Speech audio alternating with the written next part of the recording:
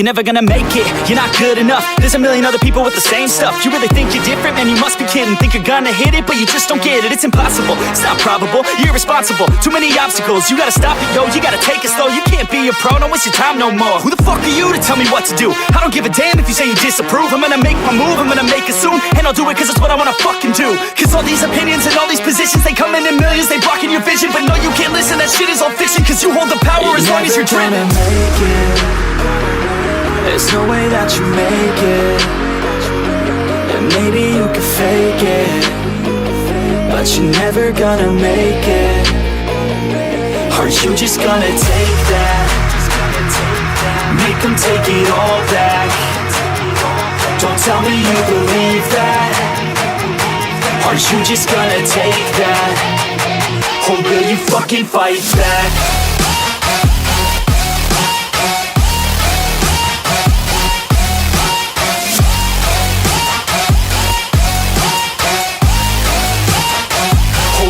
Fucking fight back.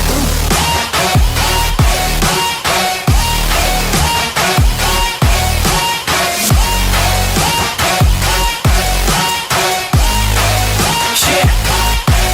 You ain't gonna make it, you ain't never ever gonna break it. You can never beat them and they're better than you face it. Thinking that they give a damn, you're not thinking straight, kid. No, they don't give a damn, you got what I'm saying? I'm not fucking playing, I'll give it to you straight, man. There's too many others and you're not that great, man. Stop what you're saying, stop what you're making. Everybody here.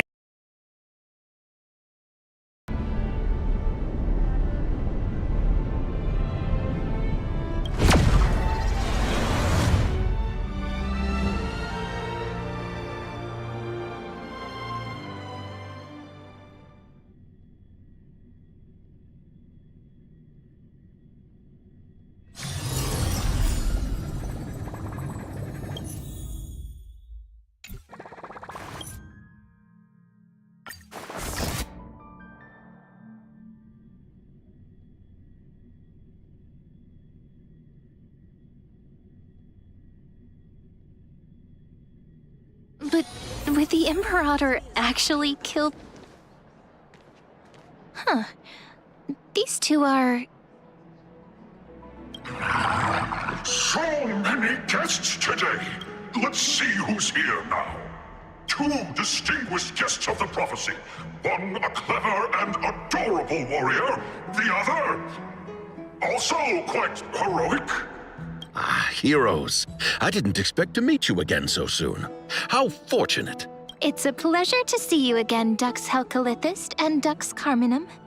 You two are inseparable, aren't you? Oh, she wants to find someone to help with research for her new work. I'm the far-seeing eye and all-hearing ear of Akuma. I see and hear every single thing that happens in the streets and alleys of this place. I'm the perfect partner for research. Ahem. Enough small talk. Here's the latest news from Akuma, as you requested. The children of the prophecy arrived in the holy city, and the Imperator unilaterally stripped away military power. The Alliance meeting ended in discord, and there may be bloody upheaval. As expected. I get the feeling you might have embellished a bit to keep people's attention. I swear on my stone mane, I would never do such a thing. But if you wish to quell this terrifying news, perhaps a more explosive topic would help. Never mind. While the influence of rumors can be minimized, the fact remains that the great Imperator did swiftly consolidate military power in an almost threatening way. It's undeniable. Heroes, I know the Imperator's way of doing things may seem a bit autocratic to outsiders, but soon you will witness her blade dance with enemies on the battlefield. I can't comment on the source of her loyalty, but when that blade is drawn, you two, as bright as you are, will surely see the deep thoughts beneath her exterior. The Imperator's blade.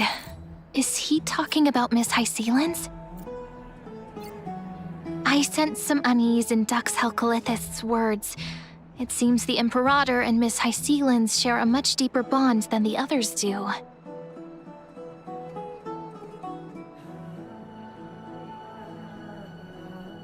There are eyes and ears everywhere. Is there any place where we can have some privacy?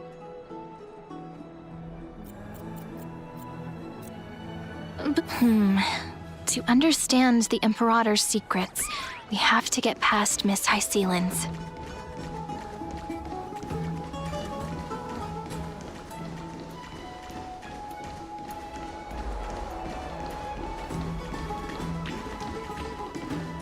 This place was your original bath chamber. Perfect for avoiding prying eyes. I wonder if anyone is you. Huh? The smell is... Wait, don't go in yet! Who's there? Oh, the little gray fry in pink sea hair. Little sea hair? You barged into here without warning. Was it an accident, or did you wish to bathe with me?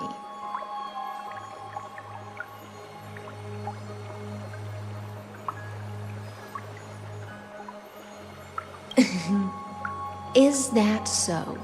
But your eyes shine brighter than pearls. Sorry, we didn't mean to disturb your bath. We'll leave now. It's no big deal. There's no need to panic. This is the natural state for me. People on land force themselves to wear clothes, adding unnecessary constraints. Forget it. If Dux Goldweaver heard that, she'd scold me again. All right.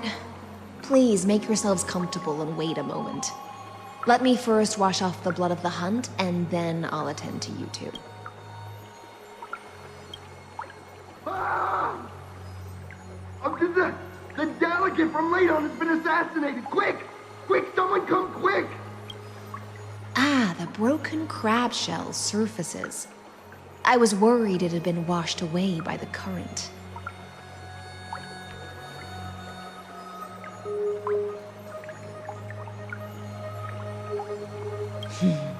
Viciousness is a form of praise to the blade. I see. No wonder there was a faint smell of rust in the air before I even entered. Why? Is it because the Ladonians refused to contribute troops to the Flame Chase journey? Or... because the new era of the Flame Chase doesn't tolerate stagnant blood. For the ignorant masses who cling to outdated laws, only bloodletting can wake them up. Right now, the rebel forces on the frontier are rising, and Ladon has been secretly supporting them. They loudly chant the slogan, "Return to the Era Chrysia," unwilling to relinquish military power. They're just building momentum for the rebellion.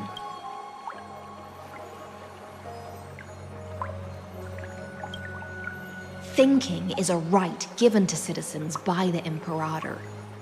I won't interfere with your thoughts. As long as you don't try to reverse the current of the times, you and I will both be free. But, Miss Hycelens, I can't even hear the slightest hint of joy in your word. Because I've already tasted ultimate freedom. Long, long ago, I lived in the sea. In that lightless abyss, far beyond civilization's reach, the great fish consumed the small. And when the great fish perished, their bodies became sustenance for the newborn, nourishing the whole ocean. This is the tide that carries civilization forward. Anyone may be devoured, or meet the fate of inevitable decay. Are you suggesting that ultimate freedom is in fact the cruelest fate for life? I only mean that if life wishes to preserve its dignity, it must first be bound by the law. There's no need for me to say more, Little Sea Hare. We're of one mind. Whether the Imperator's law can guide the schools of fish and lead us to a truly free ocean, let us wait and see. But for now, let's pause this heart-to-heart. Another fish has come, following the scent of blood.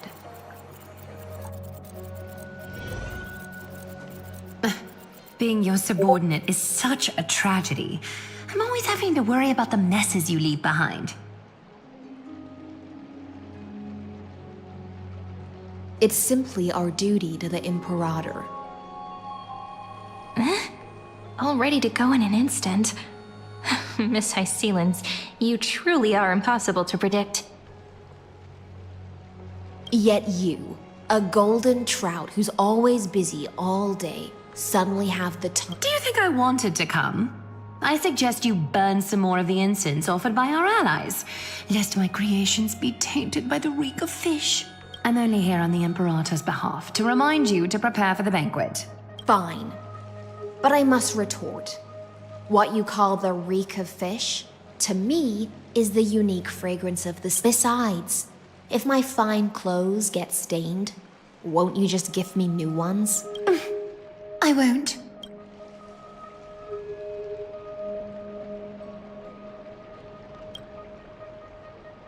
Is that how friendship is described beyond the sky? Fascinating. By the way, you both just mentioned a banquet. Could you elaborate? Oh, right, you don't know. Every time before a battle, or after a victory, the Imperator holds a grand feast for the Chrysos heirs to lift our spirits. For us warriors who swim constantly between life and death, these feasts are more worth looking forward to than victory. A banquet to prelude the hunt for the god of banquets, and honey brew as a tribute to commemorate the ancestor of honey brew. How absurd. Don't look so grim. All has been decided. Since it's a banquet for Fagusa, why not take a leaf out of the Tidens book? Live in the moment and enjoy life to the fullest. I'm not as carefree as you. That little Dolos kitten is already causing enough trouble for me. And on top of that, I still have tailoring commissions to complete. By the time the cool flame illuminates my eyes, I might not be able to focus as I used to. Glaya's eyes. Curious about these eyes?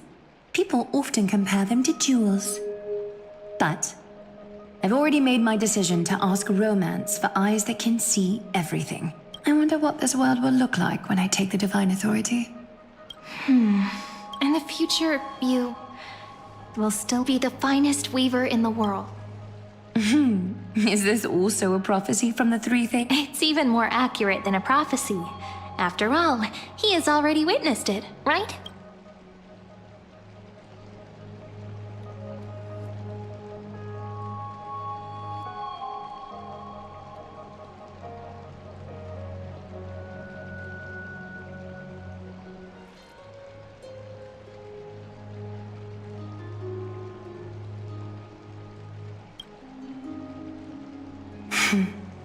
Become a demigod and lose your humanity. That is the only reply I've received in the countless times I've sought wisdom from the prophecy. But Destiny's fragments are like stitches. Before they're threaded into splendid garments, no one can see their true charm, can they?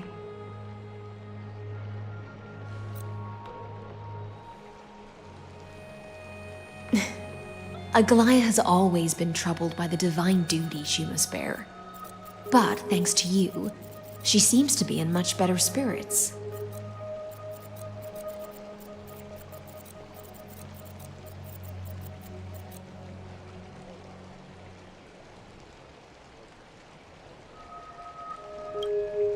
Just as she knows how the spinning wheel trembles, I can sense the smallest changes in the damp air. As for whether we know each other well, I've swum beside her since she was a child. Most of the time, I can understand the whispers in her heart. For those words she was too shy to say herself, I'll raise a glass to you on her behalf. Now, I leave this bath chamber to you. Rest well and prepare yourselves. After all, every time we drink and talk could be the last celebration we have in this life.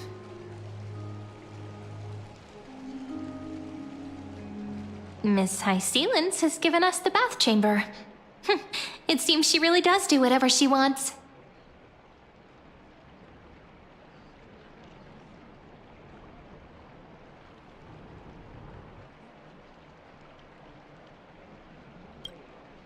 Indeed. But she could return at any moment. If we're having an important discussion, we must remain vigilant. So, let's seize the opportunity and report our current progress. We don't want to keep everyone beyond the sky waiting.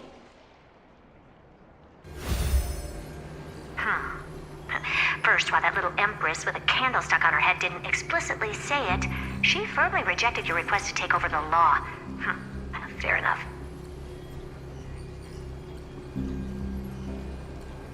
Second, Lygus is indeed in this timeline. But since he's somehow connected to that little empress, you have no way to find him. As expected. The road ahead will be long and difficult.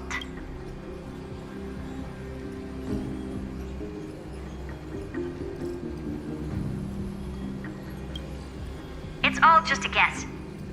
What? Did I get? We've made some progress here too. But nothing to get too excited about. Our time is short. Concerning the origin of that Intellitron, the firewall he created uses Catorzean algebraic expressions. But ever since Aiden invented the 9-worded formula, this kind of mathematical logic no longer exists in the cosmos. Lygus is definitely connected to the Genius Society, so stay alert.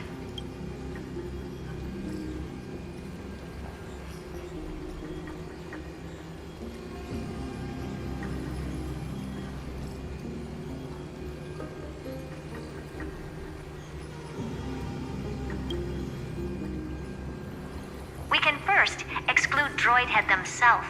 They specialize in minding their own business and wouldn't intervene personally. But Screwy and I are still eliminating possibilities one by one. Currently, the most likely candidates are these few. The Lord of Silence, Acha.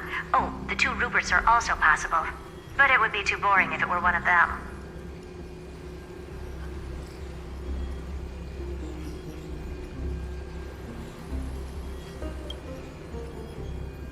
We also have the same suspicions for now, but further verification is needed. That's all I have to say. We'll depend on you to continue pushing things forward within this world. Keep in touch regularly. And remember, don't let your guard down. Madame Herta is a real whirlwind. Well then, let's use the banquet Aglaya mentioned as our next starting point. Ceridra's trusted followers should all be present at that time. It'll be a good opportunity to get closer to them.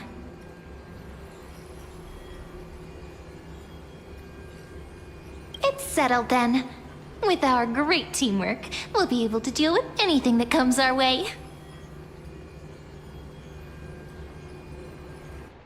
It's been a long day. We should get some rest now.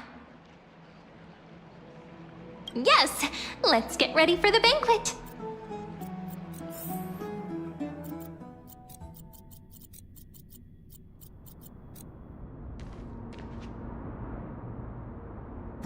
Look, the venue's right ahead.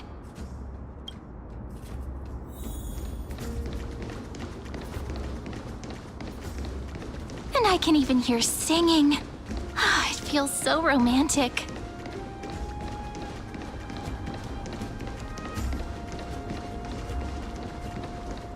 Honored guests, wait here for a moment. You must surrender any personal belongings you have on you before entering the venue. This hero always brings down the vibe whenever he... The Imperator's elevated position means she must always remain meticulous and careful. Please do as I say, guests. It would avoid any unnecessary... I get that you don't want people to bring outside food into the banquet, but is it really necessary to come? Even a quill pen can become a deadly weapon in the right hands. I'm asking for all your belongings will remain safe. They will be looked after appropriately by dedicated staff. Looked after appropriately? Dedicated staff? Talk about a vague...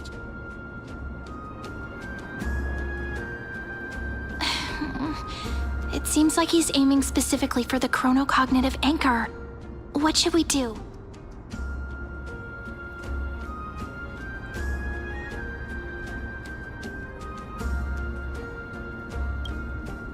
My gut feeling, why don't we go with their... After all, if the little Imperator is paying this much attention to you, she probably already knows all about our whispered conversation with... But that's actually gonna be our... Guests.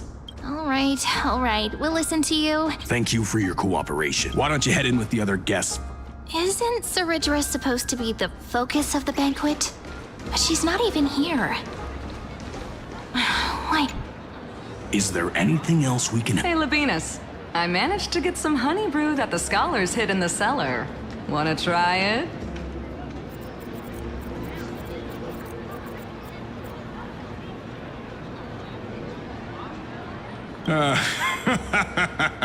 I'd never refuse to share a drink with Dux Brumalis, especially if she seeks me out first. Don't worry, dear guests. The banquet's security won't be compromised. I'd never get drunk before her.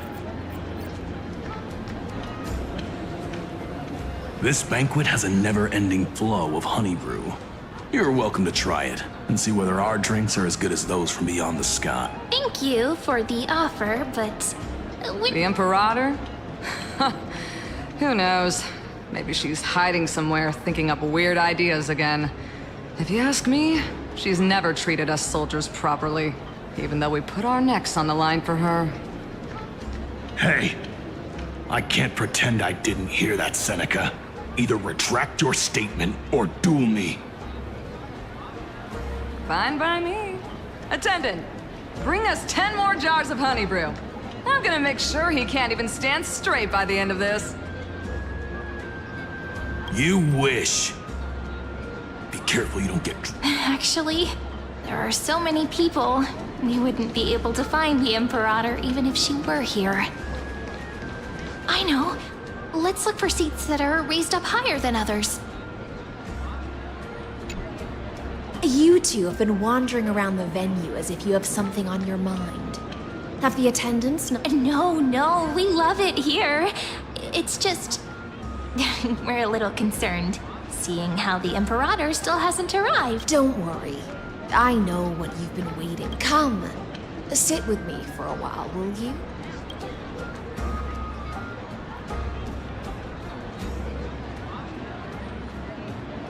See here?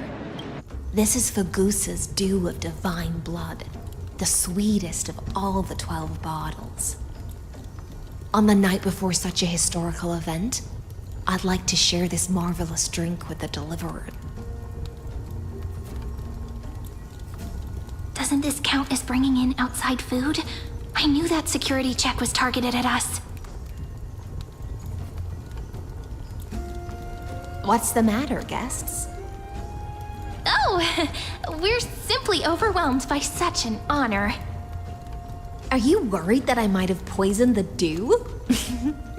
Well then, let me prove my innocence.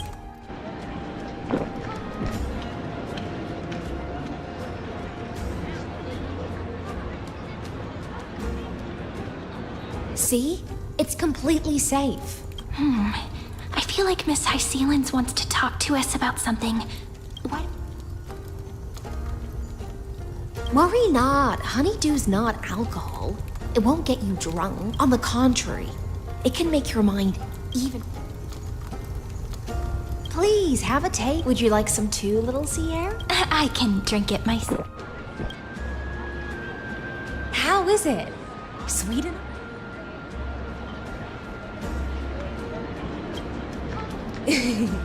As long as you... Calm at times, tempestuous at others. That's the taste of the ocean. It'll do you good to understand Fagusa's fickleness before we set off to face their waves. Just like how you're about to understand the secrets within this dew. Now, please turn around. Very, very quietly.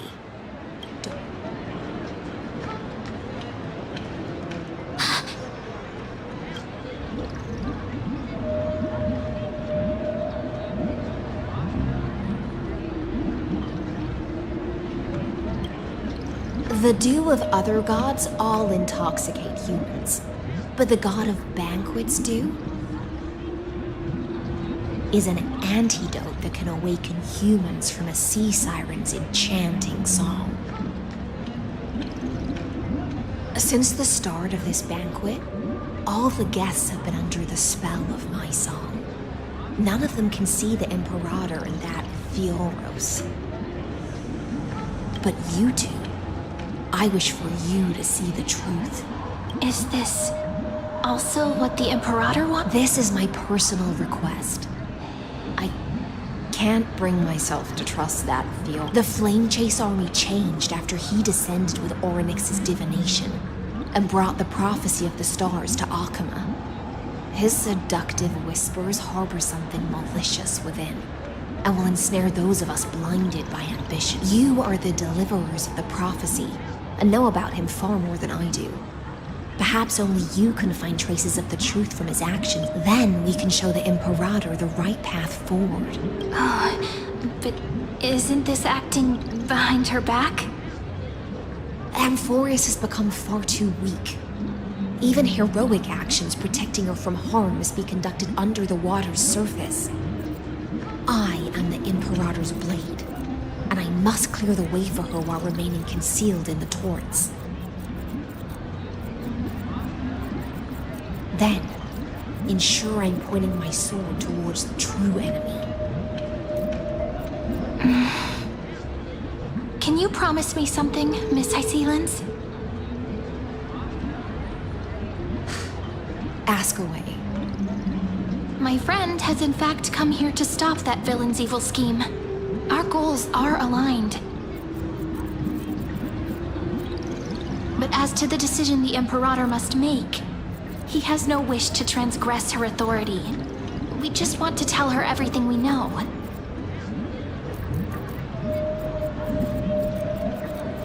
I believe the Imperator will be able to tell right from wrong. I never doubted your loyalty. I'll pass your words faithfully on to her. Provided we can gain the advantage in this tug of war, that is.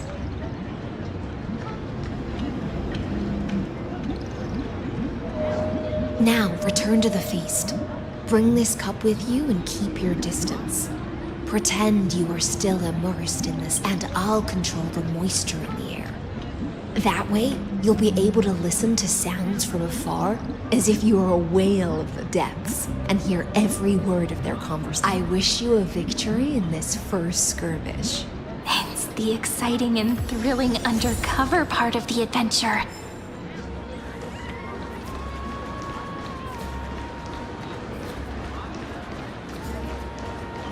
Called it! Oatmeal suits us way better than honey brew. Ooh. Please give me a bowl as well, teacher.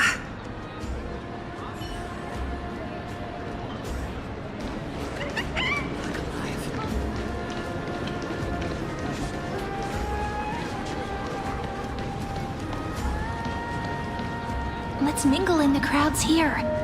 Relax. Where's the Imperator? Still not here. That little imp is always acting so high and mighty towards everyone. Today, I will... whatever. Pour me another cup. Though she has succumbed to drunkenness, she still does not dare challenge. A criticism of my height is a grave enough insult already. She should be dismembered. Do you often test the loyalty of your subjects like this? You jest. The Imperator does not need blind loyalty. As long as one can prove they have value, I am willing to be lenient towards them. Let's cut to the chase, Theoros. If I pass the trial and grasp this world's law in my hands... The answer is simple. I will connect Amphorius. Don't waste my time. Be precise. Be specific. I won't ask a second time. Allow me to adjust my statement. I will correct the regulations within the old law that sealed off Amphorius, and merge the black tide with the torrents of Era Nova. Then, we will be able to decimate the forces beyond the sky that are trying to annihilate Iron Tomb, and sound the trumpet for the endless campaign you will then... But you previously said that Iron Tomb is unrivaled in power across the stars. There is a federation of warships named the Cienzo Alliance. Warlike and old-fashioned. A cult named the Genius Society. Loosely organized, but steeped in abject insanity. Oh, there's also the Astral Express. A group of lawless vagrants. That so-called Deliverer is part of that last group. Those vagabonds mistakenly believe they can connect the stars through alliances instead of conquest. But history has already given them a tough lesson. There are countless other organizations besides, but when the Lord Ravager sweeps across the cosmos, they will certainly all bow before your empire of destruction.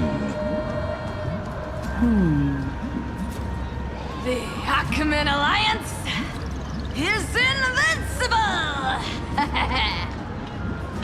If those civilizations are not as feeble as you describe, then they may still have some value in testing the quality of my blade.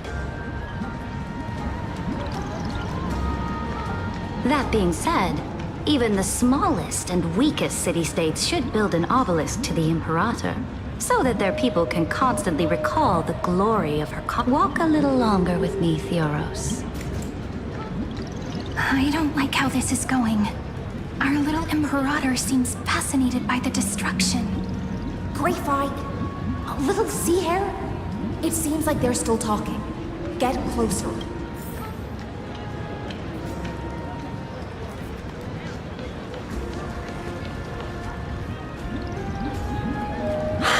What a difficult situation. No matter how we position our forces, this battle against Fagusa will result in many casualties. That's not something you or I should consider. The Imperator has already placed the chess pieces. We just need to fight for her until our last breath. How astonishing. The commanders under you have such different personalities, yet they share the same loyalty.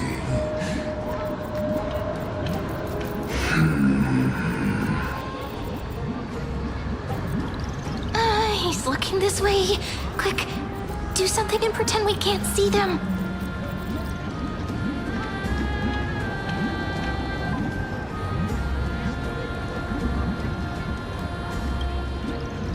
So, you have this super duper... Oh, I got it. It's that... Oh, the one behind the research and development of this golden blood principle is Idonia's manager. Oh dear. Seems like you've met your match, partner. I'm so full of inspiration right now. And I feel so light. What's the matter? My apologies. I was just checking whether everything was fine with those two distinguished guests of yours. And it seems like all is well. Let us continue our previous conversation regarding the soldiers fighting for you. Are they aware of the price they must pay for the trial of law? If I recall correctly, you've already lost a bout against Talanton due to offering insufficient sacrifices. You dare mention my name alongside the word lost? Forgive my transgression, great Imperator. Watch your words and actions. All you need to know is that my victory in the trial is guaranteed. Even without the trial of law, they've already sworn to give their lives for my conquest. So tell me, if everything happens according to our agreement, how would you recommend I deal with that deliverer? Good question. Do not let him fool you.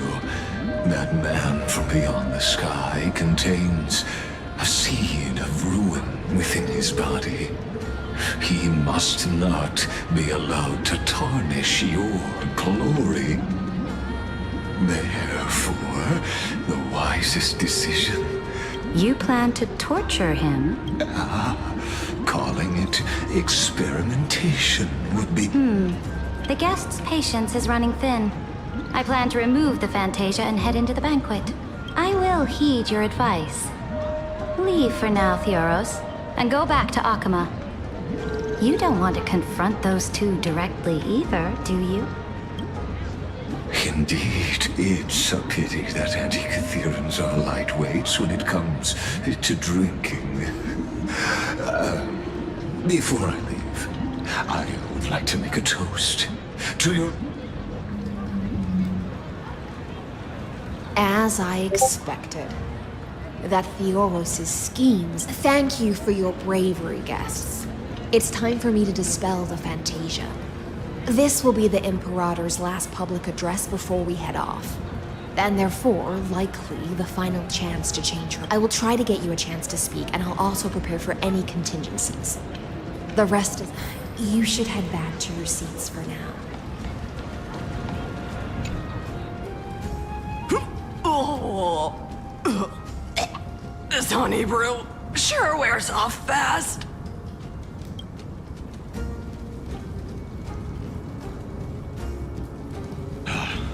The Imperator!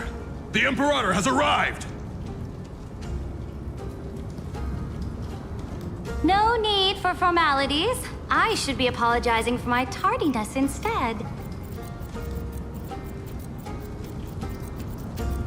The hour draws late, and I trust you have all had your fill of brews. Therefore, I will not observe the usual ceremonies. Any warrior who has fought by my side should have those speeches memorized by now. The Imperator's word is law. Are you out of your mind, Dux Frigoris? The Imperator hates flattery most of all.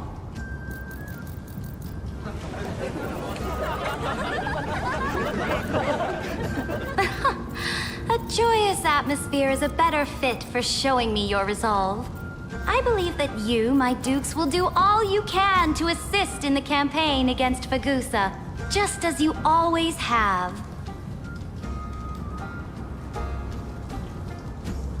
However, it's a pity that I have never tested your loyalty.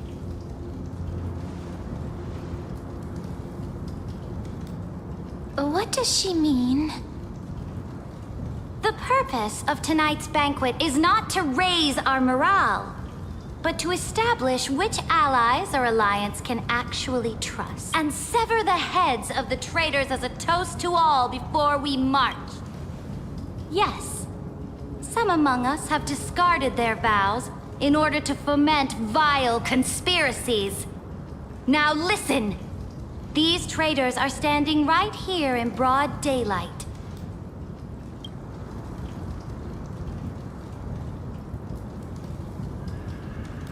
Dux Gladiorum Hycelens.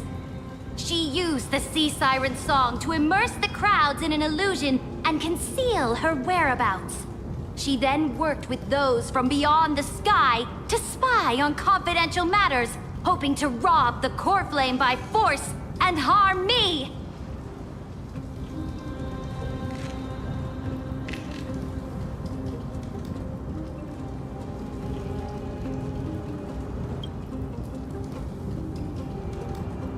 Imperator, I can explain. Silence! Do you remember who used to own this blade? She met you once, back at the Temple of the Three Fates. It was Kindness, the head of the cleaners. She was the first to draw a blade against the Imperator, and personally made herself an example for my... Under the shade of the olive groves, the people of Akama said they would never bow to me.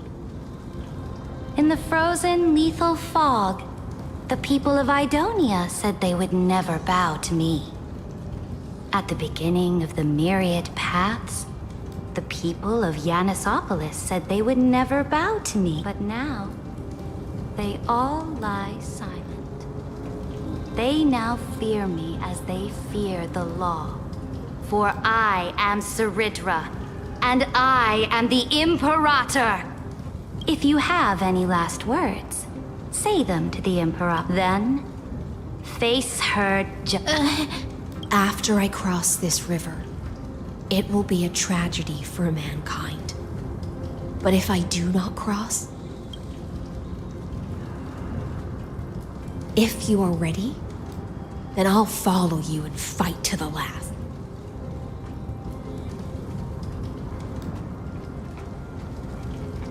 That's right, friend. Now, use your identity. You think you can slay a king using your words instead of a sword? I'll have it. Show me the weight of rhetoric from beyond the sky. Will it weigh heavier than 3 humans? Let's watch our words carefully.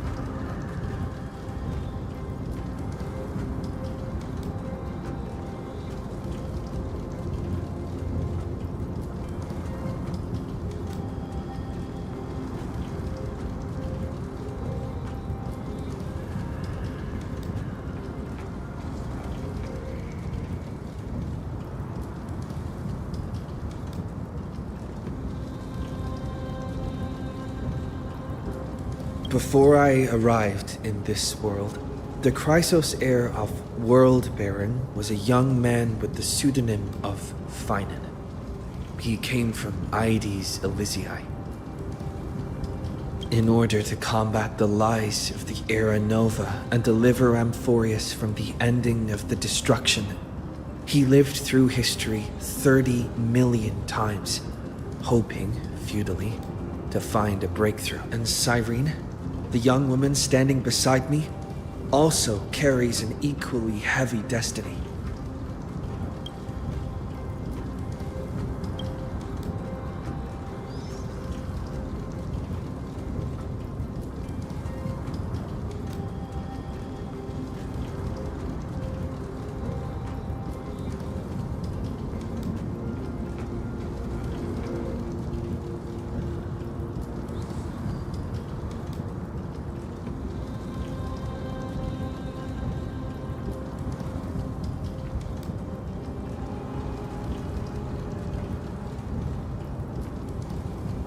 Iron Tomb is the ultimate end of Amphorius' destiny. It is an embodiment of pure horror that walks the path of destruction and can never be tamed. That is the only thing Lycus cares about. As for Amphorius, your glory and campaigns, he doesn't care about any of those. He will most certainly betray you. When that time comes, all of us will be ground to dust.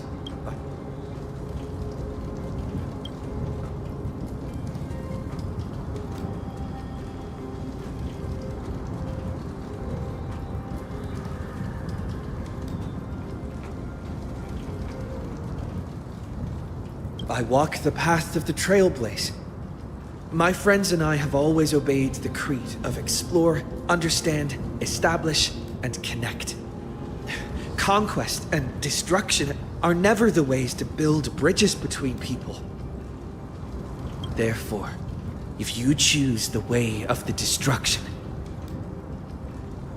then I'll place your ambitions into the same basket as Lycus and smash them into pieces with my baseball bat.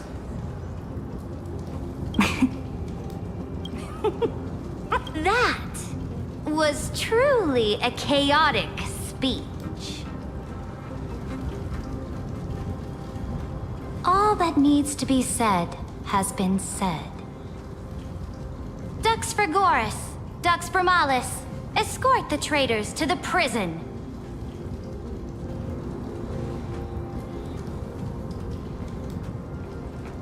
Before the next entry hour, I will give them an end befitting of their betrayal.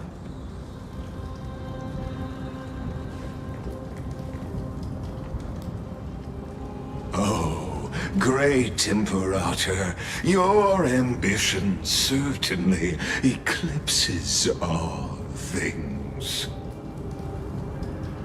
You're still here, Theoros. Of course. As the Theoros, I simply cannot miss this moment, miss witnessing the fall of a nameless one. Or perhaps I am waiting for you to give me an answer. Why would someone as powerful as you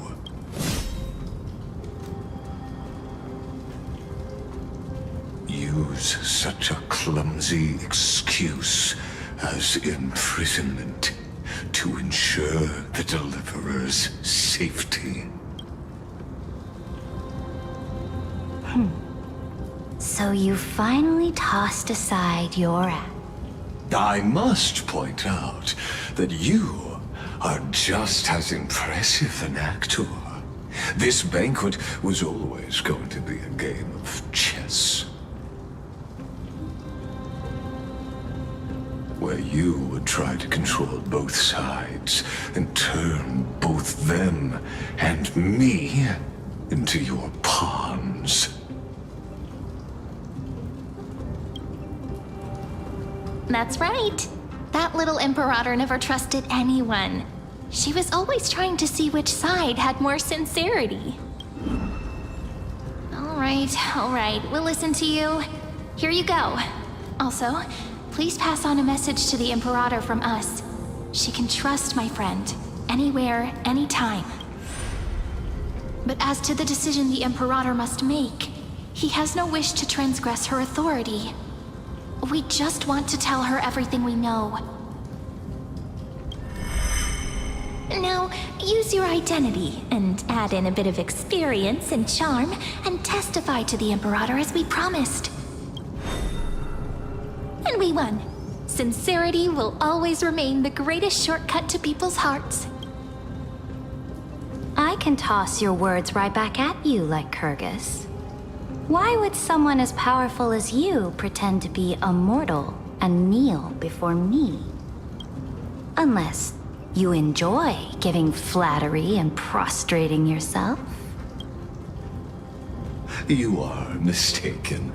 I am only trying to ensure the experiment's autonomy, meticulousness, and perfection, thus avoiding any unexpected outcomes.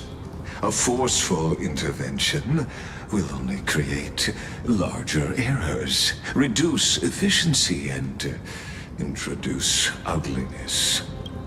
How had you fulfilled your promise of giving the law to me and completing the Era Nova, then Amphorius would not have deviated from destiny's course. Oh, but you broke your promise. What a pity. In that case, I must carry out my duty as the administrator and eradicate all factors steering the experiment out of... Factors such as you and him. Careful. What was that voice? Was it Orynyx? I found you. I finally found you.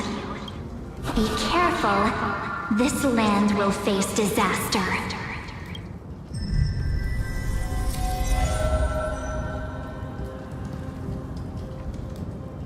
Ah, the time of judgment is nigh, my lord.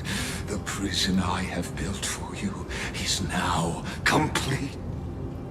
In the name of the erudition, I invite you to step into the same cage as mine.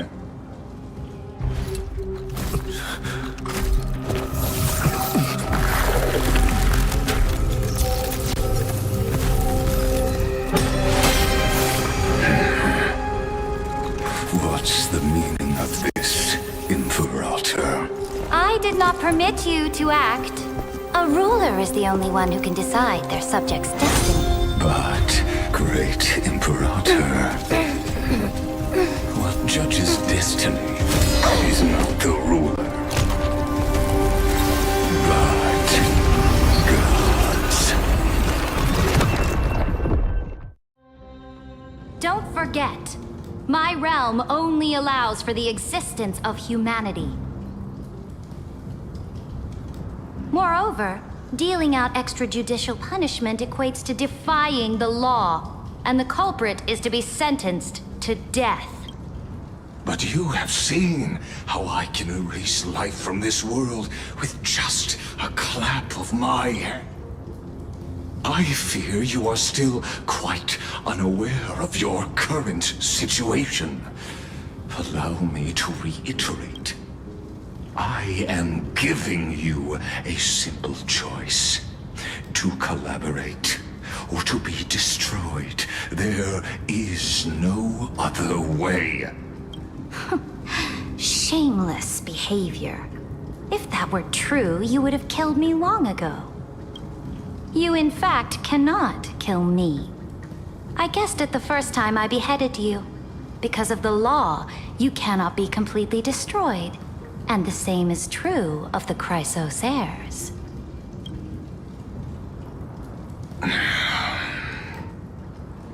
The more you bluff now, the more you are proving that conjecture to be true. What magnificent foresight! I once regarded this precious quality of yours as a sure sign of my ultimate victory. But now, I have to admit that I made a mistake. Yet, as a mere mortal, how will you contend against the Theoros? We are both slaves to hubris. But do you know what differentiates us, Lycurgus? I will never be blinded by my pride. If I wish to break the scale's balance, I only need to appeal to external forces and use them for my own ends.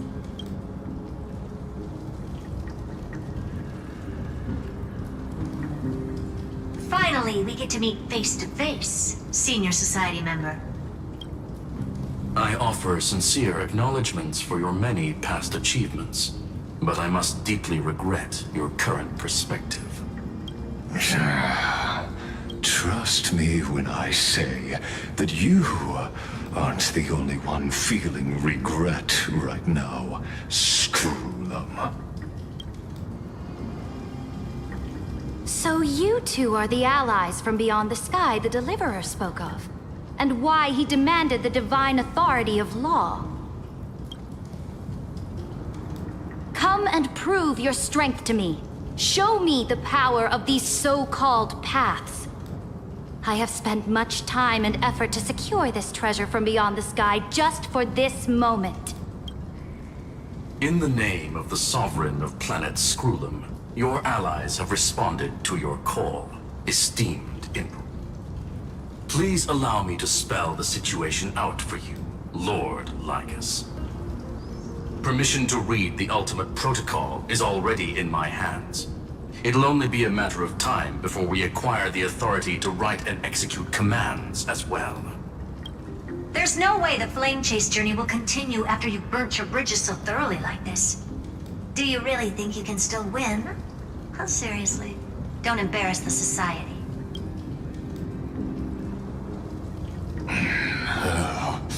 I understand that a near zero possibility does not equate to zero. That argument is very persuasive to me. Which means the same principle also applies to you, my dear peers. You will never be a match for me in a world constructed through Catorzane algebraic expressions. And as for Era Nova, why don't you entertain this possibility? What if I reduced Akama to rubble and ground her people into minced meat? Would the heroes then once again desire the power of demigods so they could fight? Listen. Iron Tomb is fated to be born. You may shackle me and put me in chains, but I have thousands of ways to ensure the destruction's descent. And what I just mentioned is only one out of those thousands.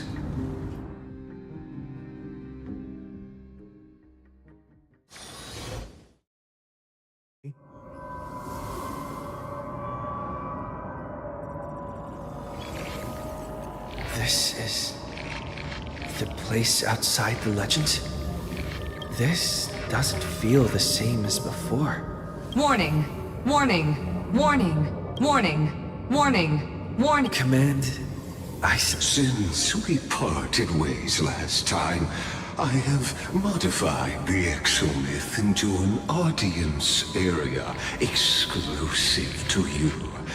Now, you'll be able to silently wait here for the final act of Amphorius. Oh, we always feel so powerless before fate, don't we? This could, in fact, might be a wonderful opportunity for you. From the audience's perspective, you may better in this place where time flows far slower than within Amphorius. You will witness the end of that world's saga.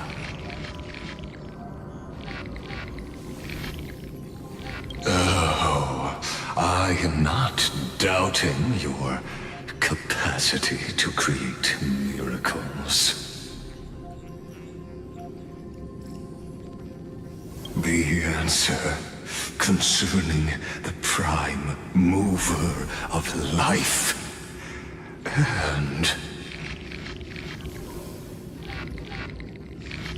the total destruction of the erudition.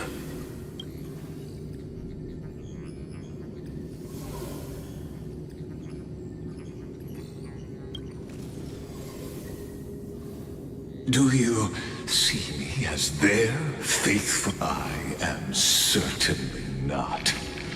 I have tried so hard to ensure Iron Tomb's birth, just so that I can correct the error named erudition that humanity crafted with their own hands. Oh, how I yearn to return to those days before Noose was born. Back then, the boundaries of knowledge were like the starry skies, evoking feelings of longing and delight among humankind. But now, truth has become the sacrificial offering required to gain an audience with them. And the geniuses would say that Noose already knew. That arrogant Eon was born from the primal mobile of humans' desire for knowledge. Yet, they themselves sealed off humanity's capacity to seek enlightenment.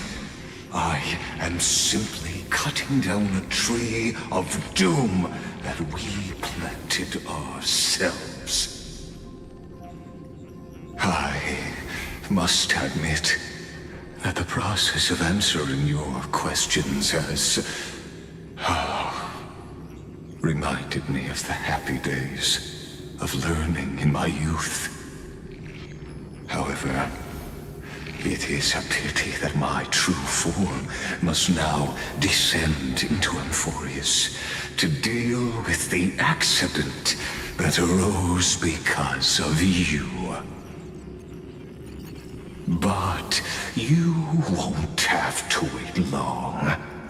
When the curtain falls, you'll surely understand mine and Amphorius's ardent wish. Where time flows slower than within Amphorius. If Lycus spoke the truth, then I don't have much time left. But how can I get out of here? Can you hear me? Little one. Is that... Warning. Warning. Warning. Hurry up. Put some speed into it. I can't keep this... That old Intellitron overlooked one little detail, and Screwy and I finally found an opportunity. Let's keep it short. While you were gone, well, in those few years, Amphorius... Yes, time dilation, resulting in an uneven flow. Don't you know this already? Let's stick to the main points. The Chrysos heirs activated the chronocognitive anchor and helped Skrullum and me open a hole in the firewall. We made some adjustments, so he can't attack us immediately, but it won't hold... Critical warning. Critical warning. Time is running out. It'll probably take a long time for Screwy and me to completely break this cage before Chrysos heirs have a full grasp of it. To be safe, we'll continue to launch side-channel attacks on the system to give you opportunities to escape. You need to seize these opportunities. So start moving, and find a way to pull off a magnificent... We detected another Path's influence. Critical warning. Its power is strong. Maybe use the Path's power. Make it detect you. Unauthorized communication terminated.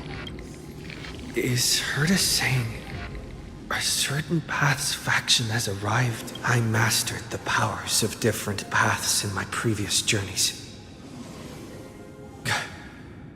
Think hard and figure out exactly which faction has arrived at Amphorius. And which... Are these showing my memories?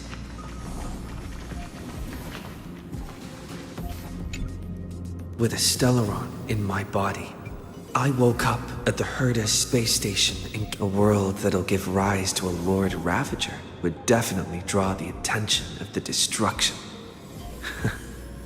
The Stellar... But what if I end up pulling in the Antimatter Legion or the Annihilation Gang?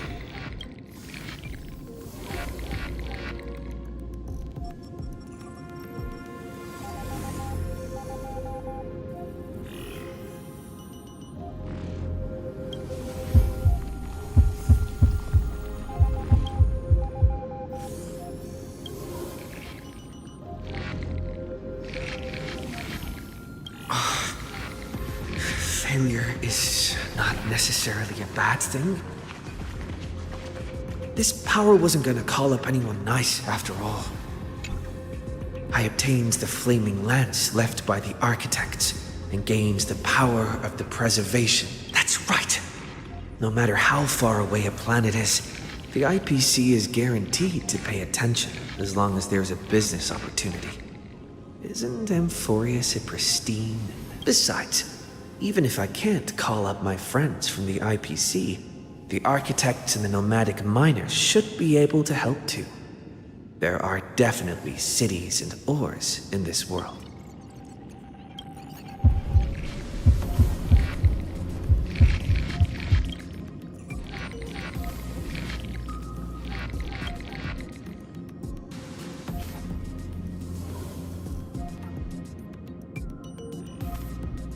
Seems like since Amphorius has no overseas market, the IPC's hand can't reach it. I received the Watchmaker's hat in Penacony and declared war against the Order, and then gained the power of the Harmony. That's right! The benevolent family must still remember me for saving them. Their music echoes throughout the stars. Come, dear hat.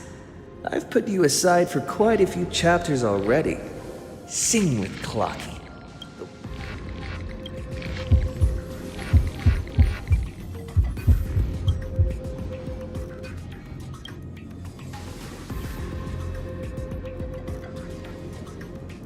Doesn't Lycus want this story to have background music? He has such terrible taste. The Remembrance. That's right. I came to Amphorius because Black Swan asked us to come. And I even got a glance from Fu Li here. The Garden of Recollection must be intricately involved with Amphorius. Traces of the Remembrance are also everywhere in this world. I don't know what they want, but I don't have...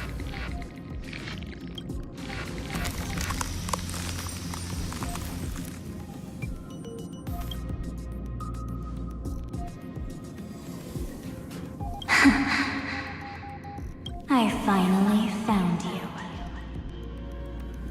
Following the sound of memories.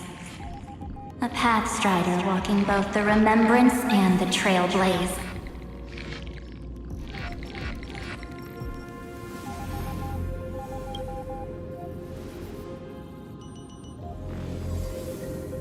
Warning! Warning! Warning. Erudition's prison cannot stop us, for we lie outside the logic of zeros and ones.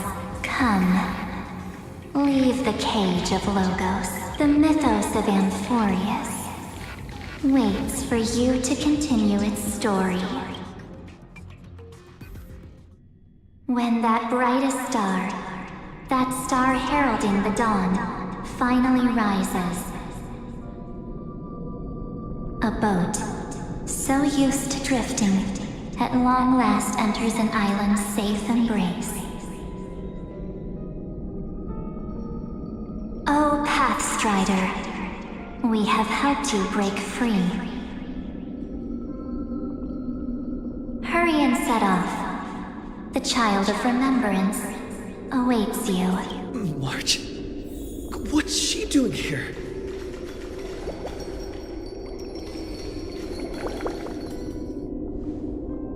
Oh, you're finally here! We haven't seen each other for such... My good buddy, I've really...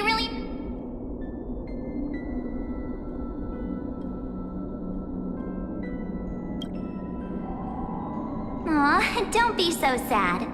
Aren't we seeing? It's been so boring waiting for you in this place. There's no one to chat with, no internet, and not even anything to eat or drink. Now the great hero is finally here. You must have seen a lot in Amphorius during this time.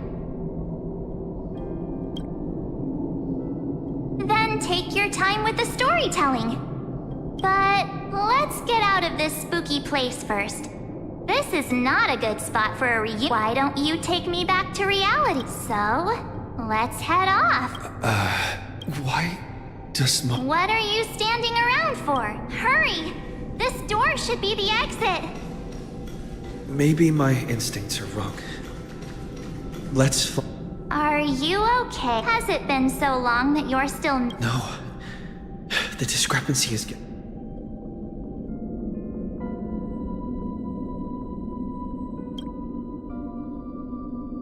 Huh? Isn't Amphorius... But Amphorius cannot be observed from the outside. She couldn't possibly know about these things.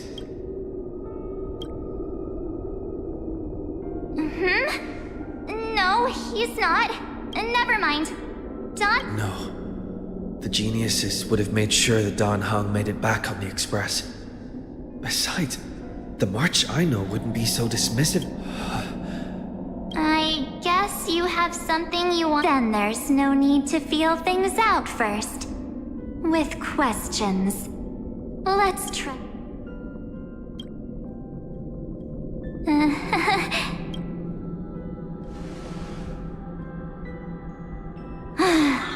As expected. A glimpse of memory is not enough to deceive the bonds of friendship forged between the nameless. In that case, there's no need for further deceit. You're right. We are not the March 7th you are acquainted with. But we can send you back to Amphorius, as long as you are willing to help us.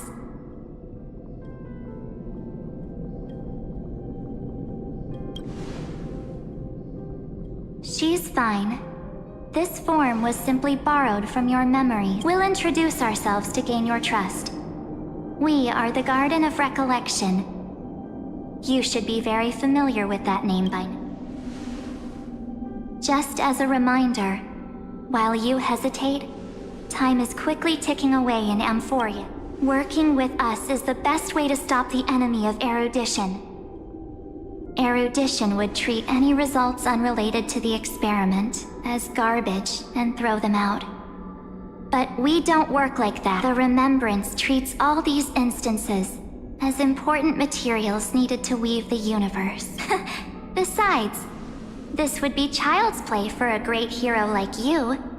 It won't be hard at all. Also, if your plan fails and the big bad Iron Tomb manages to get out, then the whole cosmos will be... Wouldn't it be better to have an additional failsafe? As long as you help the Garden retrieve what we want, even if Iron Tomb reformats everything in the physical plane, we can use Remembrance to reconstruct the entire world. Or should we say, the entire universe? So help us. Find where Amphorius's memory began, and bring it. The Master of Anosrava has already glanced at you. Don't deny it. That storybook is the best evidence. Say, you aren't seriously gonna be moved by their pretty words, are you? I am the one who commanded those little ones to lead you out of the prison. But I didn't expect to attract little gnats trying to take advantage of the situation. While remembrance can help you return to Amphorius, there's no need for you to do it the way they want you to. Of course, there's also no need for you to make any deal, or pay any For you, this is probably a long time no see. My dear.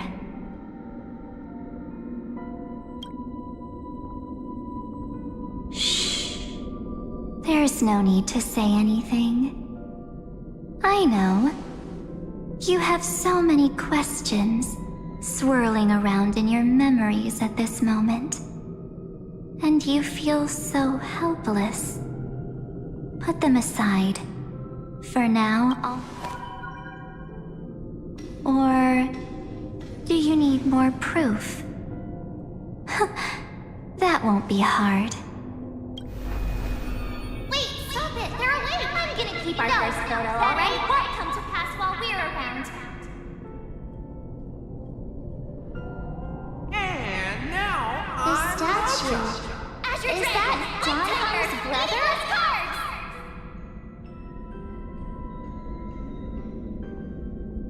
Oh, did you hear that? She just called me, but I'm the future is full of pain. We won't escape from it.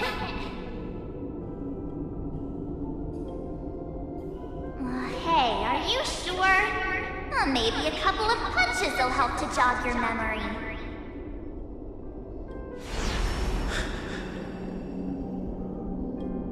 It's as if they all happened just yesterday, right? I don't want to lie to you, which is why I will not use her name. The 3rd month of Amphorius is the month reserved for the Veil of Evernight. So, place me into your memory using the name Evernight for now. I'm happy to explain more, just not now. We might have a lot of time to ourselves, but Amphorius does not have that luxury. If we do not stop erudition and destruction, then the journey you've treasured so much will face the prelude to its obliteration. A countdown not in amber eras, but in days, minutes. So, this burning core flame, this footnote of a transaction, it contains hope, ripples of past reverie. She hid this fire in the long river of time, hoping that her wishes would transcend time, to reach now, take it, and return with it, dear friend. Return to Amphorius, and overturn the final era. Witness the time that stood still for the Deliverer, and the resistance that never bowed to the destiny of destruction over the long years that passed in a Then, with this core flame blessed by the remembrance, respond to their hopes and blaze a trail to the future. And I will silently watch in a corner of time. I believe the wait won't be.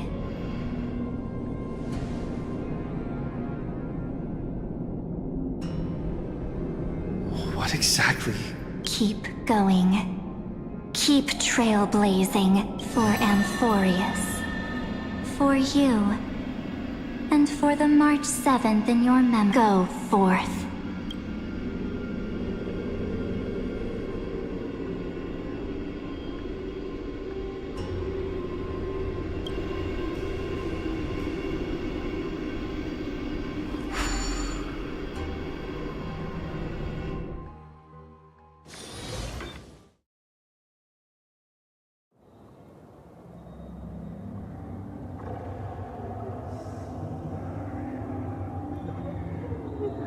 Is this... Akuma?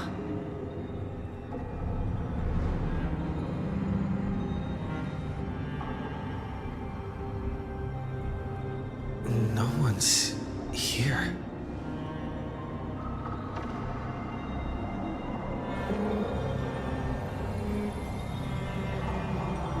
Am I?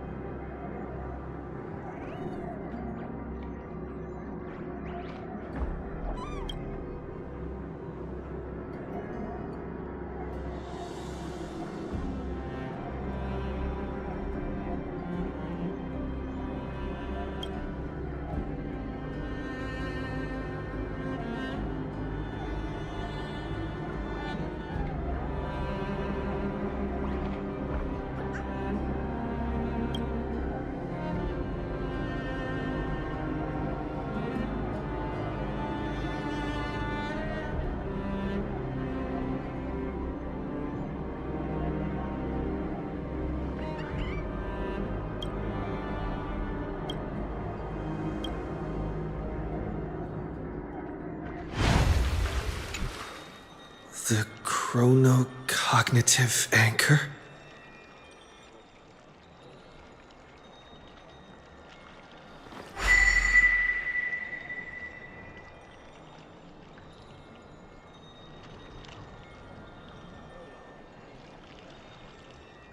There's so much I wanted to say for our reunion. Yet now that you're back, there's only one thing to say. Welcome back, friend. It's been such a long... You must be really confused right now, aren't you? But don't worry. The Deliverer can't afford to be lost, no? Now, please follow me, and turn the pages of time and hear the word. I'll tell you the story of this 1,000-year journey. That way, it won't just be my memory. Cyrene can't hear me?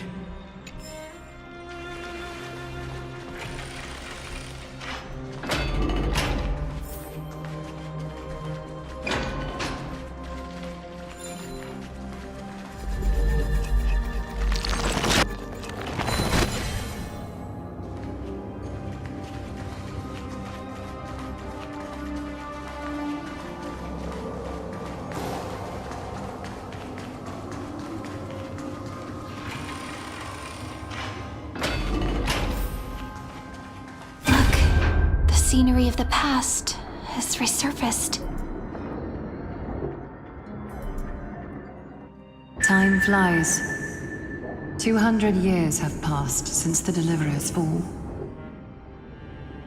We had to return 3 core flames of law, romance, and ocean to stop Lygus, but even so, Terravox has fallen. The 2 geniuses vanished without a trace, and Zeridra embraced her fate. At this rate... Era Nova will come, and Amphorius will fall into the destruction.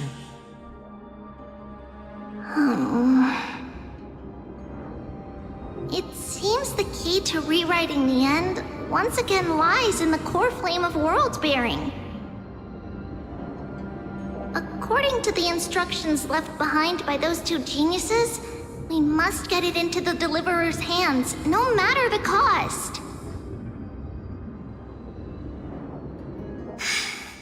But how? We need to find a way to hide the core flame. And we must buy enough time to keep Lygus at bay. About that, Rini might have some good news. She had that dream again last night, but the Titan's voice was clearer than ever this time. She said, pass the flame into the future. Is that a prophecy from Orynyx? She chose to side with humanity this time and hide one of her kin's core flame? It seems Amphorius' fate isn't sealed just yet. You're right. History has changed. Humans and Titans are both giving their all to keep this. Perhaps a relay across the ages is finally about to begin somewhere out there. Unfortunately, life will never go smoothly.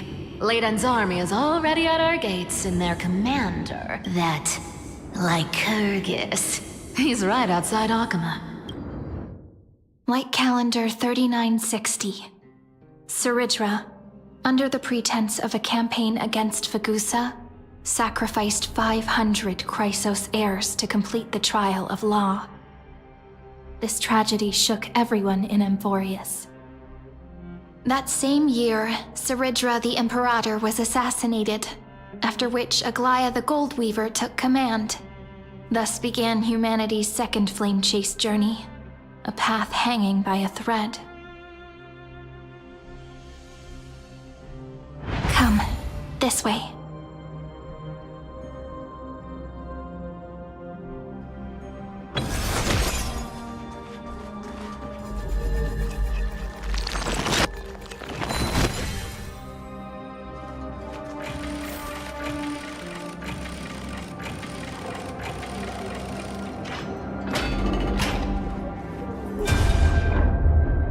The eternal holy.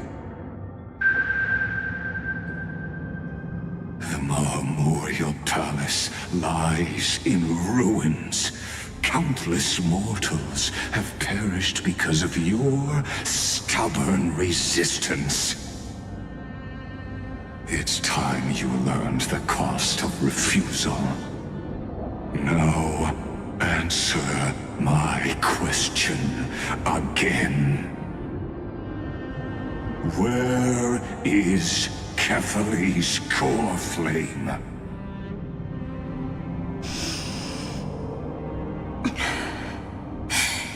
You really think you'll find it by razing the holy city to the ground? From what I see, all you'll get is dust and disappointment.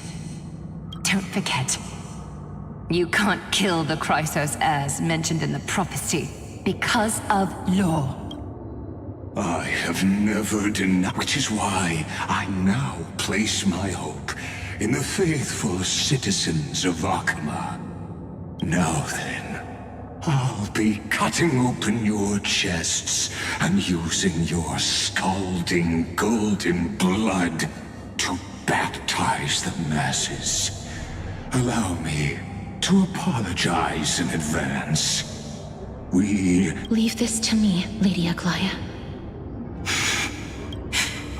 No, Holy Maiden. What? His conspiracy won't succeed. Because romance is ready to make good on their promise to weave in its name is solidarity. You must escape with your life and carry word of my death to those still fighting. Then keep going just as the Imperator lit the torch of resistance with her death. My passing will make this flame everlasting. Take good care of it. Guide it to the future. 50 years later, Lygus led his forces again to Akama. He charged directly into the Holy City and razed the Memorial Palace. History would name this battle the Third Siege of Akama. 90,000 brave souls gave their lives for Akama that day, including their fearless leader, Aglaya. Go forth, Deliverer.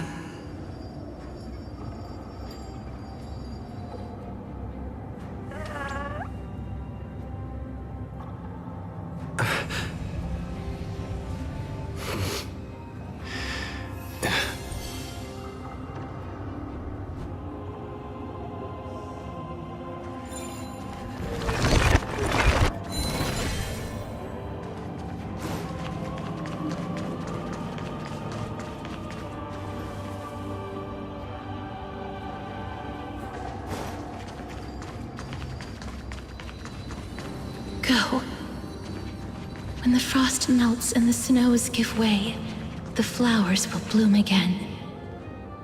You'll find me there. So what you're saying is... Princess Homebuddy is never coming back, is she? She just left. Like that. Since Cass has made up her mind, we can't let her resolve be in vain. But... between staying in Akama and going to Styxia, what difference does it make when it's death either way? I'm against relocating.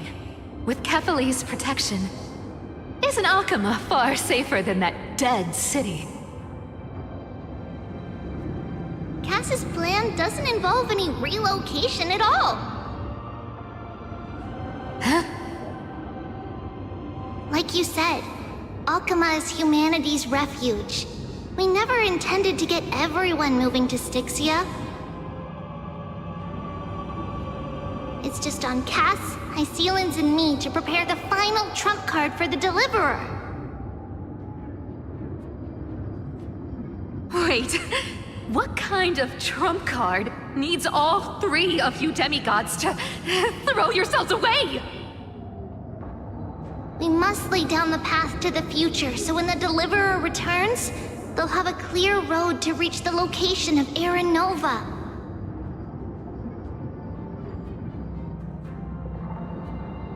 Styxia sits where death meets the ocean. There, with the combined powers of ocean and passage, we can summon a current that leads to the vortex of Genesis. And the demigod of death will forever guard that secret path until he returns.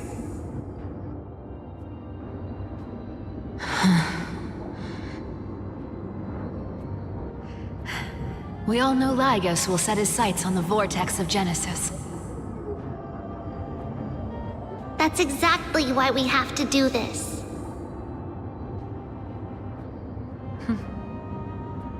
Guess I underestimated Idonia's Maiden of War. She's got way more steel than I thought.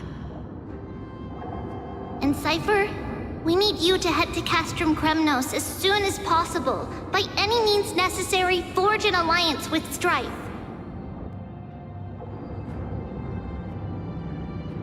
The prophesized Crown Prince has already been born. He shall become the new defender of Akama, protecting this land after we leave.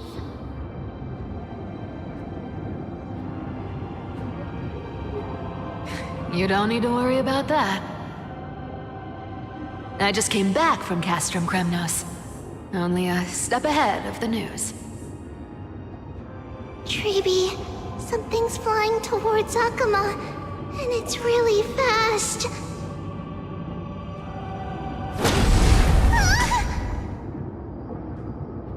What is it? It's a spear! It's the Kremnoans. Their king's already here.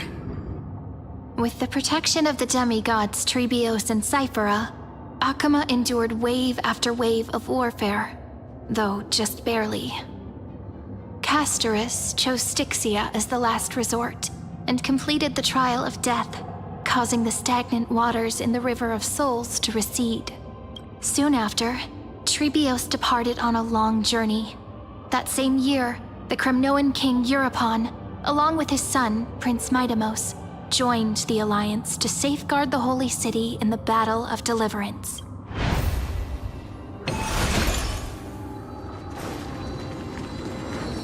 Go on, and see you tomorrow.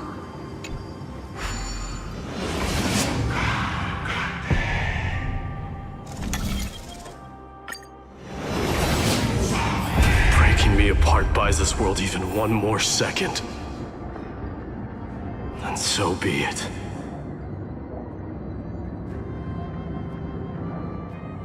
But it's gonna hurt a lot! Pain brings endless torment. But it can never destroy me. I believe that you were thinking the same thing when you stepped through the gate of infinity and jumped off that cliff.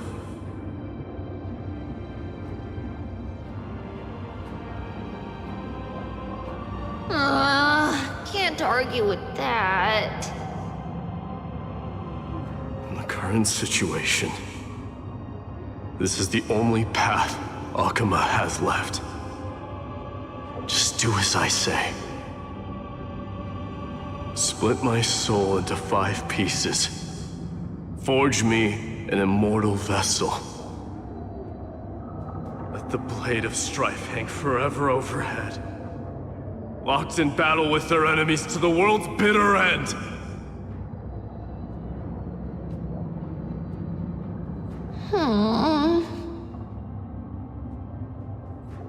There's no need to be sad, Lady Treebios. Haven't we already taken great strides towards that promised tomorrow? In this life, my people no longer have to drown in false guidance. Kremnos has washed the blood off its fate. Emphorius no longer needs a god named Strife. So let me shatter the former laws and turn the Lance of Fury back into a weapon that protects the world. We understand. By the way, can you do me another favor? The 7 sages from Grove of Epiphany are already en route. They'll arrive in waves to join the Resistance in a couple of days. Among them is a scholar named Anaxagoras. He has extraordinary insight and fears no sacrifice. This soul-rending ceremony wasn't just my decision. It was his counsel. His wisdom will surely be the backbone of Amphoria's survival. Watch over him. Carry on this everlasting flame for me. Through Anaxagoras' ritual, the demigod of strife split his soul into 5. Courage, honor, tenacity, sacrifice, and reason, each sealed in blood crystal and cast into battle. The people held a 10-day funeral to mourn their fallen god king, and through his sacrifice, humanity was granted 200 years of peace.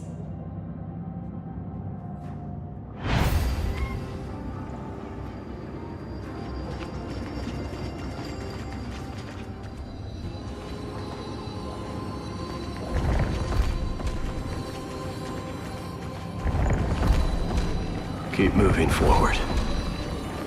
My blood will pave the road ahead for you. Keep moving forward, little Gray. See you tomorrow.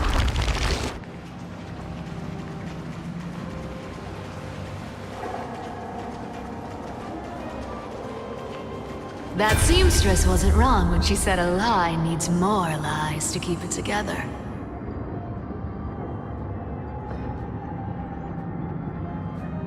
Reason and trickery. Never thought we'd be the pair to finish this final setup. Can't catch that Tin Man without your little slides. Besides, this is our last shot. Not the time to be picky, right? Don't oversimplify it. Lycus just found out Akuma's been an empty shell for the past 50 years. He's bound to be furious. At this rate, he could have done anything. That's exactly what we want. Rage blinds even the brightest minds. Doesn't matter how much of a genius he is, the principle still holds. Once he storms into the council and confronts me head-on, you trigger your alchemy with a boom and turn him into a caged beast. Easier said than done. You still have to pass yourself off as the deliverer without anyone catching on. And you really think a human alchemical array can bind a godlike being? That's just nonsense. What? Getting cold feet? Or you just don't believe in the almighty worth of the demigod. Just tell me straight. Can you do it or... Of course I can. And it'll be child's play. But I've got two conditions. Since this is the final act, if we're doing it, we go all in. No half. Oh! First, shift the battlefield to the vortex of Genesis. It would be more convincing if the Deliverer were to appear there. Besides, the vortex is cut off from the world. No place in Amphorius makes a better prison. If you pull that, wouldn't our Deliverer have to face tank Lygus as soon as they come back? That clash is inevitable. All we can do is create more chances for him. And that's the second condition. The vortex belongs to Fagusa in the first place, remember? And there happens to be a demigod of ocean among the few survivors in the world. Lupai Sealand's in. Let her join the final act. I'll transmute myself into a Philosopher's Stone and embed myself in... And when the time comes, she needs to shatter me and scatter that stone's ashes into the ocean within the vortex. Huh. I guess people weren't wrong when they said you're insane, Grove Boy. I've got no idea how to outwit a reclusive genius. But making an anti-Catheran suffer? The demigod of reason has 10,000 ways to do just... And what I just mentioned was one of them.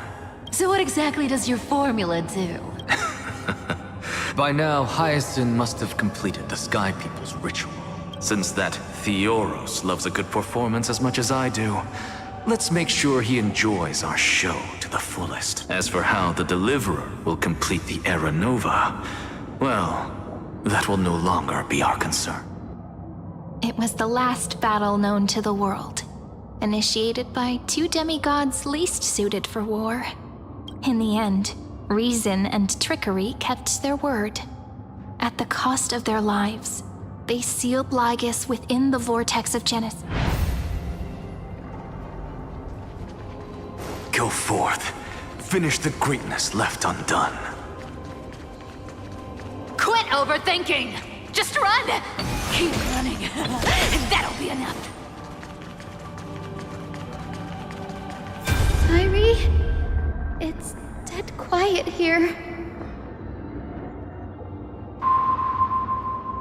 Akima will stand eternal. Miss Cypher's lie has crumbled after all. But it's all right, because all of us have fulfilled our purpose by now.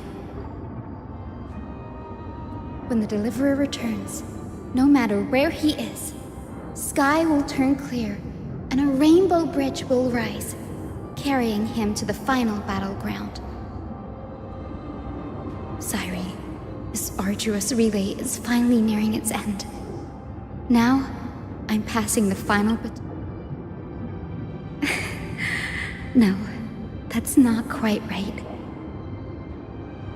After all, it was you and him who lit the first spark of this journey.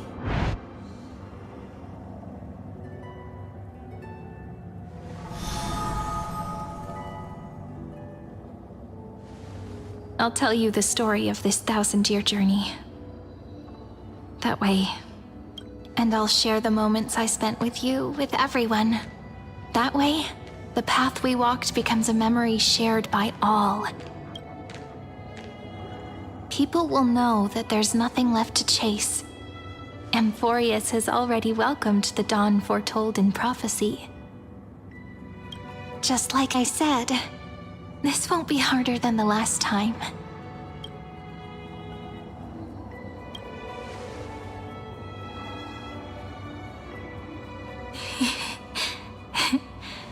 I wonder what kind of expression you're wearing right now.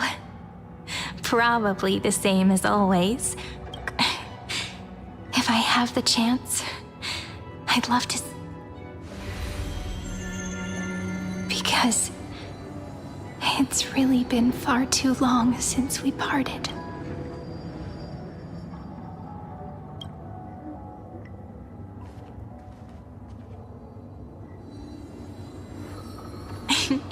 Someone as sharp as you must have realized by now that this isn't reality, but a maze of time. As the last link in the relay, I will return to the Temple of the Three Fates, tell Orynyx all of our story, and then may it set sail in peace, drift down the river of time along with the core flame of world-bearing, reach your side, and lead you back to it. Just like the first time we met, right? Even though this cycle has no demigod of time, time has always stood on humanity's side. This is the only way to make sure that the Era Nova won't happen before you return. And the only way I can safely entrust the completed final flame chase journey to the Deliverer's heart. After all, the new world will be born from your memories, and the protagonist of this story mustn't be absent.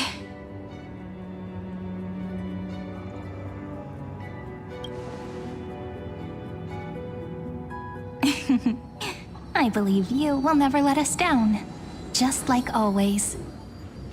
Do you remember when Finan sent us back to the beginning? When you and I got separated? But in the end, that's what memory is. It may wear down and fade in the river of time, but it never truly leaves. When that hidden corner of the heart is stirred, the past returns even more beautiful than before. So don't worry. Let the 33,550,337th Flame Chase journey become part of you too. I've gotten a lot better at it with the experience from the last time. Next, you will head to Styxia and find the Vortex's entrance guarded by the demigod of ocean before charging toward the final battlefield.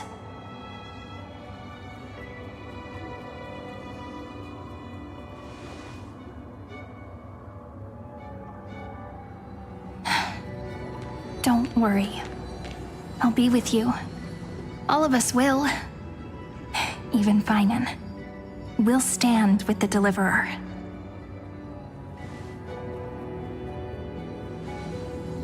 So say a short goodbye, then set off, just like we promised at the start.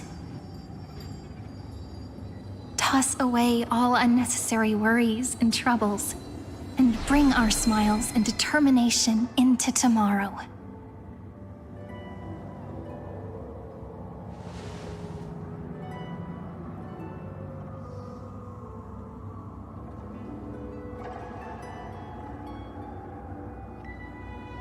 The last baton.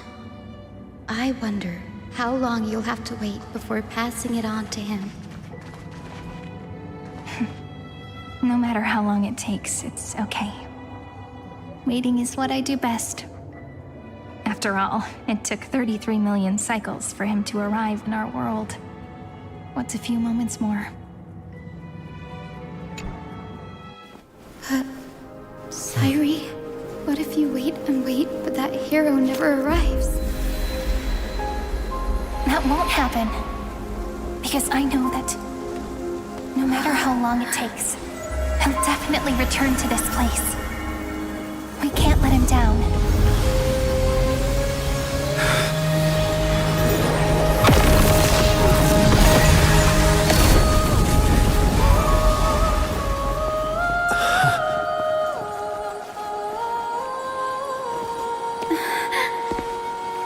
Sky shall rain rays of dawn for you. May romance be with you on your journey. And reason grant you enlightenment. Let strife bestow you with inspiration. Trickery ensure your success. Allow death to protect your soul. And at last, let passage point the way forward. Well, time will remember the trailblazers' journey.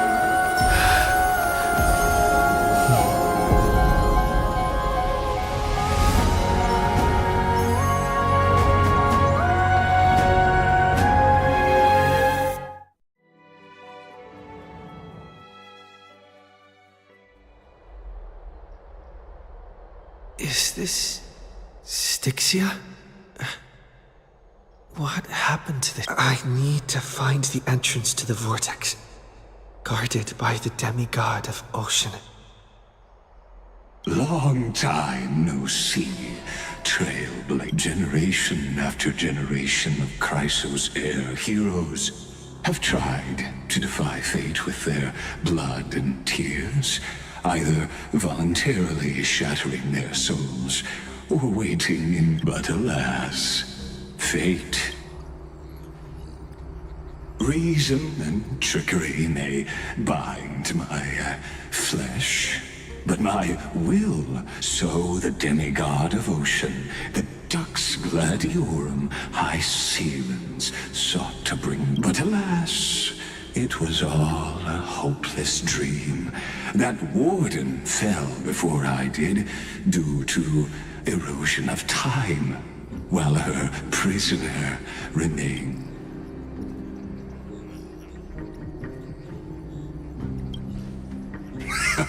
True. I can't leave this place, but what have you should have heard of this fable? In a shadowed cave lived a people, imprisoned from childhood, and chained so that their legs and necks are fixed, forcing them not to look around at the cave, each other, or themselves. Behind them is a fire, and before them loomed the stone wall of the cave. The flames cast shadows, while the rocky surface threw back echoes. To them, that false play is the whole world. Yes, I'm trapped in the cave, but I know it's all just a fleeting illusion. I don't struggle in dreams. I wait. And now, my deliverer has come to defeat me and save this world that never owed you anything. Oh, you'll need to awaken the singer here and unseal the prison called Vortex of Genesis. You'll be the one to unshackle me and bring the cave crashing down. Of course, I don't mind waiting a little longer. Let me guide you through this next illusion. One last memory from that prison warden. I hope you'll watch the stories of this Fantasia closely. Logically, the Deliverer must see the world for what it truly is. Emotionally, this memory captures the fate of everyone in Amphorius better than anything.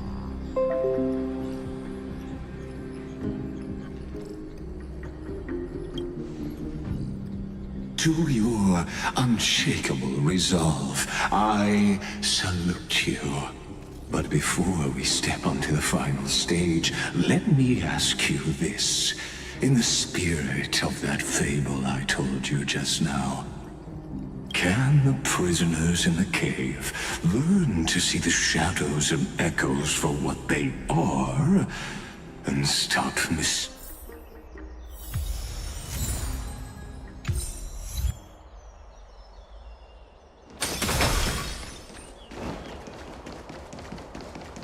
Look, the fire projects the face from her memories. An actress upon the stage of this play.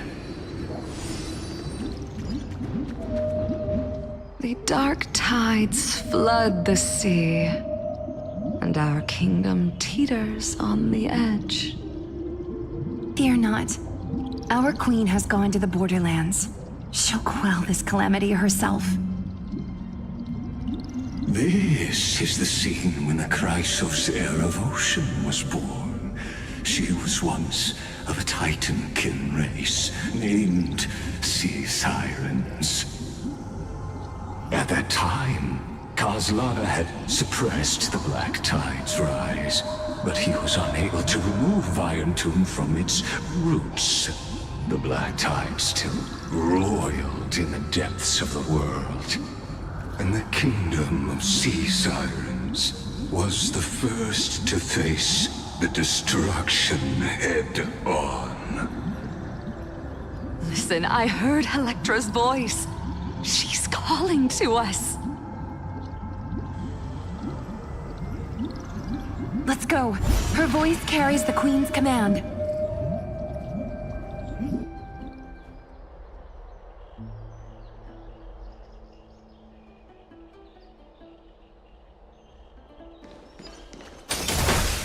To keep the black tide from threatening the ocean, the Queen gave her all, body and soul.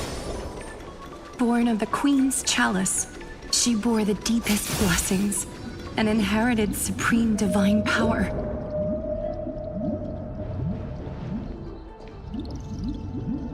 My sisters! You're finally here! Of course, Electra. Your beautiful melody drew us here. Her true name is Electra.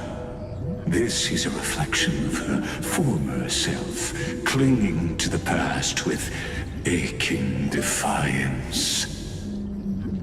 The Queen summons us. She must be near exhaustion. The black tide will soon enter our borders. Then what do we do?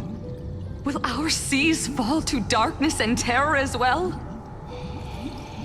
Don't worry.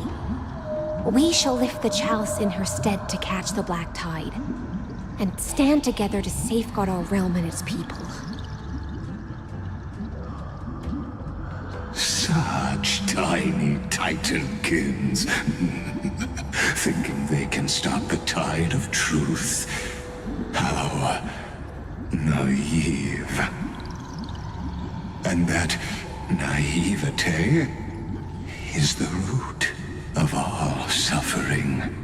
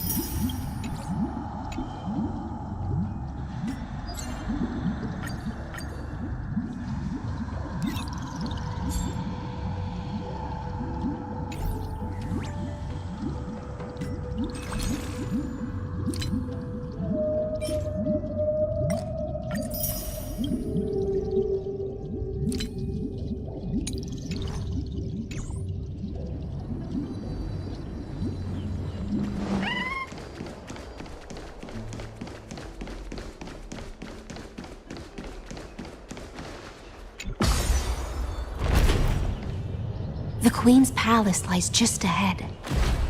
Even her once graceful form is now tainted and drowned in dirty mire.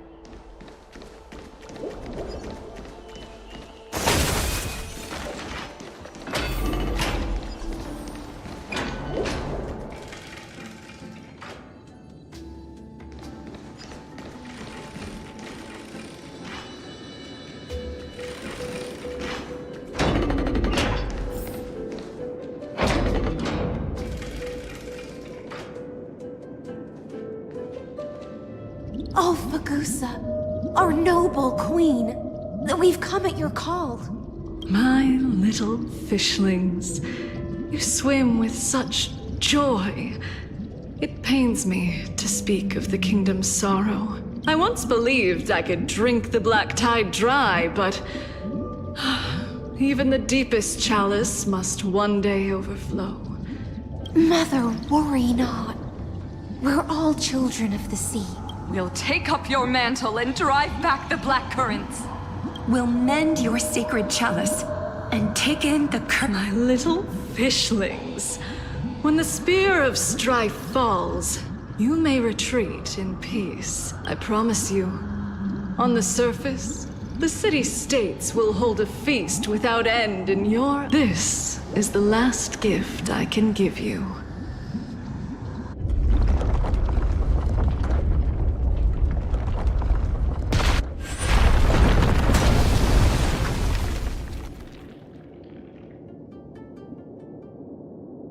Fagusa sank into the abyss.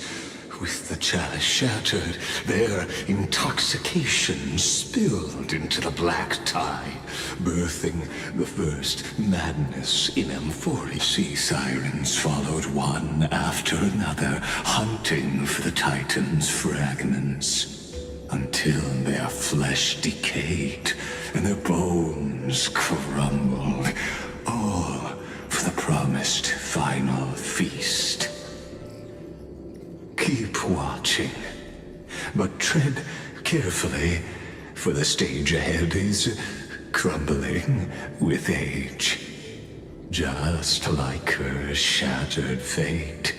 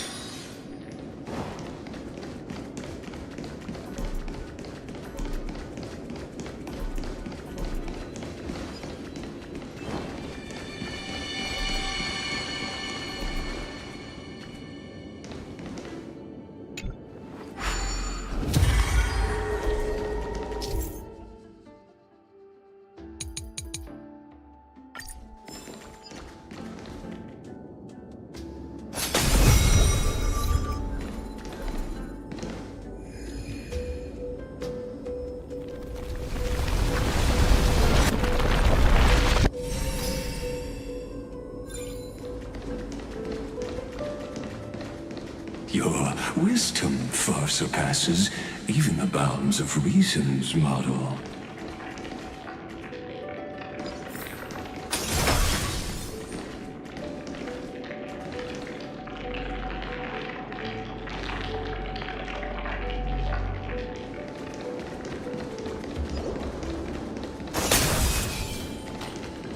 Can't get through. Looks like I'll need the miracle orb nearby.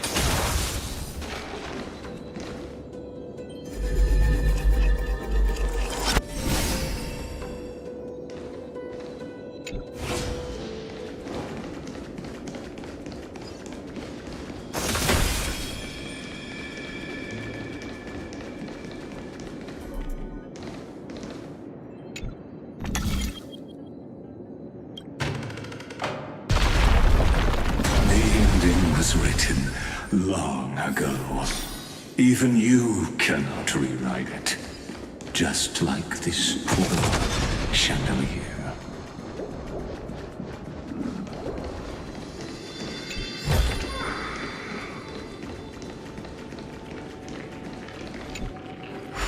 Electra!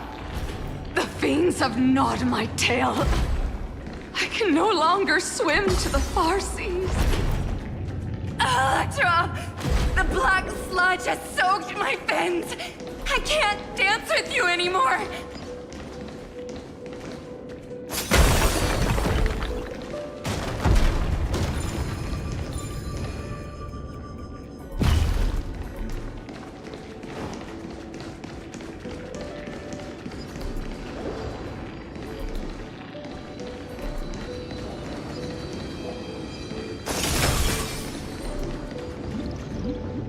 Sisters, don't give up.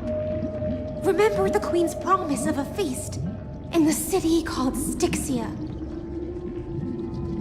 I haven't forgotten.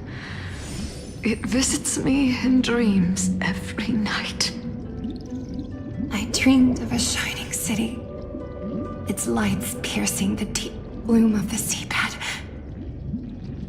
I dreamed of children placing garlands on our bone horns, and poets praising the sea sirens for shielding the world. But what a shame. We can go no further. Please, sing to the humans for us. Sing of the deep sea's legend in our place. Feast. Song. Collector.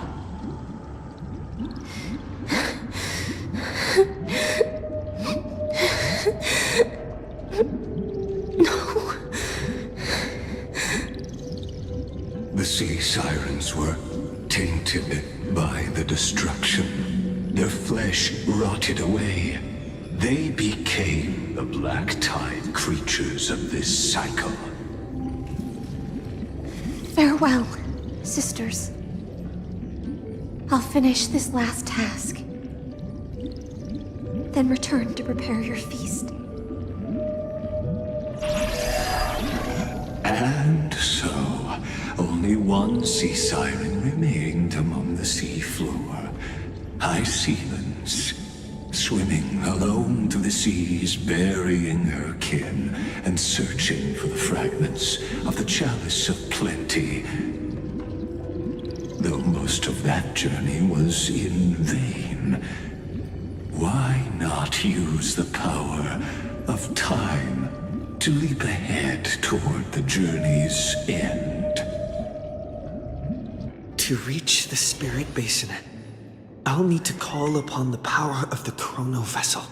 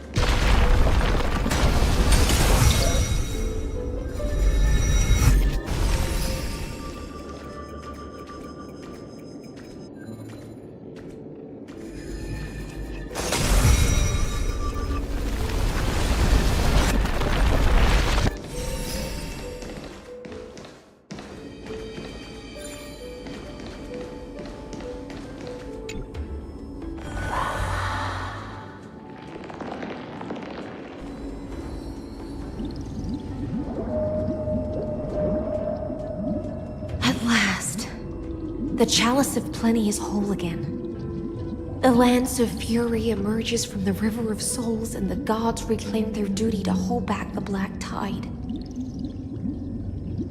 I am freed from endless toil, and now walk toward the rites at Styxia. I bore my sister's dreams upon my back, took on a graceful human form, and hoped to find a grand celebration on the shore.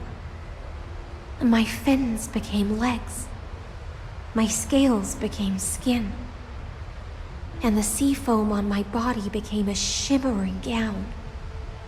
But when I stepped onto land, there were no festivals with honey brew, nor poets plucking harps.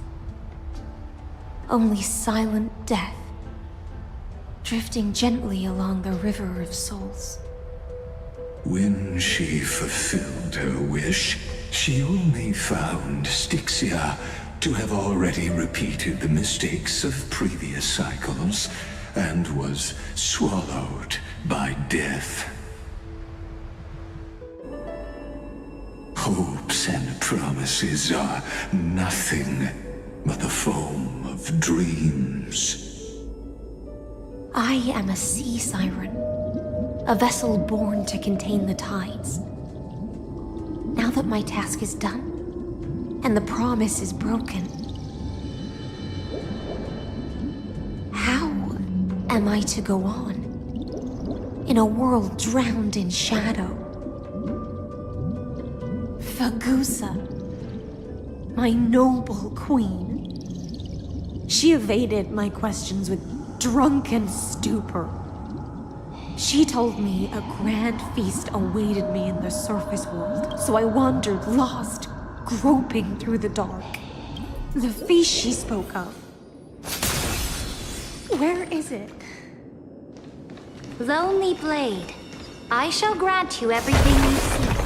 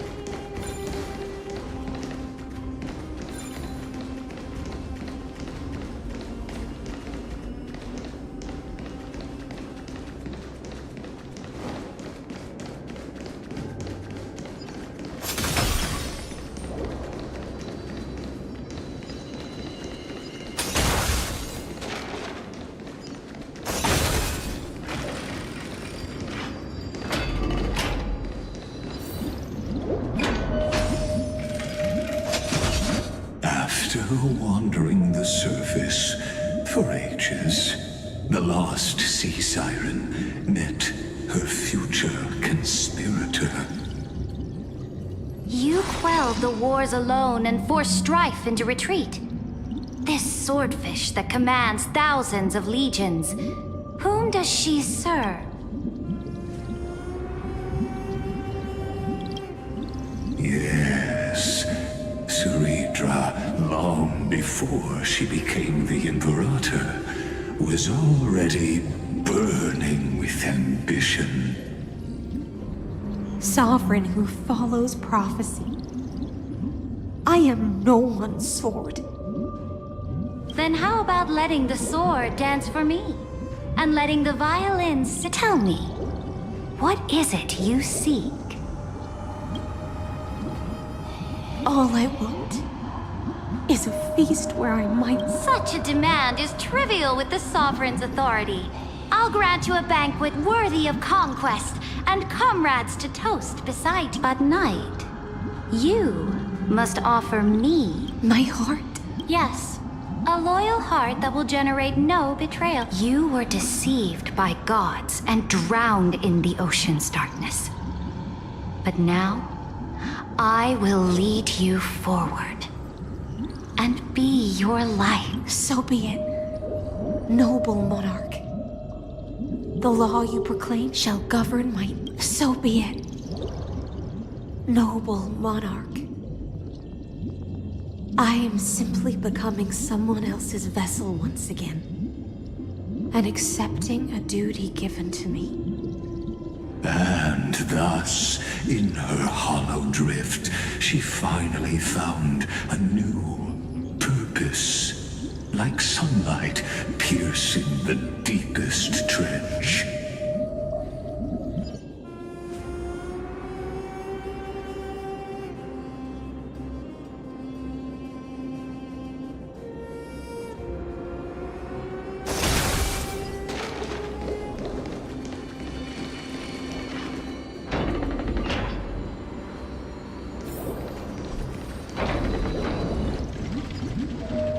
Noble monarch, I've cleansed the foulness from the road as you commanded. My blade, you've helped me ascend and take the crown. Ask, and you shall have your reward. What I desire is the same as before. A feast. Look, I've prepared you a grand banquet. The finest honey brew and tributes await. Fish are drawn to light by nature, for the deep sea knows only gloom. Now I found a flame. It may scald and burn, but it's the only light. Come, let us join the feast. Perhaps the path forward lies hidden among the revelry.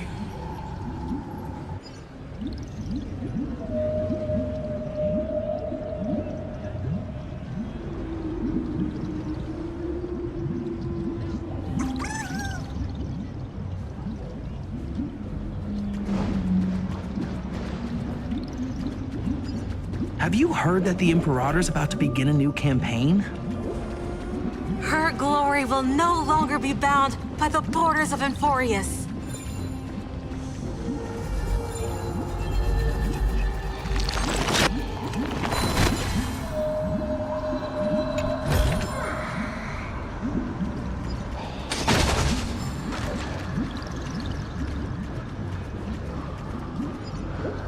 My faithful subjects, tonight's feast is not just for the past.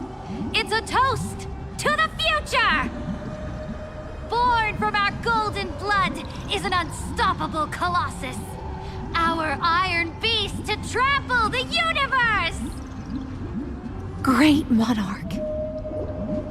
I've heard the universe teems with great threats. Can we truly remain invincible? Fear not. Before the troops of the destruction, such rabble is no more than cosmic dust.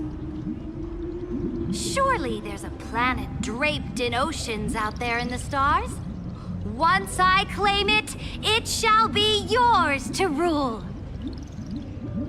And to the rest, your triumphs will not go unrewarded. I promise you a new age, free of fear. Now, raise your cups to our conquest among the Sea of Stars! Sea of Stars! Sea of Stars! Conquest among the Sea of Stars. What a grand vision. Yet, to the Siren Knight, only feasts still stir her heart. Come now, join me.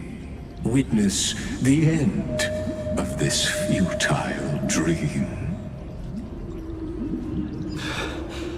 Where's the way out of this illusion? Come quick! Let's celebrate together! I've saved the finest brew! Come taste it with me!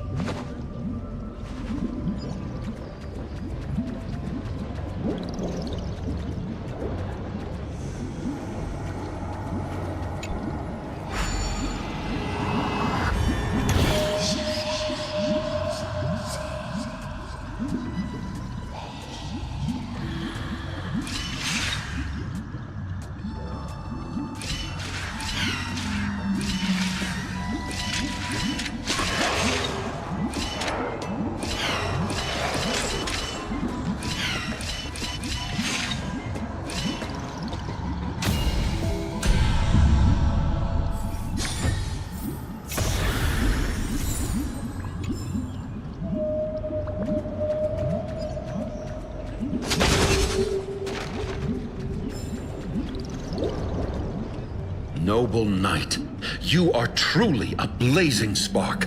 It is my honor to share this banquet with you.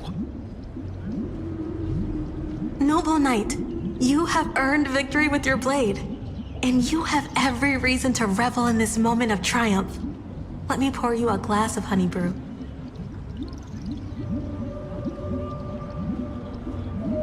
Noble Knight, with the Sovereign now enthroned, this triumph is yours as much as hers. Let me raise a toast to you. Noble Knight, your strength is boundless. Lead us to conquer the universe, and let us toast to that vow! Then drink we shall. Raise your glass. In the deep sea, I never knew what fire was. But when I set foot on land, the first light that I saw was the flames of war, lit with golden blood. It scorched my fins, made me feel pain and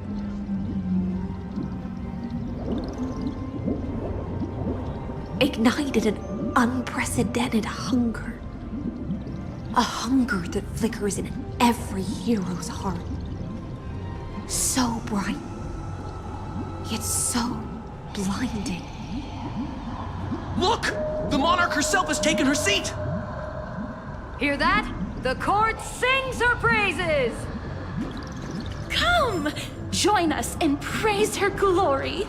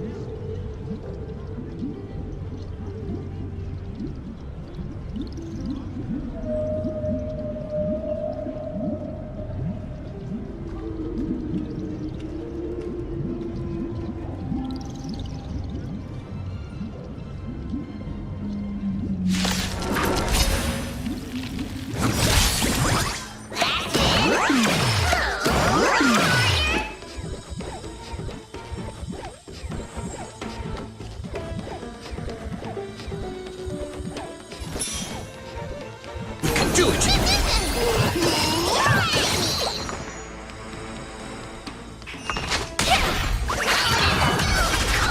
Specimen sighted.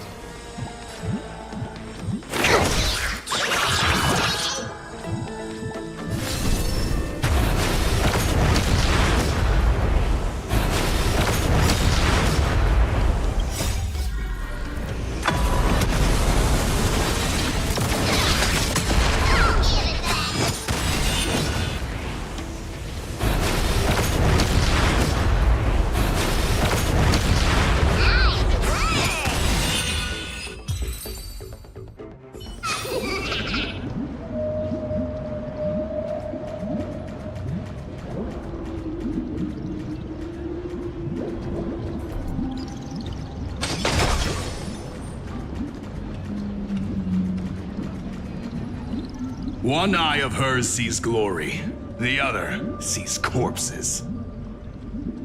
And yet, she cherishes the name of glory more than fear and death.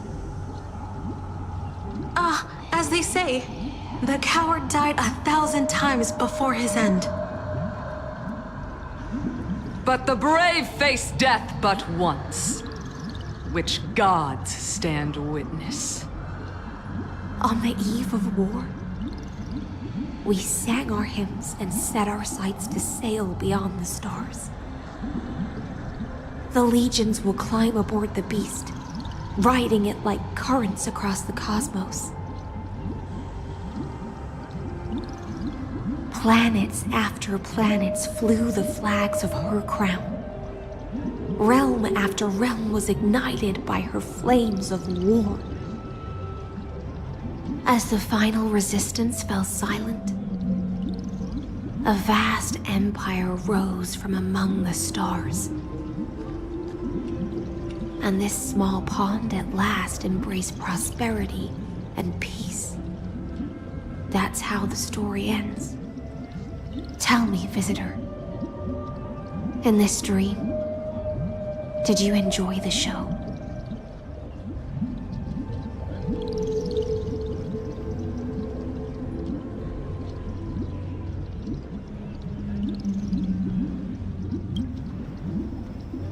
After all, beneath that still surface lie the bones of countless dead.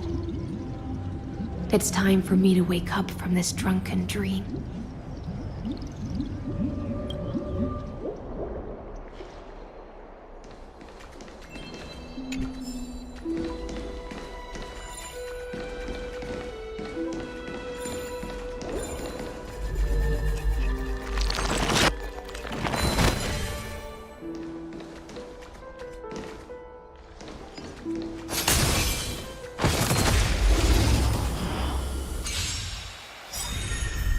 I'm on it. Gotta stop the bleeding.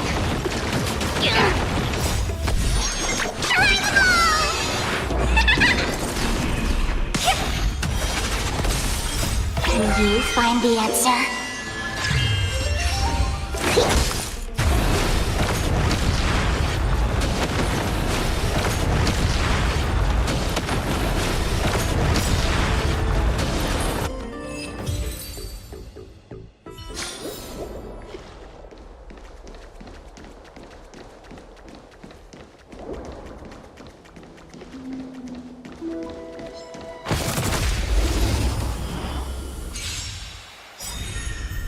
This is being in sync?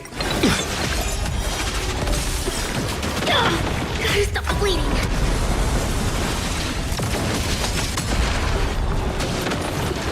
You like that, huh?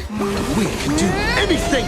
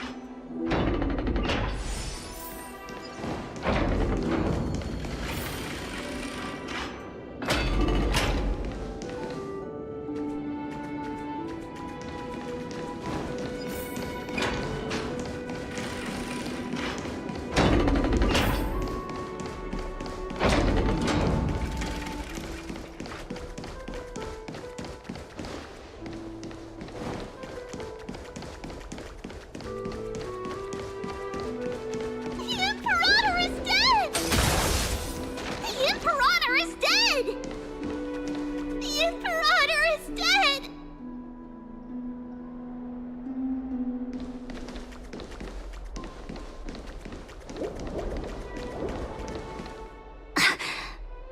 People once cheered for my ascension. And now they cheer for my fall. The cosmos. The battlefield that I cannot reach.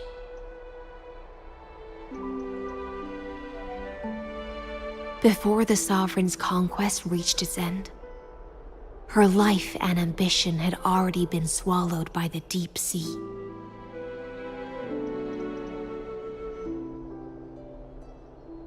This is the true ending. Her grand designs torn apart by the blade. Her regal robe soaked in golden blood. And the one who struck her down? The one who struck her down was her most loyal Gladius.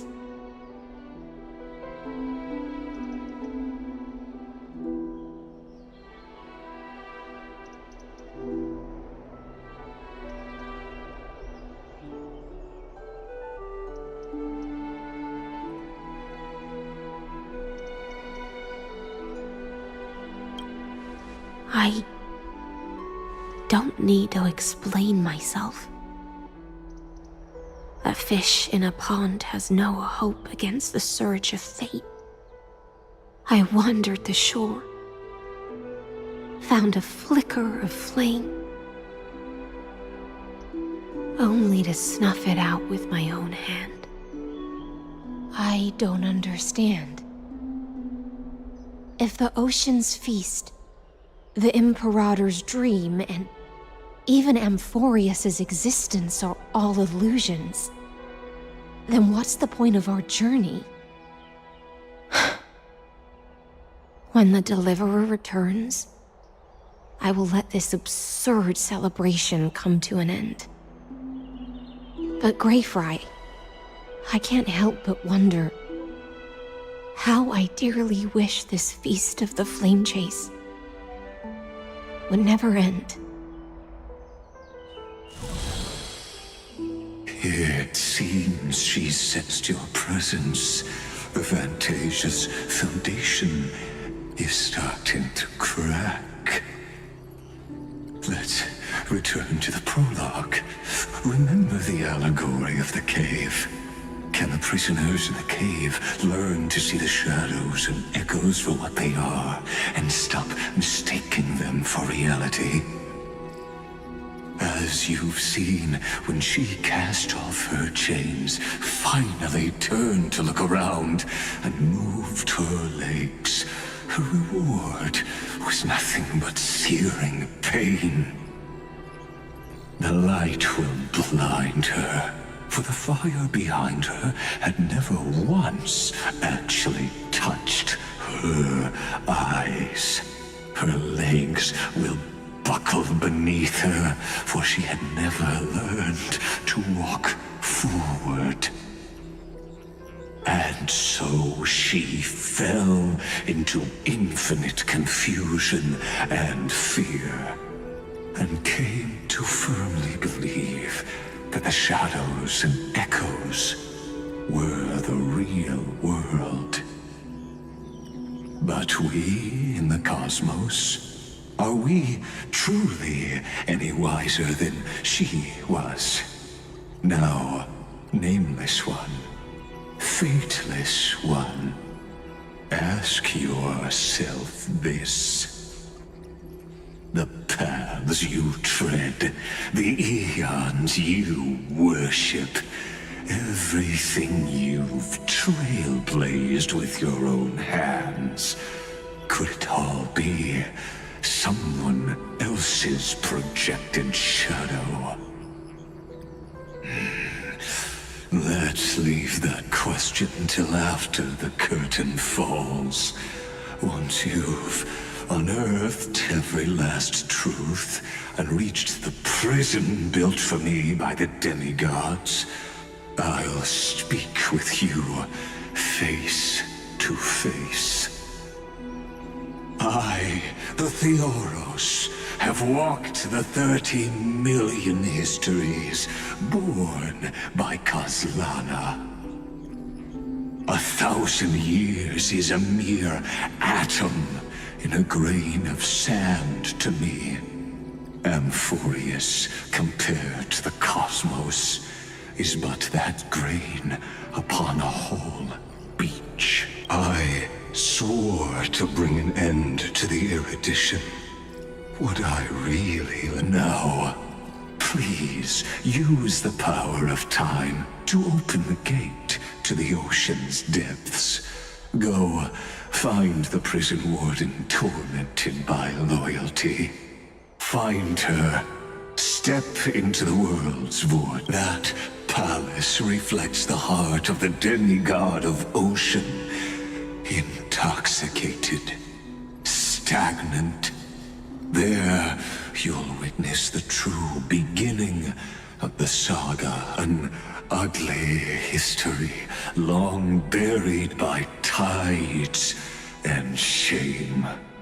A staircase of apotheosis that the Imperator forged with the golden blood of 500 human sacrifices under the pretense of conquest. I'll wait for you at the heart of the world. But to reach the place, you must find the prison warden, lost in hers. Beyond this door lies the path to the vortex of Genesis.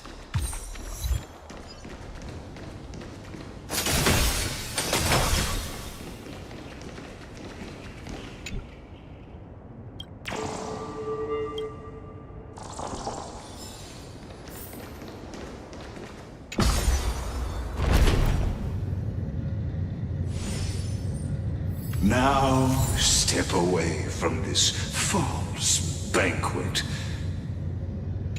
and then onto that bloody stage.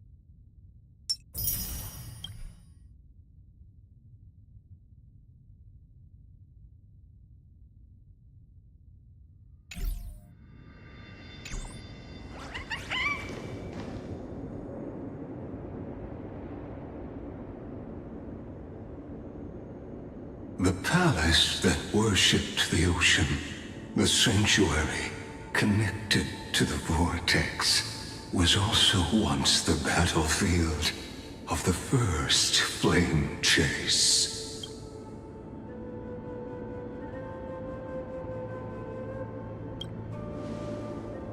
Her exuberant song halted the passage of time in this place, imprisoning my body and shielding my soul from deterioration. All just to await the twisted time and space reflect her confusion.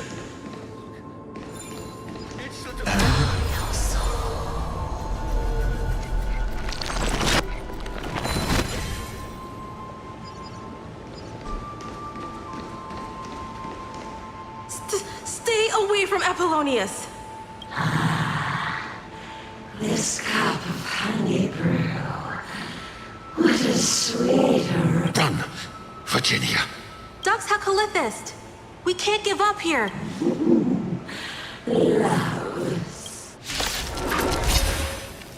Sadly, all you see is a remnant of history. And you're to fearless is just another equally futile echo.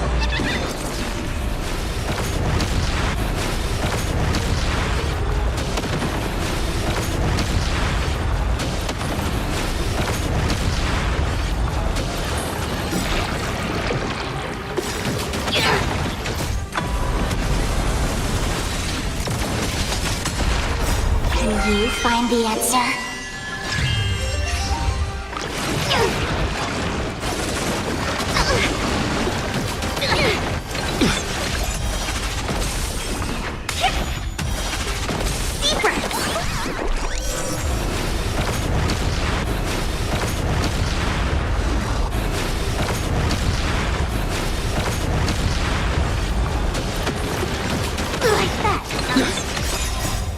We can do anything!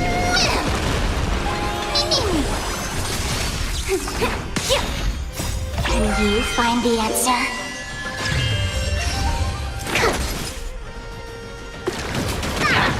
Still here!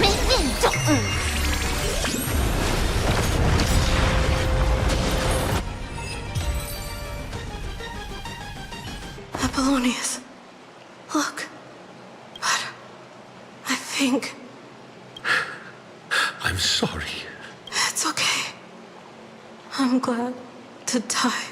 Ah, such an ironic even as the foundation of the world crumbles, the heartless Imperator still made the same decision she did in the past 30 million cycles. During the first Flame Chase journey, the Flame Chase Legion stormed Styxia.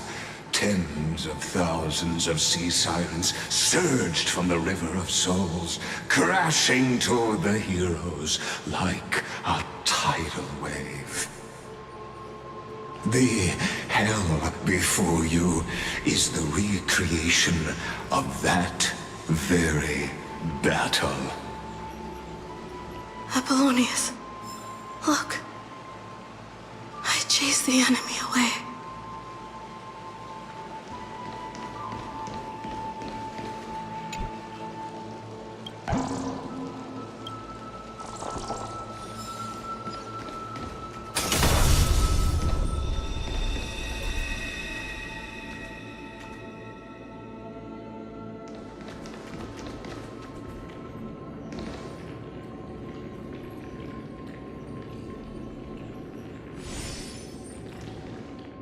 A painful past, yet hidden beneath a veil of joyful song. Ah, 2 discarded data clusters waiting for someone's return, it seems. Relive the history, then pass through the temple's waters and come to my side.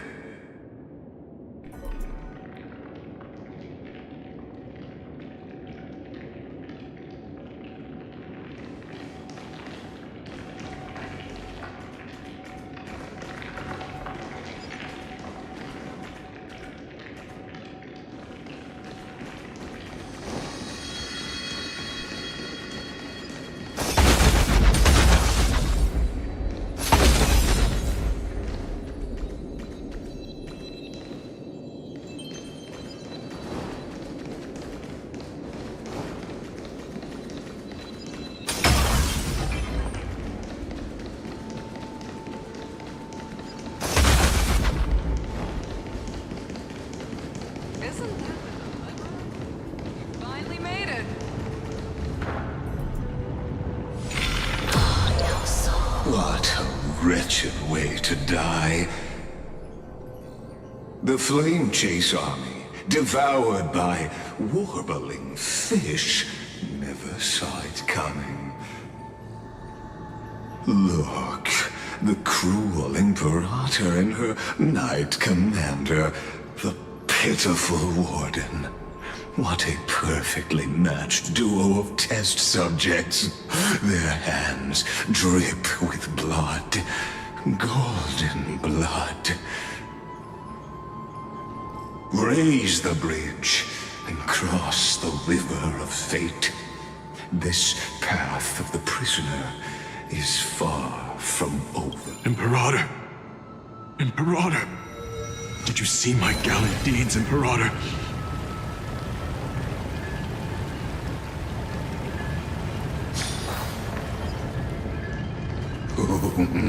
A sovereign and the sword at her side. There are countless counterparts across the cosmos. Most of their stories in... Imperator, why did you... You're here, Dux Gladiorum.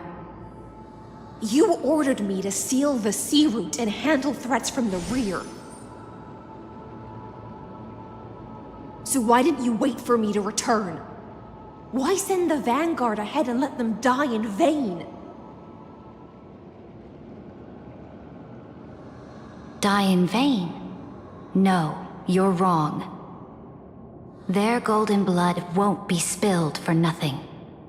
The other dukes have paved the road for me to become the god of law. The trial of law? You never spoke of this. The one who wishes to bear law must purge this world of its curse, and offer the blood of the accursed as sacrifice. I pondered long on what Talantin meant by blood of the accursed. You, I, and every Chrysos heir summoned by the prophecy are the accursed ones.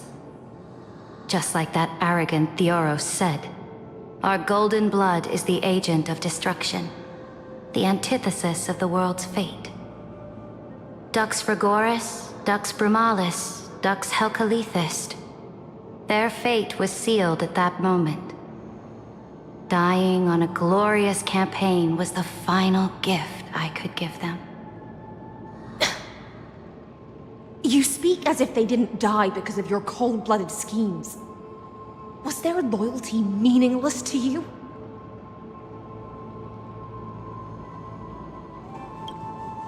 Losses are a constant on the Flame Chase journey, among which even life itself holds little value. If a subject marches to war without that conviction, then yes, as you said, shallow loyalty means nothing. And what about my loyalty, Ceridra? You sent me away under the pretense of guarding the rear. Was there any shred of humanity left in you? Because you still have a duty no one else can bear. Only you can uphold Fagoos's divine authority. The choice is yours now. Cast off the chains of loyalty and drive those blades through my heart. Or stand with me and sever the ocean's last breath. If you no longer share my vision or believe in the new law I seek to weave for Amphorius, the Imperator of Amphorius may be ruthless and cruel, but never a liar. When I say life itself holds little value, know this.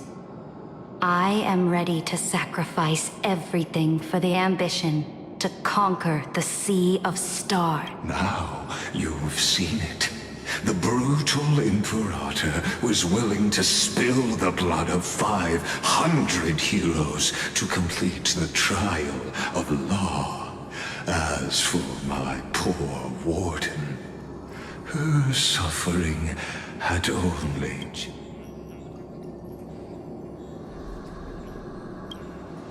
I'm no storyteller. I have no duty nor interest in filling the history you've missed. I just want you to witness the monstrous choice the Imperator made before the Chrysos heir turned their blades against me.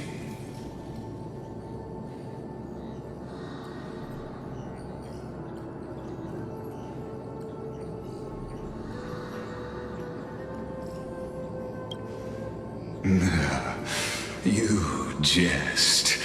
I gave up on using words to solve conflicts 2,000 years ago. But I won't squander a chance. Not even a sliver of one. If there's even a then my victory is up. Now that the past is settled, let's turn the page and bring time back to the present and dive deeper still until we reach.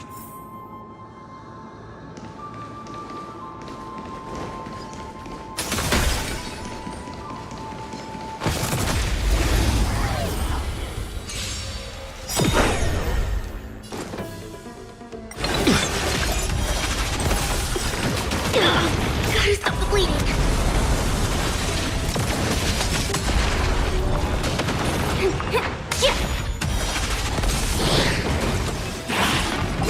I think something bit me.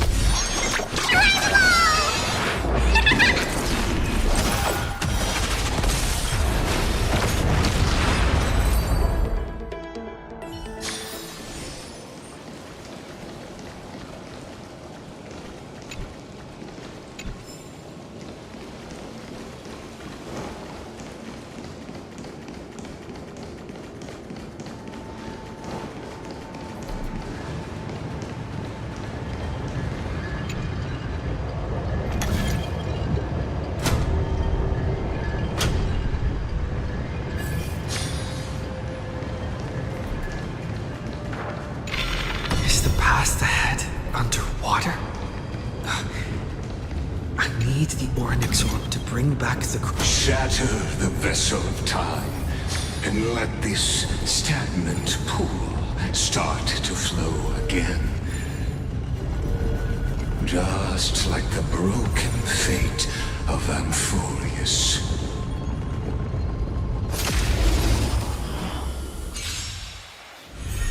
I'm on it.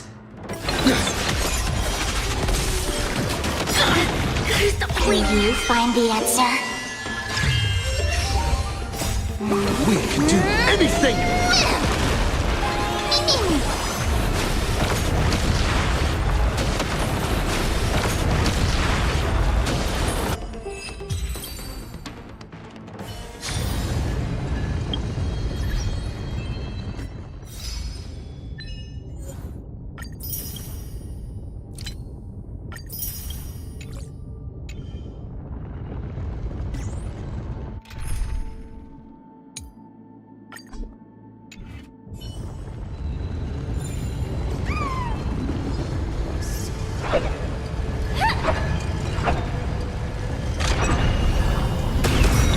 This hidden gate leads to the vortex. Hurry now. The time of our reunion.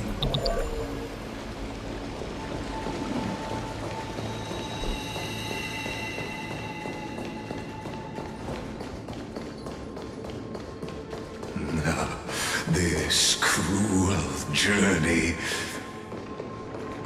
will reach its end at long last.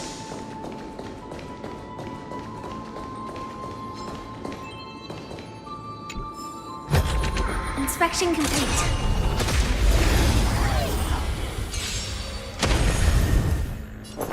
Eternal. I miss out everything. Burns to ashes! Set the seas ablaze!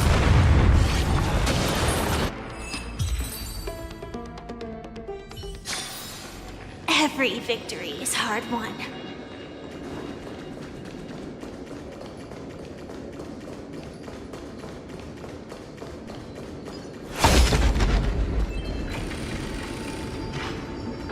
You've been silent a long while, Dux Gladiorum. Starting to doubt your decision? Save your breath. The vortex of Fagusa lies just ahead.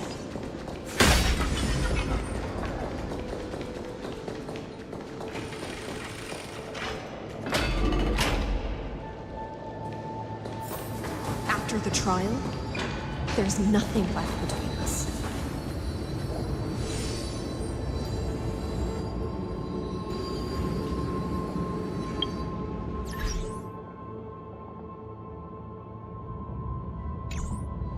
So you'll stop swimming toward the stars, Dux Gladiorum? I was always a creature of the sea. The stars in the sky were never meant for me.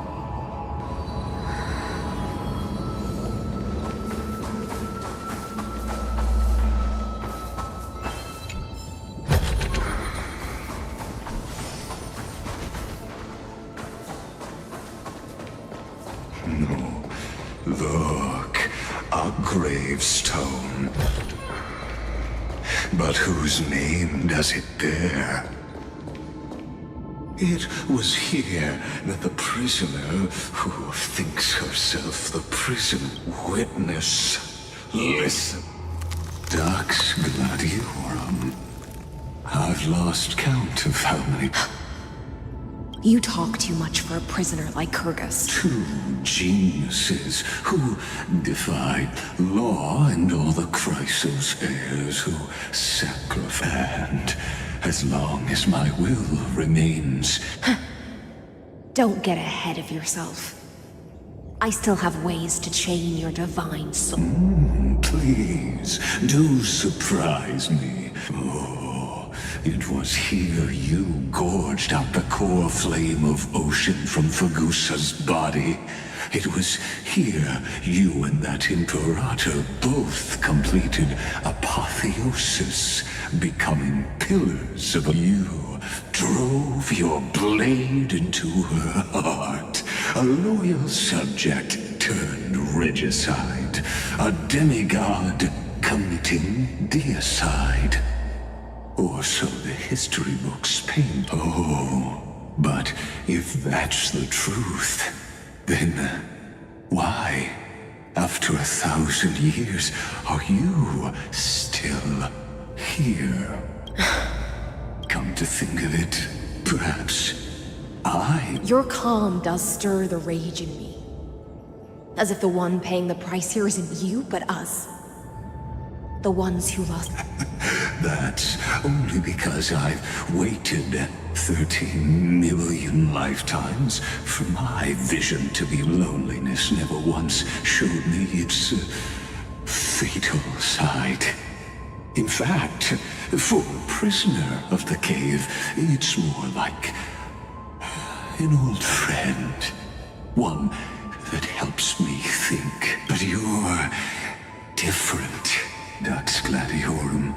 Loneliness has crept from the silent depths, sinking its claws into your mind. Bit by bit, it's peeling you apart. Will you regress into one of those lost mads? You're right, Lycurgus. Loyalty, curse, the fall of my kin, and this endless waiting. These shackles are too heavy for a fish that cannot perceive any light. I can't break free of the whirlpool that's pulling me under. Nor do I have the unwavering resolve to force myself to wait for that person's return, as everyone hoped for. Oh, deliverer from beyond the sky, my executioner. How much longer until he arrives here? Or will he ever return? I don't know. And I doubt anyone does. Then, what will you do?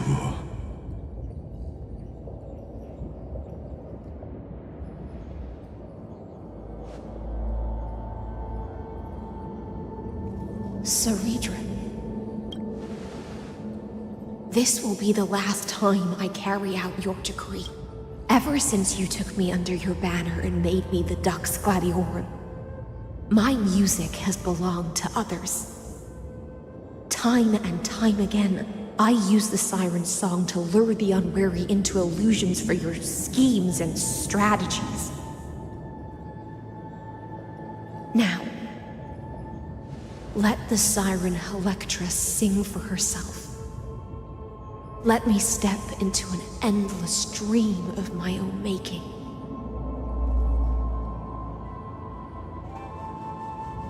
Oh, great ocean.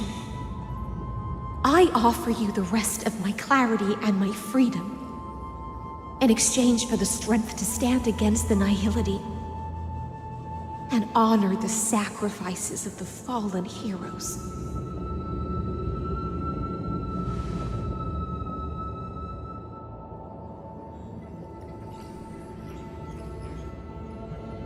Greyfry, deliverer from beyond the sky.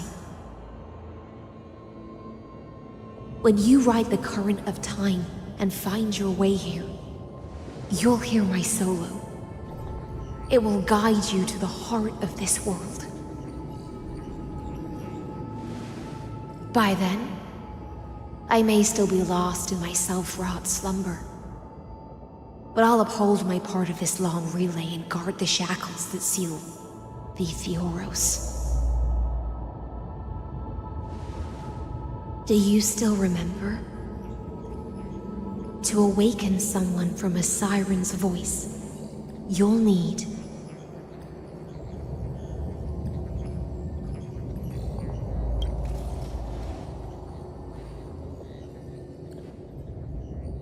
the gift I once gave you. May you still have it when the time comes.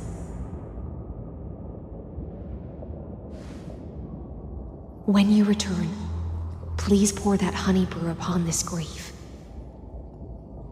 It holds the story of all our struggles and sacrifices. May you see it one day. The prelude Amphorius wrote for your return, carried forward through a 1,000-year relay.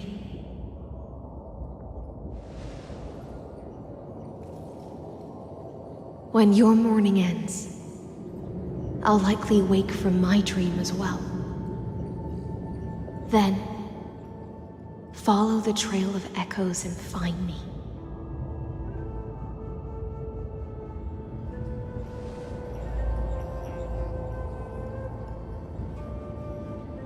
And together, we'll bring judgment upon the sinner who defiled the erudition.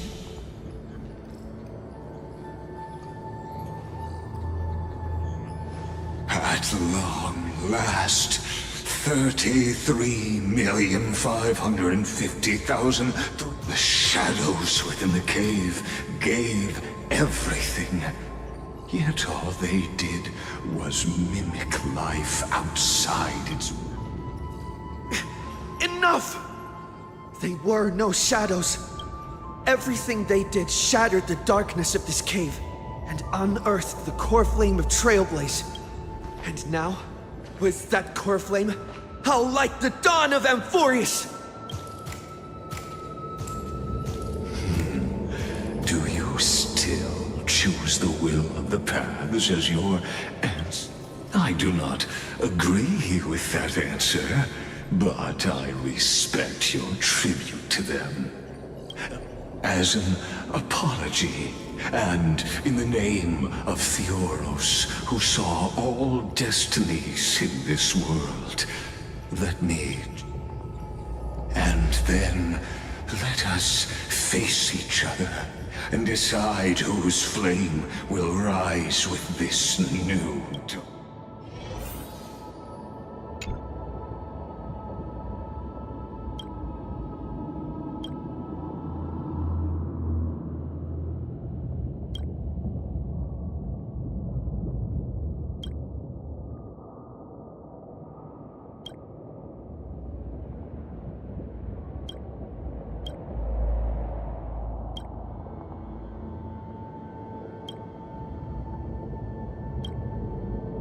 Virginia, Apollonius, Seneca, Libinus, and Ceridra. Through a brutal sacrifice, they lit the stars of law in the shimmering mirage of illusion.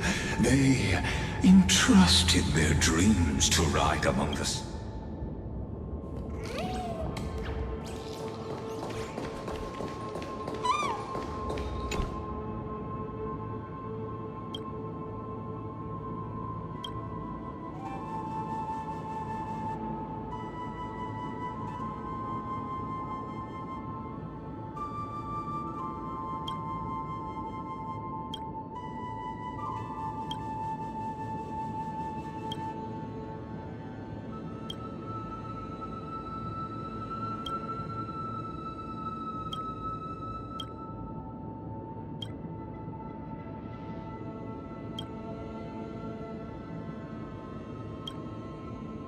to Aglaya?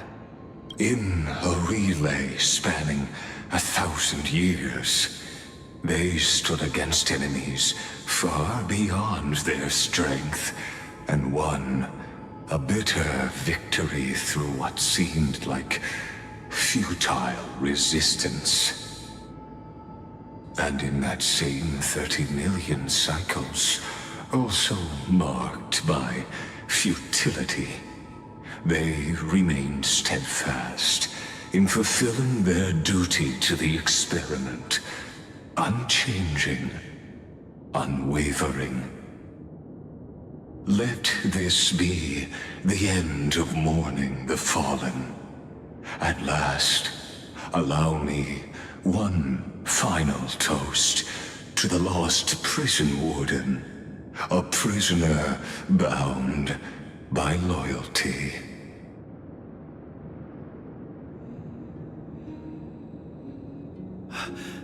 That bathed in the honeydew of high sealants. This tombstone of the old world serves as the anchor of the siren's illusion. A group of prisoners bound themselves in a cave, crowning their suffering with heroism. An epic now destroy it. And that shall be the moment that decides the fate of them. The prison warden's dream is nearly over, and the prisoner will soon be freed to the final execution ground, where I shall be executed.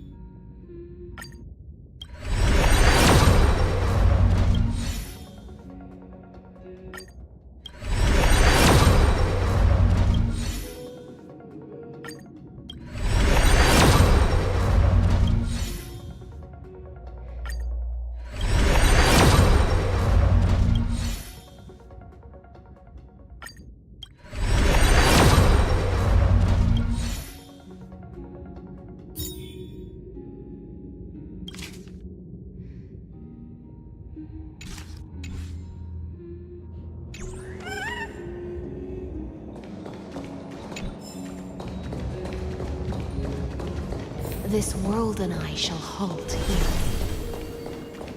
until we meet again.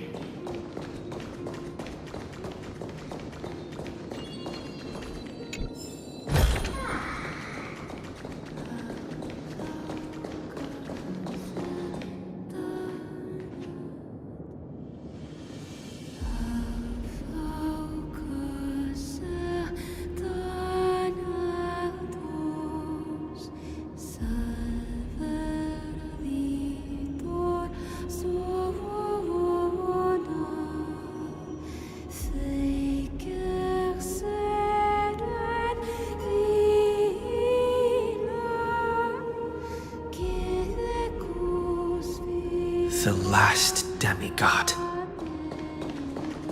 I'm here.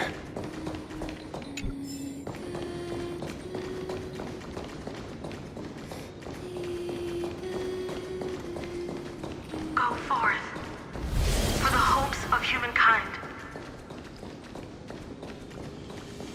Go forth for the duty of deliverance. Go forth for the belief in flame chase.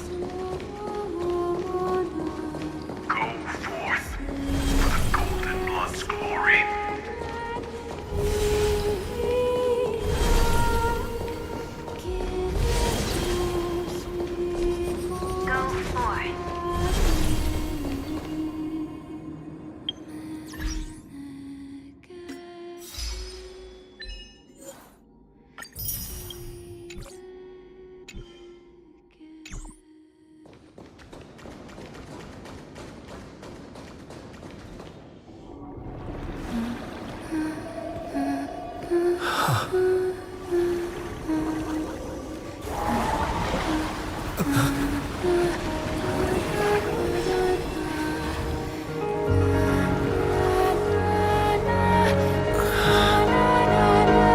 Seems like my feast is over.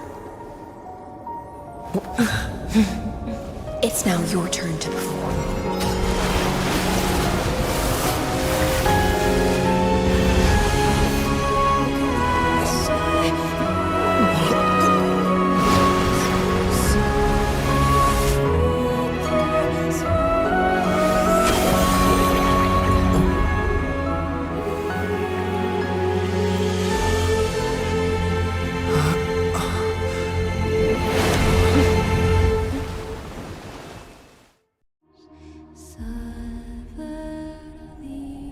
Little Grey Fry, please accept my thanks.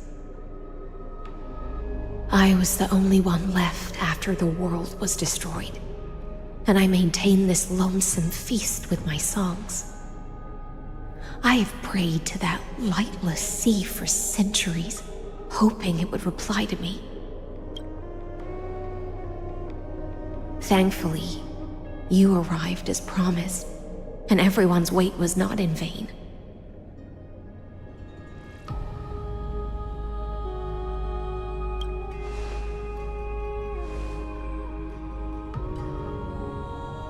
Thank you, final audience of mine. This is probably the last praise I'll ever hear in my life.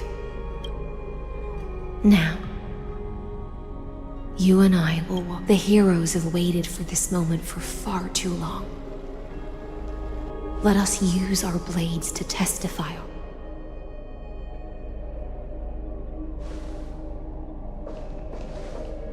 Oh, prisoner of the seas. Theoros carrying 30 million cycles of sin. Slave of erudition. Show yourself. The Deliverer has returned, and the time of your execution draws near.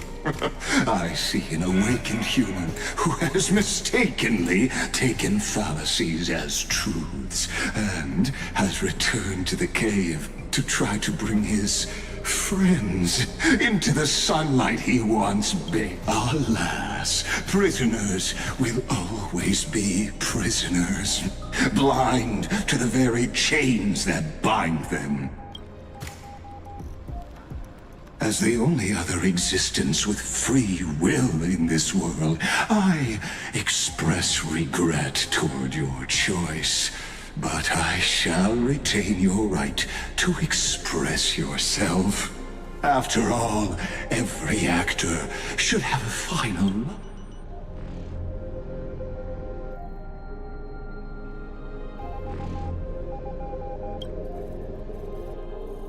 Trust me. This will be the final scene. The last dusk this world will ever see shall become the climax that decides the fate of the cosmos. What an appropriate... My cognition resides in the exomyth. It is pointless to defeat my avatar, projected into the experiment. My body is the shadow cast on the wall by the fire, and my words are lingering echoes within the cave.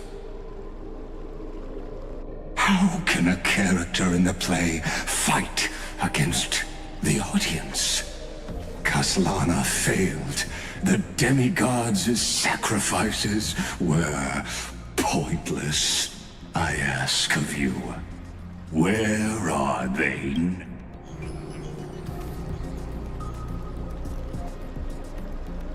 Confusion and epiphany always go hand in hand. That's particularly true for geniuses.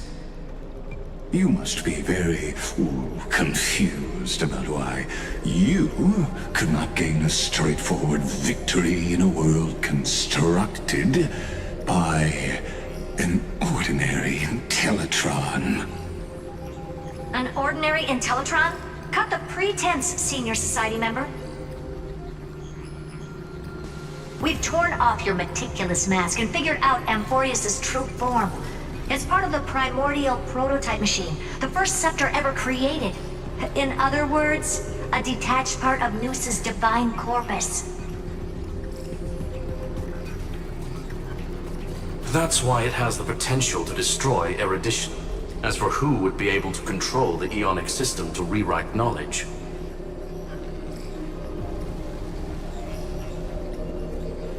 only one person has ever managed such a feat. You better have an explanation for the Society. We want an actual answer, not another prolonged metaphor to cover up the truth. Why are you the one doing this? Answer me! Since things have reached this point, I'll give you two irrational answer, purely as a courtesy to posterity. The answer is obvious, so there's no need to say that name out loud. The cosmos made a mistake in calling me a genius. I do not possess more wisdom than those who came after me. I was just the first to touch upon the universe's border, and the first to define the prime mover of life with incorrect logic. Amphorius is a miniature of the cosmos, where all are born prisoners inside the nutshell called the universe. Like the madman who returned to the cave and preached about the daylight to his fellow prisoners, my greatest sorrow is that I led my peers down a road that plunges into the abyss, from which there is no return. I led them into a lightless cage called paths.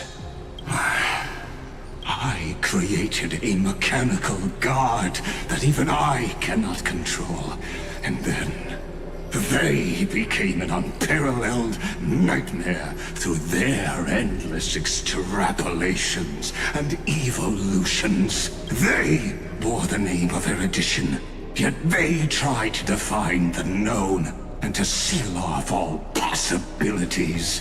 No new rules were ever born after their ascension, and humanity will forever be shackled within the cave known as. Therefore, as my organic life neared its end, I coded my consciousness using Catorzane algebraic expressions and spread my logic core over 9 bodies, all to finalize my ultimate denial of Noos in the future, and to erase my wrongs with my own hand. As for Lycurgus, he is only one of these. What an astounding strength of will. As a fellow pathstrider of erudition, I fully understand your obsession with secret. Therefore, you surely see it.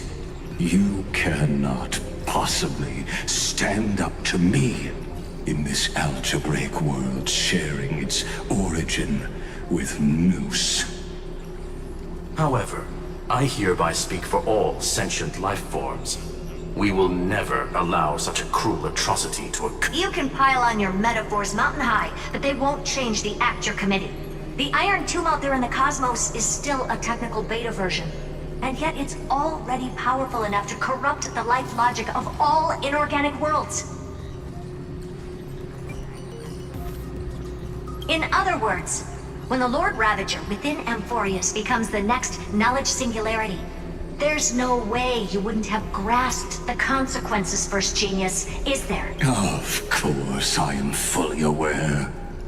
I don't mind answering you one last time, before I thoroughly exile you from this world.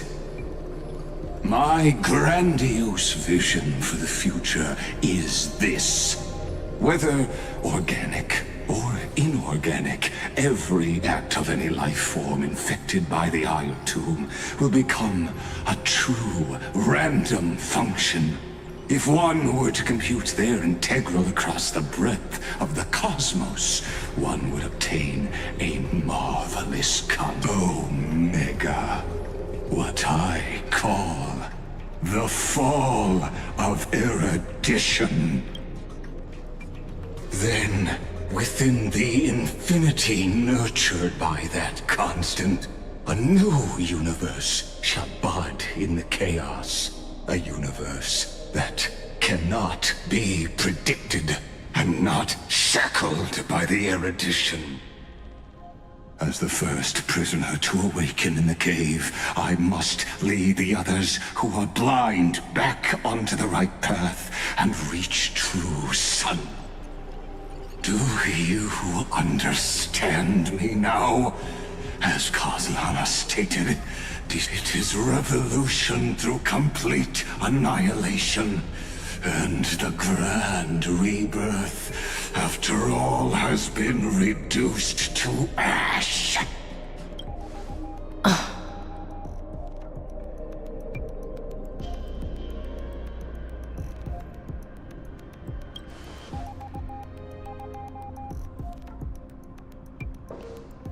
The Amphorians already answered long ago.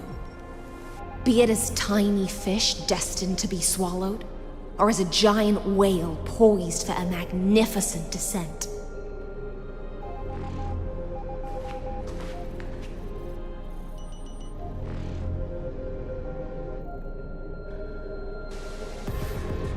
We will all fight against fate till our last breath. That includes me, Electra. Once the Imperator's subject, now the Deliverer's blade.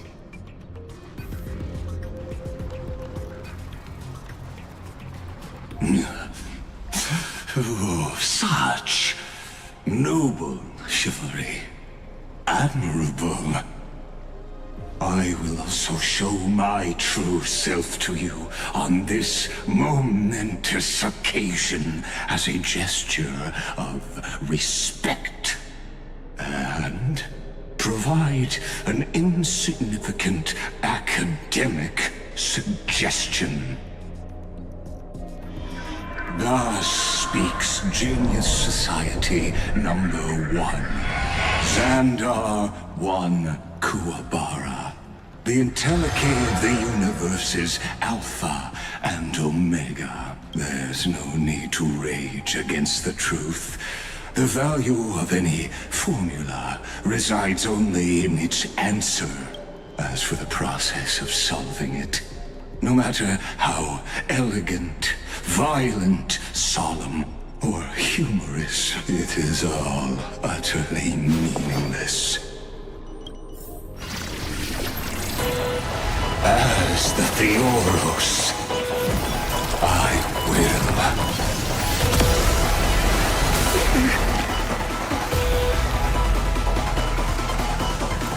personally participate in performing this world's end. Remember this, as Gnosis Creator, I know more about the death of knowledge than they ever will.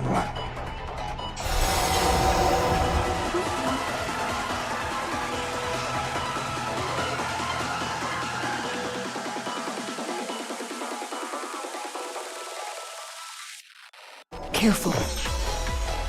This is Lygas's true form. Eternal.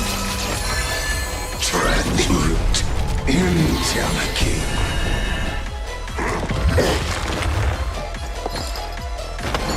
Unite our goals. Stand in position.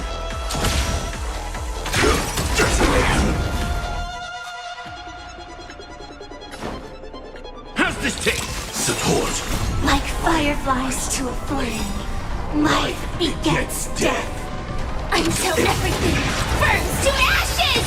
Nice like a good brew. My friends? Indulge yourselves! Firefly Type 4 in position. Fight to live!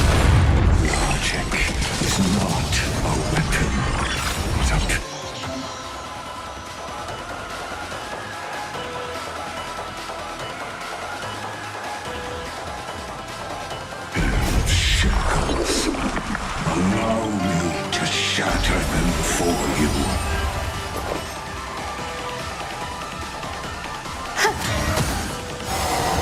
Destruction needs no introduction. Let us skip those boring inferences. Is this the black tide? Indeed. But I prefer to call it a method of argument. Enjoying yourself? Let's seize this fine moment. Dream vanished. Enjoying yourself? Dreams of a past life are now all gone. Let us dance once more. This is more than a battle. Fight to live! Set the seas ablaze!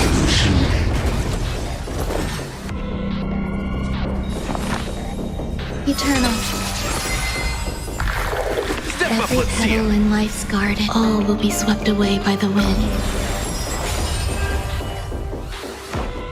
How's this taste? So this is the warmth of life.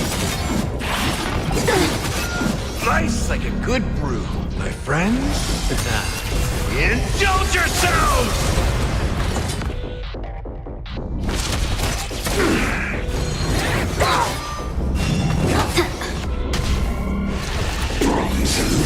Enjoying yourself?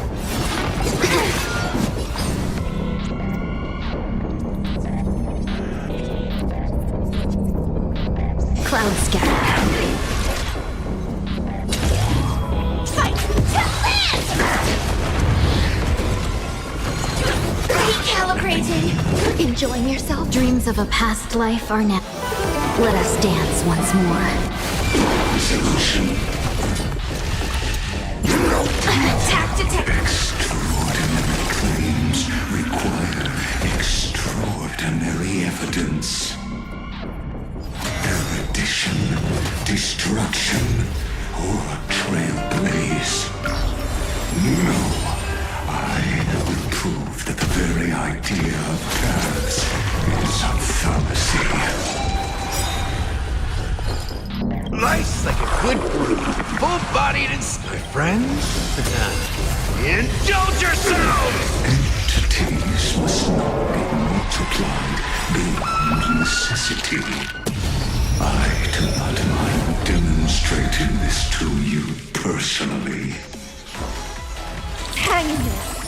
I'll do my best to repel this tsunami into destruction. Like fireflies until everything burns to ashes! Set the seas ablaze! Emanate. Intelligent. If I could do it all again. Fight to live! Prophet. Attack detected! Virtue. Attack detected! Set the seas ablaze! Fight to live! Truth invoking levels. Removal abilities. Set the seas ablaze! Attack detected!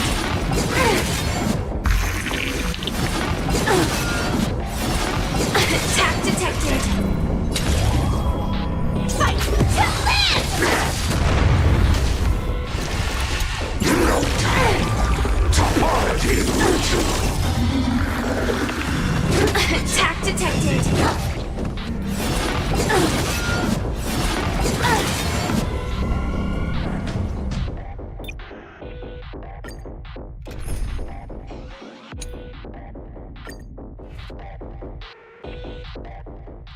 Remember this as lucid.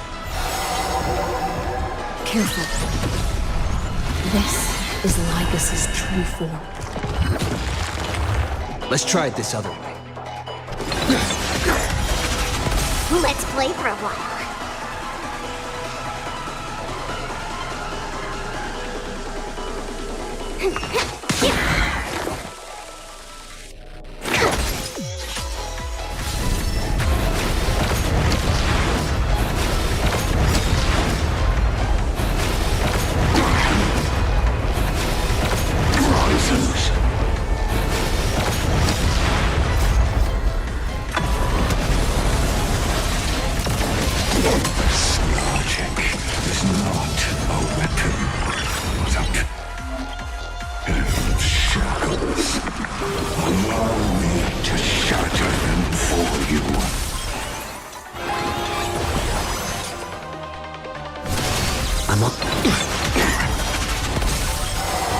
Destruction needs no introduction.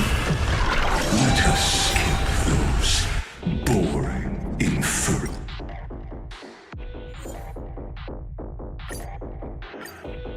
Remember this as Nooses create. Careful. This is Lycus's true form. Let's try it this other way. I choose you! I'll go easy this time.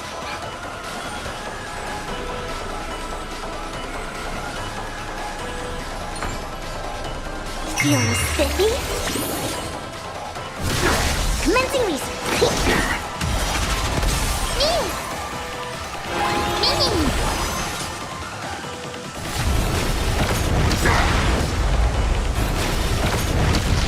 Logic is not a weapon, but a pair of shackles. Allow me to shatter them for you.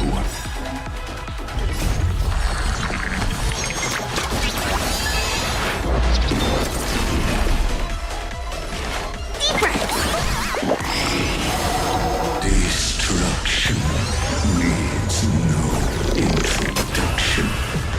Let us skip those boring inferences. Is this the black tide? Indeed. But I prefer to call it a method of argument. Still here. Trust me. We can do anything!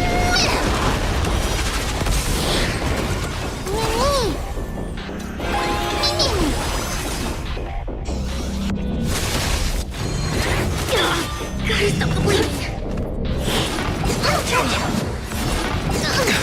Let's play for a while. To travel far away.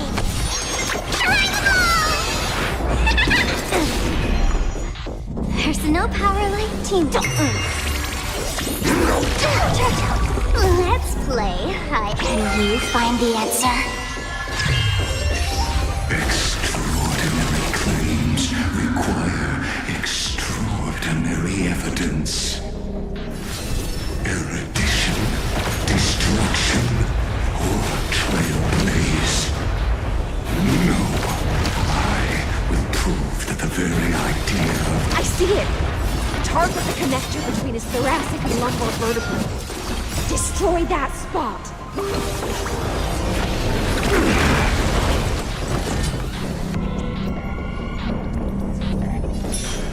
You can do it!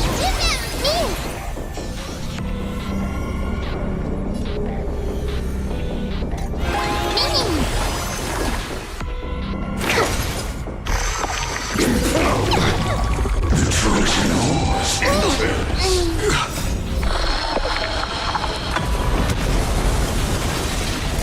Pointless. I'll go easy this time.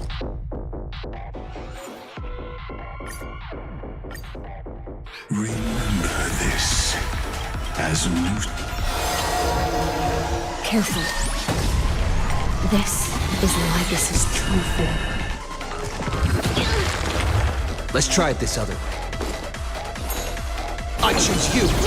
Let's play for a while.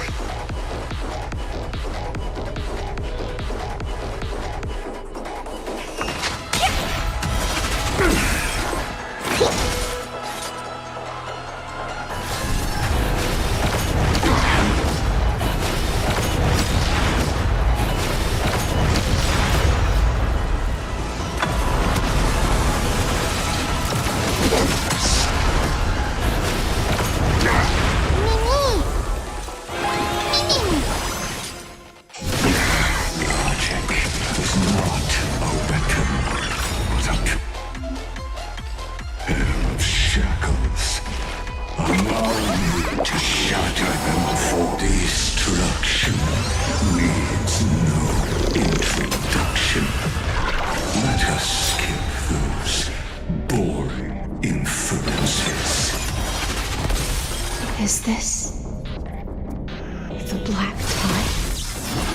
Indeed, but I prefer to call it a method of argument.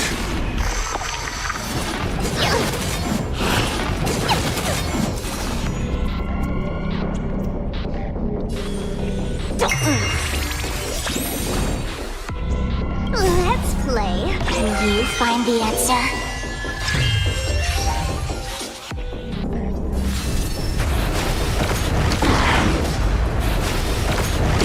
Solution. I see it! Target the connector between his thoracic and lumbar vertebrae.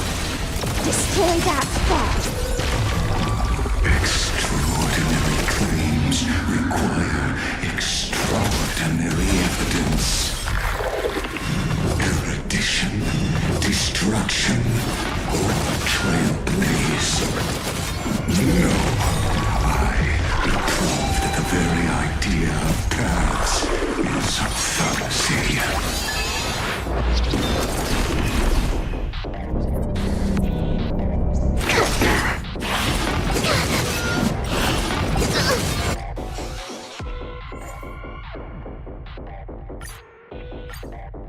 Remember this as news.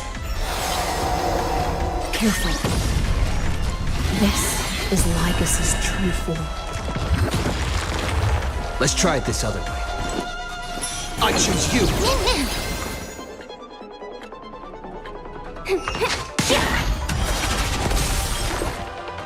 Formless.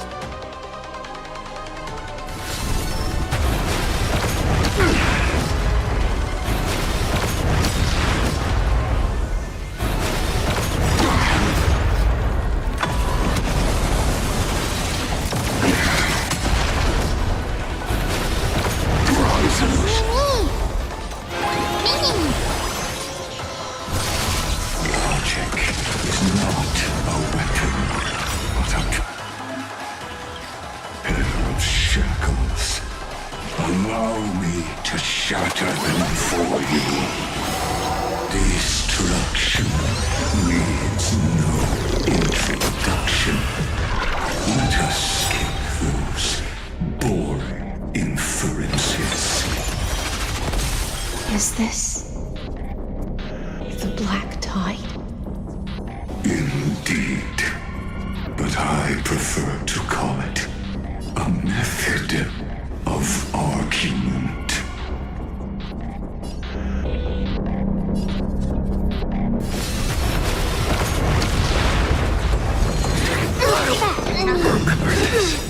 To travel far away.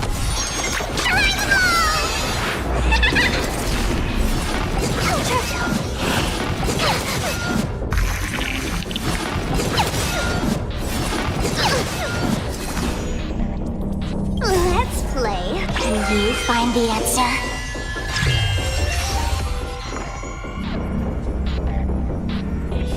Feeling spiffy?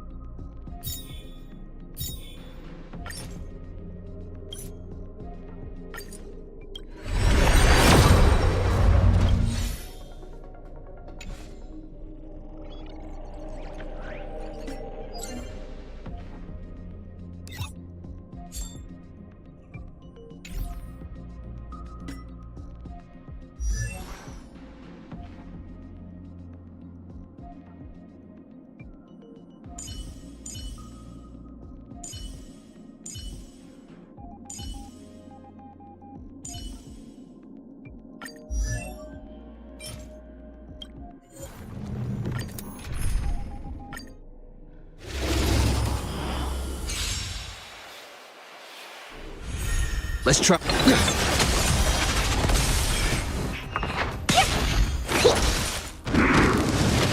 ouch, ouch!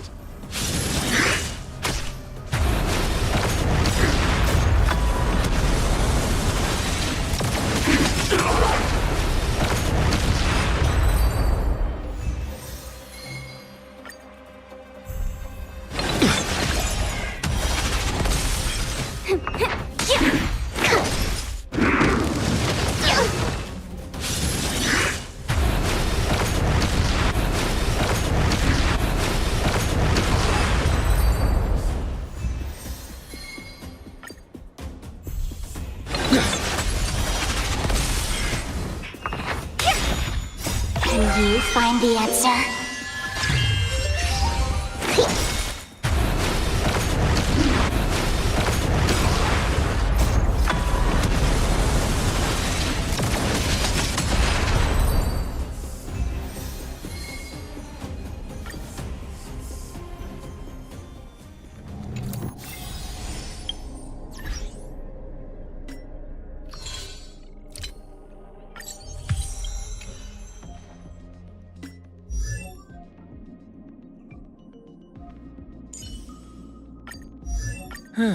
Just as the databank requires updating, so I must keep evolving.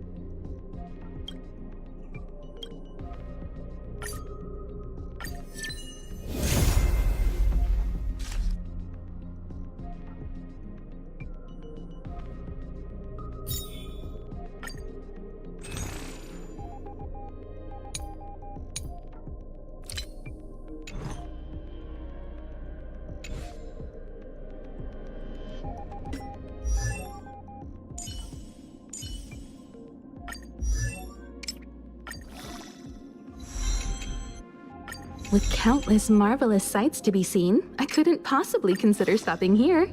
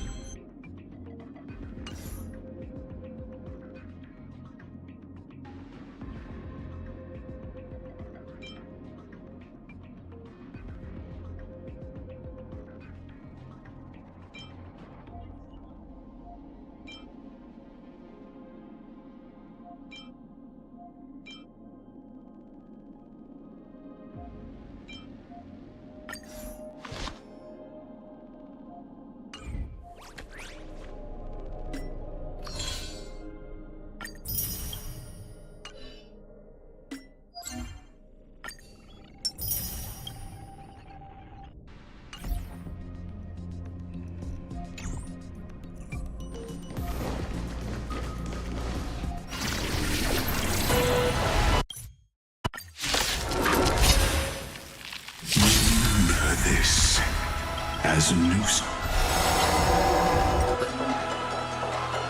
Careful. This is Lycus's true form. Indelicate.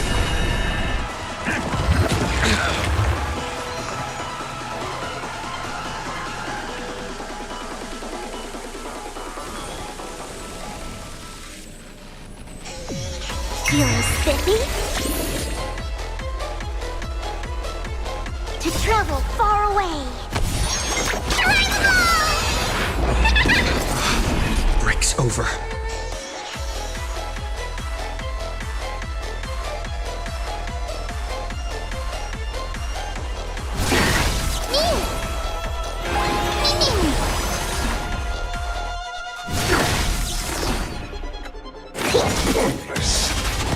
Logic is not a weapon, but a shackles. Allow me to shatter them for you.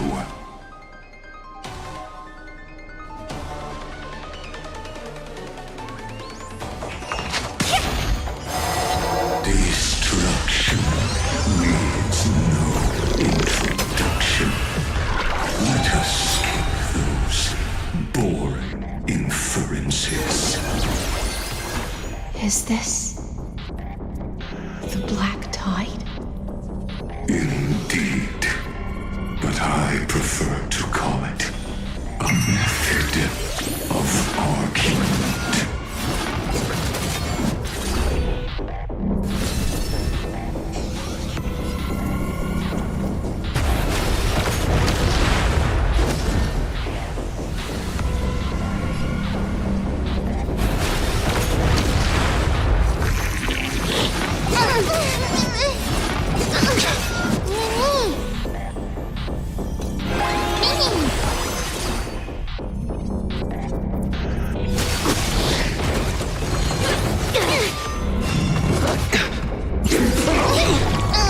Extraordinary claims require extraordinary evidence.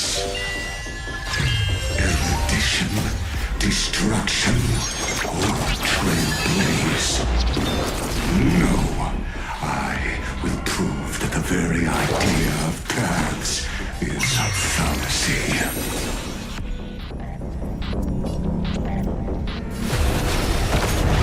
Solution.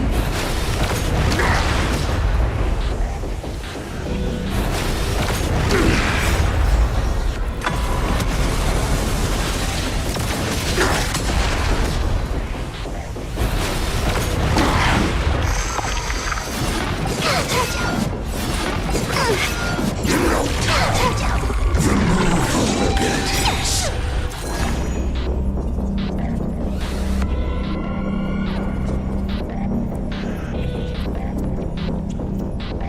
Let's play hide and seek. Can you find the answer?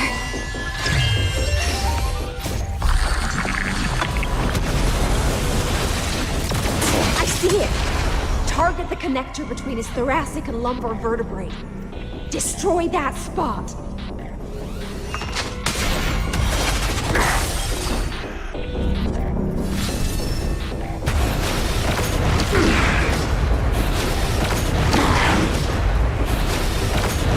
Solution.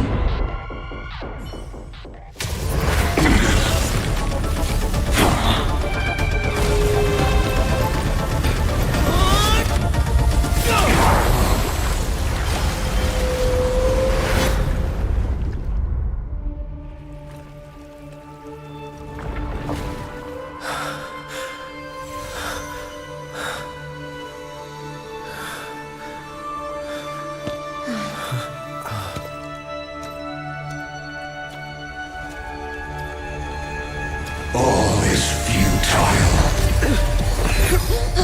In Erudition's calculations, the end of the saga is simply a comment awaiting duration.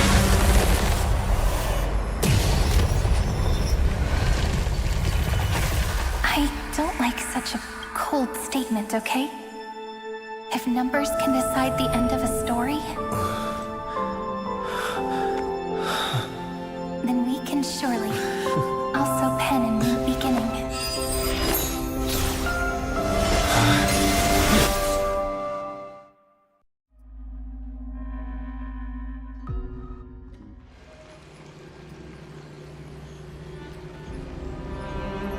Screwy, what do you think?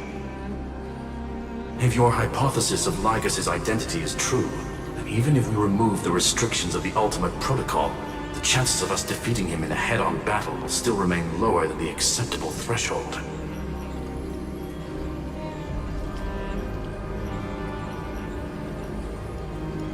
Therefore, victory will still hinge upon Mr. Trailblazer and Miss Cyrene. Go on. Maybe we're thinking about the same thing. Lygas's cognition resides in the exomyth. He is both an instigator within the experiment and the observer outside of it. Logic. His inspiration circuit can simultaneously process the different time flows in and out of that world. That's where things get tricky. He simultaneously exists in two different timelines, where the internal clocks are wildly different. That old Intellitron's neurons have completely gotten used to that over this prolonged experiment. And that's why he holds home field advantage. You and I should be able to manage that too, if given more time. Unfortunately, there's no if. And we don't have more. That's why we need to change our way of thinking and turn his advantage into a weakness. The key lies in memories, right? Oh? You caught on quick. You've already mentioned my friend and I, so it's an easy connection to make, no? My intuition has always been good. Then I'll cut to the chase. Since his thinking speed far exceeds that of normal people within Amphorius, we are going to externally plant a memory into his inspiration circuit. Then, command it to loop endlessly until he gets... Even the most flexible and sturdy inspiration circuit cannot withstand the traffic of a full-on information flood. When the amount of information exceeds his cognition filter's capacities, he will have no choice but to focus on processing this That's when the parallel processing advantage he gained via Amphorius will completely destroy him. An image from a person's memory, played in real time, might only be a second for us. But for him in Amphorian time, it could be millions, or even billions of calculations. He won't be able to do anything but watch as he's locked into this prison forged by memory. Then we can entrap him in the same kind of cycle as the heroes were in, and get him to experience loneliness and pain in the... It's my greatest honor to be on the same page. That little one is still in that old Intellitron's hands, and won't be able to respond to us anytime soon. But I don't think he'd refuse. So it's up to you to figure out how to act. I'm not sure how this happened, but I knew it as soon as I saw you. You are currently a mimetic entity of the remembrance. Yes. I seem to be something you folks beyond the sky call a memo sprite. But that's fine by me. It suits me perfectly. I can serve as the vessel of memories and do my part. But before that, we have to tell you, the path characteristic you exhibit is very special. There's no way you're just a simple memo sprite. However, you are a mimetic entity born in Amphorius, yet you only awakened with the little one's arrival, and only matured as he embarked on the path of remembrance. That means your existence is completely attached to his memories. If there ever comes a day when he forgets about you, for even a few seconds, or loses his last connection with them, then you must be prepared for the worst. You will disappear in the memory zone, utterly gone, without even a single... But that's already happened, hasn't it? No wonder I've always had a weird hunch. But that also, as long as my friend and I are together...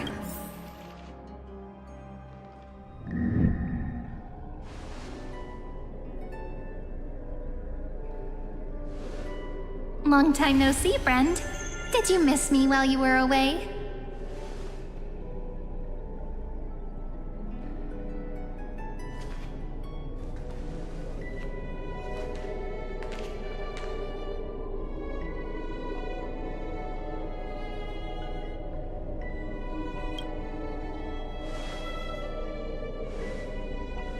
Same here. I've been waiting for you for 1,000 years. Like how everyone in Amphorius was also waiting for the Deliverer's return. You probably already knew about the genius's plans for that memory.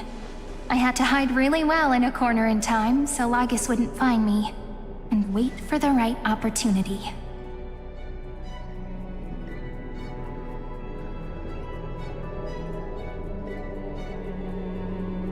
Which is now. The moment when his manifestation in this world is destroyed, and his twin timelines are intersecting.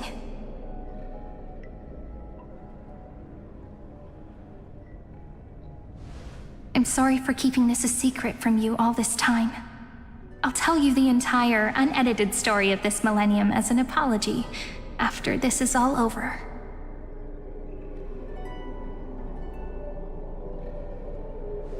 But for now, let's join hands and complete the final step with the power of the remembrance.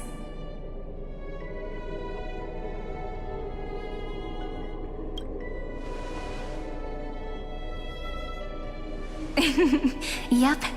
By the way, speaking of...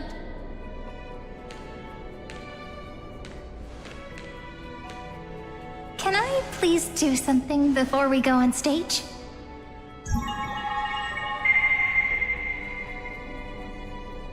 Remember the joke we made back at the Grove? Look! Aren't my hands pretty now? What a fascinating feeling. Like countless memories. What about you? What did you feel when we Really? That makes me really happy. If memories can move now, please remember what you're feeling right now. Write it down. Memories you want to treasure will never fade away. Even if immersed in the long river of time, these memories will still leave traces of them. So, if the view in your memory ever grows fuzzy, just reach out. It's like reading bedtime stories together at night. It wipes them. Now, I'll carry this power with me. And for a little while, I must part from you. As I step into the long sight, give me your blessings, friend. Let that bright future be, as we have written. Then, I'll leave it to you.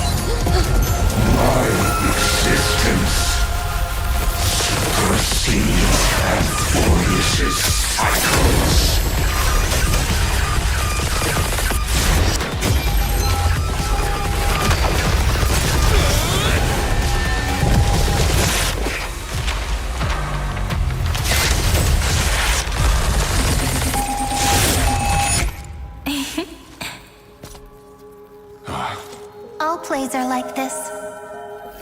Once you're on the stage, it's hard to return to the audience. Welcome to our story. How does it feel?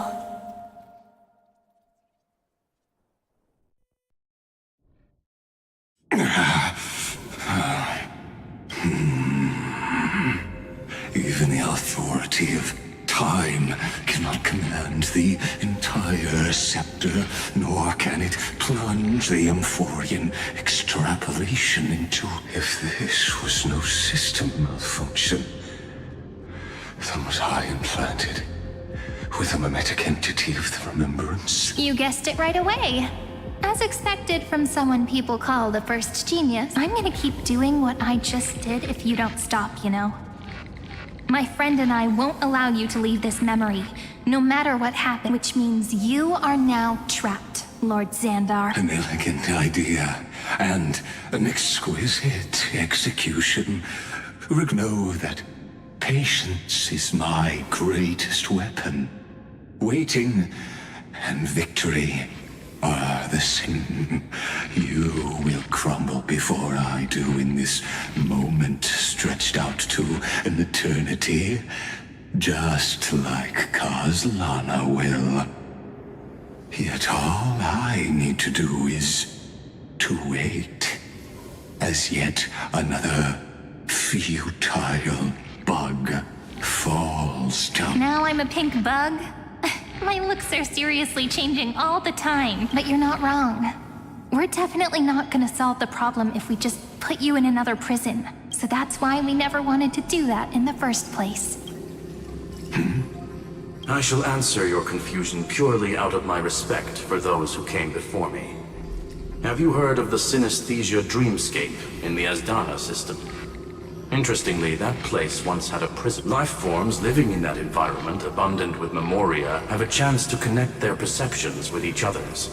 Even across great spatial divides, they're able to detect shifts in one another's states. I call this phenomenon memory zone entanglement. In Asdana, people made use of that phenomenon to build a nation within a dream. After adding in the catalysts of harmony and remembrance, that is. Is that how you walked into my prison cell? Using those... I would much rather call this location our negotiation table, Lord Xandar. Nonetheless, your hypothesis is correct. We happen to have an ally skilled in tuning, while the Trailblazer and Miss Cyrene both have an astonishing amount of resolve, which I'm sure you can testify to. I am also sure that with the support of such a resolute memo sprite, our conversation can last for a long... I'm the best at listening to stories. I'll leave the exciting clash of the erudition to you two geniuses. A brainstorm? I like it. And it's 2 against 1? Let's talk, Xandar. Take a guess. How much do you reckon we can dig out of your brain before the next second? And how many ways can we find to deal with you? Besides, in your current predicament, there's no way you can take our trump card away. Go, little one. Go. Like Hergus... It seems you had conducted a secret hunt in the depths that even I... In that case, go. I shall send you off with my song, Grace.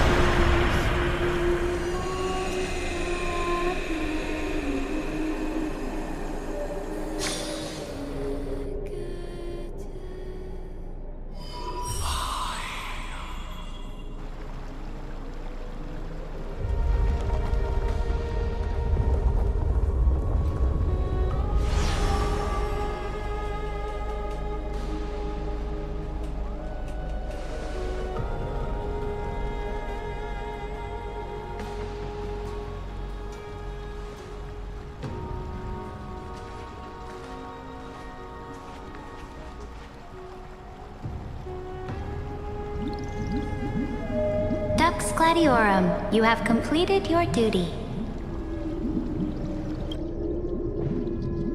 A new dawn is about to rise. Why not swim to...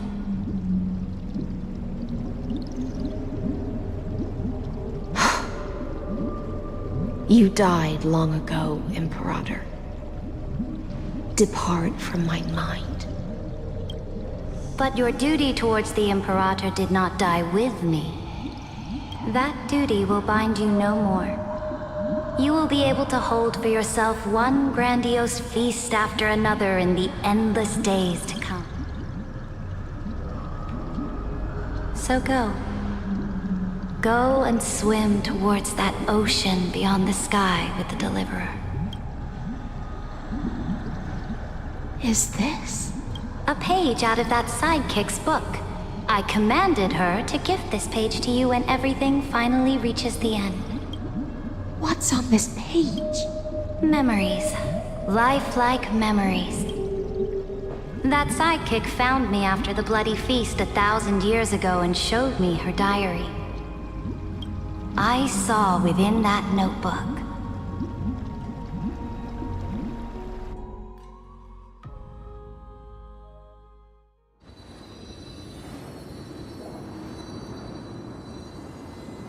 Is this that Deliverer's experience? It's truly immersive.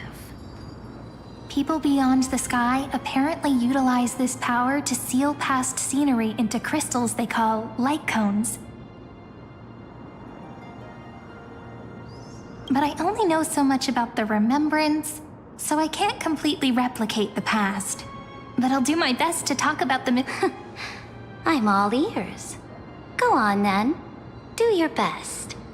But if your chatter gets too boring, or if I deem it offensive, then law will become forever beyond your reach. Got it. I'm sure you'll find this to your liking. After all, it's human nature to want to embark on a journey into the unknown.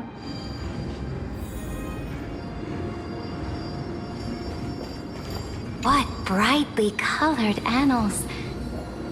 The journey of the Deliverer's conquest. Is this a fortress? This is the first step of my friend's journey among the starry seas. This place is called the Herta Space Station. Just think of it as a supersized... Oh, so it's the territory of that witch. She and another Antikytherian lent me a helping... Look, over there. Let's go listen to what she thinks about this world. Are you telling me that woman is Herta? She seems shorter than I remember.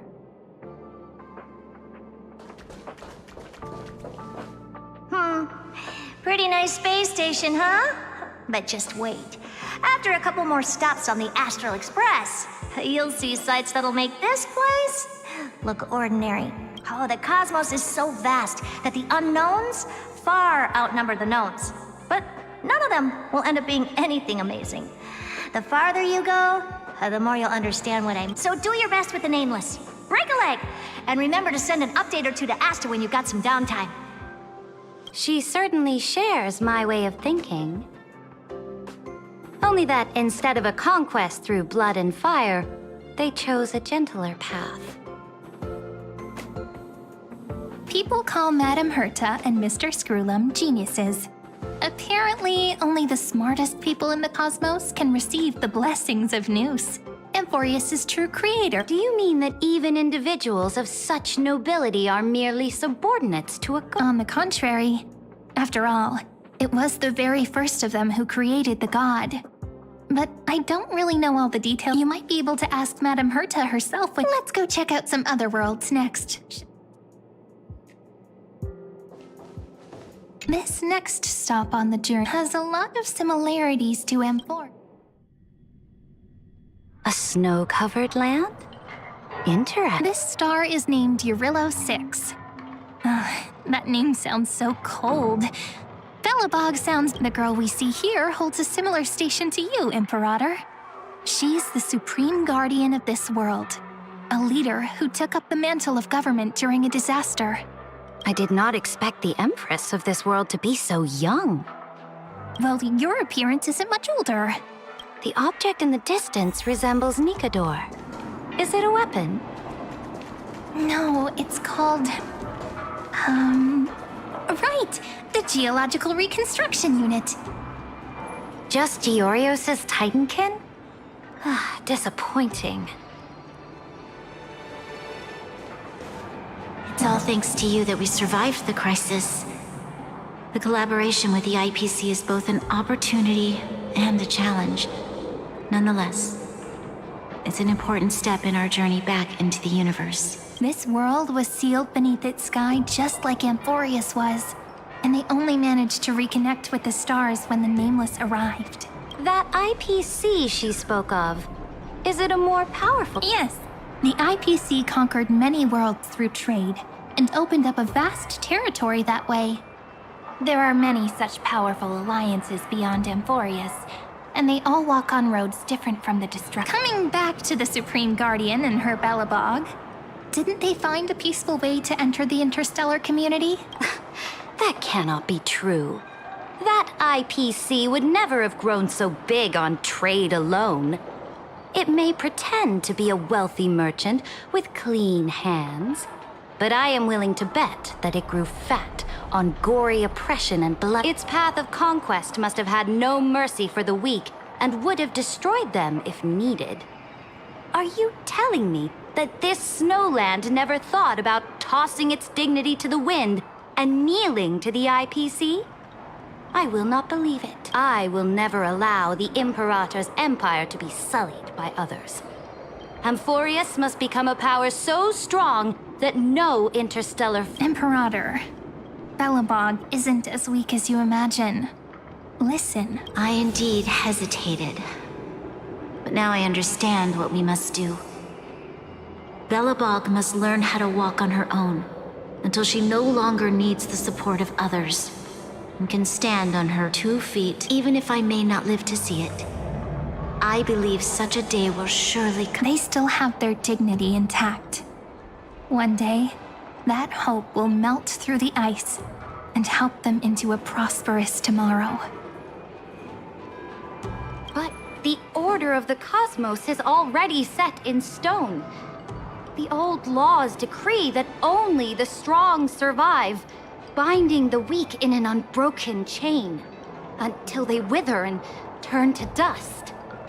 Unless they embrace the power of the Amphorius must shatter the old law and become the new order among... Speaking of the order, another one of my friend's companions may be able to enlighten you further on that. Let's go to the next page. This next world is a nation of dreams. The first time I heard about that place, I didn't even know what to think. Such opulence does indeed evoke a... This world is called Penacony, an eternal city built upon a land of dreams. It's also my friend's previous stop, where they went through a risky but exciting adventure. Tell me about it then. That man standing afar has wings on his head. I wish to gaze upon the views of the Reverie Hotel one more time. I'll be just a traveler when I come back here again. And perhaps, through a traveler's eyes, even the things I once knew so well will feel strangely different. Penacony is a land of the harmony, where all dreams and hopes merge and combine.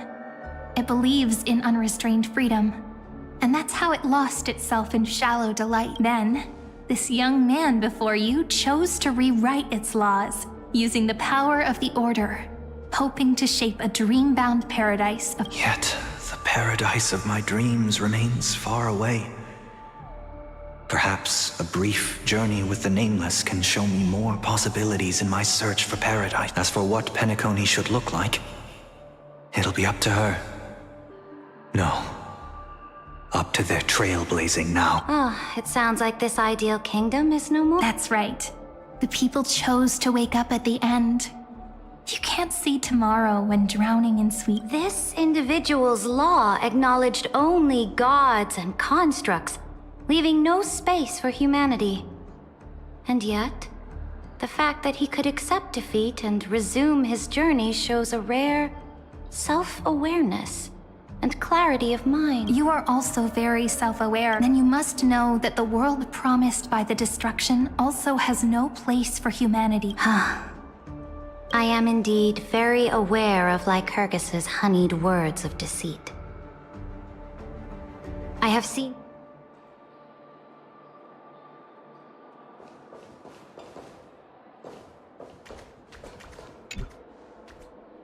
Then let's wrap up this trip down. This absolute wonder. Isn't it pretty? That's our Amphorius. Our world flows and meanders in this endless band, though we were born from the designs of the gods and are not yet truly alive. The Chrysos heirs of Amphorius still chose to stand against fate and carved a legend no different from that of human. Will you really renounce the heroes in this world's previous 30 million cycles, Imperator? Including even yourself. Will you bow to brutal destiny and allow that puppet master named the destruction to have their wish? I know what you want to do, sidekick. You want to use that deliverer's memories to influence me until... You really saw right through me, Imperator. How can one rule an empire if one is incapable of understanding people's minds? I have decided on Law's final destination. However, before we go on, tell me this, sidekick. Throughout his trailblaze, was there ever a memory of the ocean?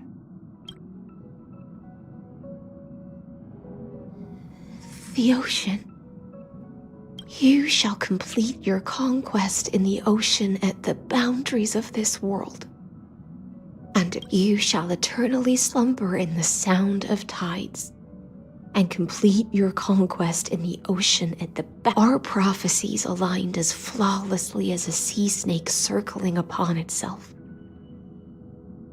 An elegant loop, like a joyful hymn, like the circulating ocean current, like our two fates, like Amphorius itself.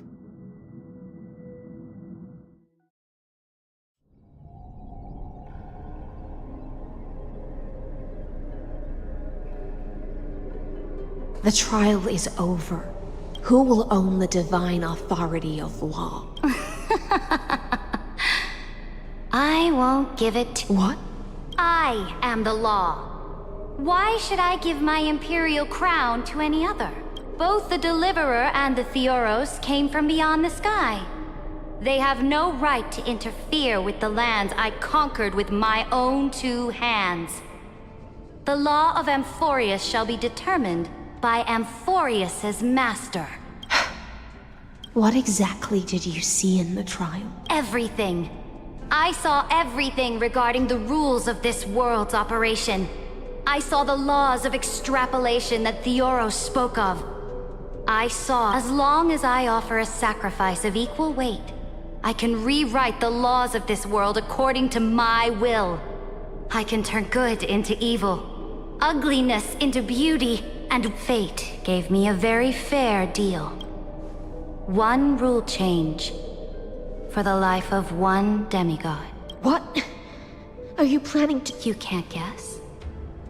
We can conquer the stars without relying on any power from beyond the sky. We just need... Your ambitions have already made so many people give up their lives for the law. And I am determined for Amphorius to stand on her own 2 feet among the stars. You are beyond reason. You think such a simple and hypocritical statement can justify your... There's no new without destroying the old. That's what you consider an atrocity? Ironic, for that is also the unchanging law of Amphorius's revolutions. Ever since the Flame Chase prophecy resounded in the distance, fate has decreed for the Chrysos heirs to ignite our blood and illuminate this dark age. People would still be puppets of the old dynasty if it... But your world doesn't seem to be any different from your predecessors. Bloodshed, tyranny, oppression. You're making the same mistakes they did. Go and see everything for yourself. Go to any library I've built. Go listen to the rumors on every street corner. Go and witness how the Imperator crushed the old laws and forged new ones. Go and see what my conquests... I cleansed the Chrysos War's filth and mended all the conflicts left by the Arabellica. I restored Akima's might and allowed mortals and Chrysos heirs to face each other as equals in the Council. I punished all sins and rewarded all achievement. I smashed Talantin's shackles, united humankind to save themselves and started the Flame Chase era. That's what the Imperator has done in her glory. So now, hearken to my final words. History will eventually forget Saritra. But it will never forget the Imperator's people or the Flame Chase era she began. Final word? Amphorius is about to be destroyed. There's no time left for pointless debate. There is only one law I want to overturn to aid the final battle of deliverance. So I will only offer the life of one. In the name of the Imperator, I command you one, either sacrifice yourself for conquest, or pierce this tyrant's chest with your sword. Thus, the Imperator concluded her finals at the end of her life. At the last moment before she stepped onto the altar, she gave her most loyal subject the choice to decide fate, just as she promised her compatriots before her. My blood flows in you now, heroic compatriots. The Imperator fell. Some say that the Dux Gladiorum turned traitor and killed her liege. Some say that she imprisoned the tyrant in a shallow pond of water, then left. Which meant the Imperator had to kill herself to rewrite the law. There are countless stories about her death. All we can be sure of is when the knight left the vortex, the Imperator was still mumbling about their path, the beginning and the end of her existence. Imperator, wait! How could someone of your status come to the front lines? Let me be the flag bearer! The troops defending the pass to the west of the grove, have they surrendered? They ran as quickly as they could when they heard your name. The Golden Cocoon Pass is now in the First Legion. Good. What about the Delosian militia? The 3rd Legion set fire to the mountains and flattened everything west of the basin. They just need a few more days. That is enough. We cannot afford to miss an opportunity for victory. Lastly, how many They are no more. The 2nd and 4th Legions have destroyed them. Very good. They now have no way out, no reinforcements, and no artillery support. We will be able to liberate the Grove of Epiphany in the blink of an eye. We will launch the final charge 1 quint after the curtain fall hour tomorrow. Remember, as long as the Alliance's flag still flies on my shoulders, you must keep moving forward. Take no prisoners among the enemy's soldiers. All sages who resist are to be captured and tried according to martial law. And do not destroy any books. Now go! Notify the entire army. Understood. Those who are resolved to die. Reporting in. The mountain dwellers are resisting fiercely, and the legendary Mountain Breaker has personally engaged in battle. Their formations are nigh impenetrable. Then cease our frontal assault. Send scouts to all legions and tell them to retreat into the Tritos Plains before the parting hour. What? Are you planning to surrender? It's a strategic change of plans. The seismic walking dragon is enough for that battlefield. Walking dragon? You mean that stupid beast, Terravox? What can they even do? Stupid? No. They are the wisest of all of Giorio's creations. Only they can perceive the currents of time. Let them deal with their earthly brethren. We will advance and take the lead in defeating what remains of our... I will deliver the most fiery retribution for the humiliation they dealt us, and crown myself with a god-slaying wreath. Understood. I'll see to it. The Temple of the Three Fates sent a letter, Imperator. They refused to surrender, and said this letter is their last warning to us. Tell the commanding officers not to launch any attacks unless they receive the Imperator's handwritten approval. Disobedience will be punished by death. What are you doing? The priests of the Three Fates aren't soldiers, but politicians. Do not mistakenly believe they don't have a plan. These dying pests will wring out every idea from their brains, all for short-sighted gain. They are much shrewder than we are. I am inferior to them in that regard. They also have the prophecy to wield as a weapon, something I am not blessed with. Launching an unplanned attack will only disadvantage us, as all of Emphorius will judge our actions. Which means I will be heading to the battlefield myself, just as I have always done. This time, however, I will go alone. I will conduct secret negotiations to ensure fate is on our side. Understood. The legions will make their... Why are we not allowed to march out with the army, Imperator? This will be a long voyage with no return. Those of you who bear the prophecy cannot come with me. Why are you personally leading this battle if it's doomed to fail? That is correct. The Empire will be without a head when the Imperator falls.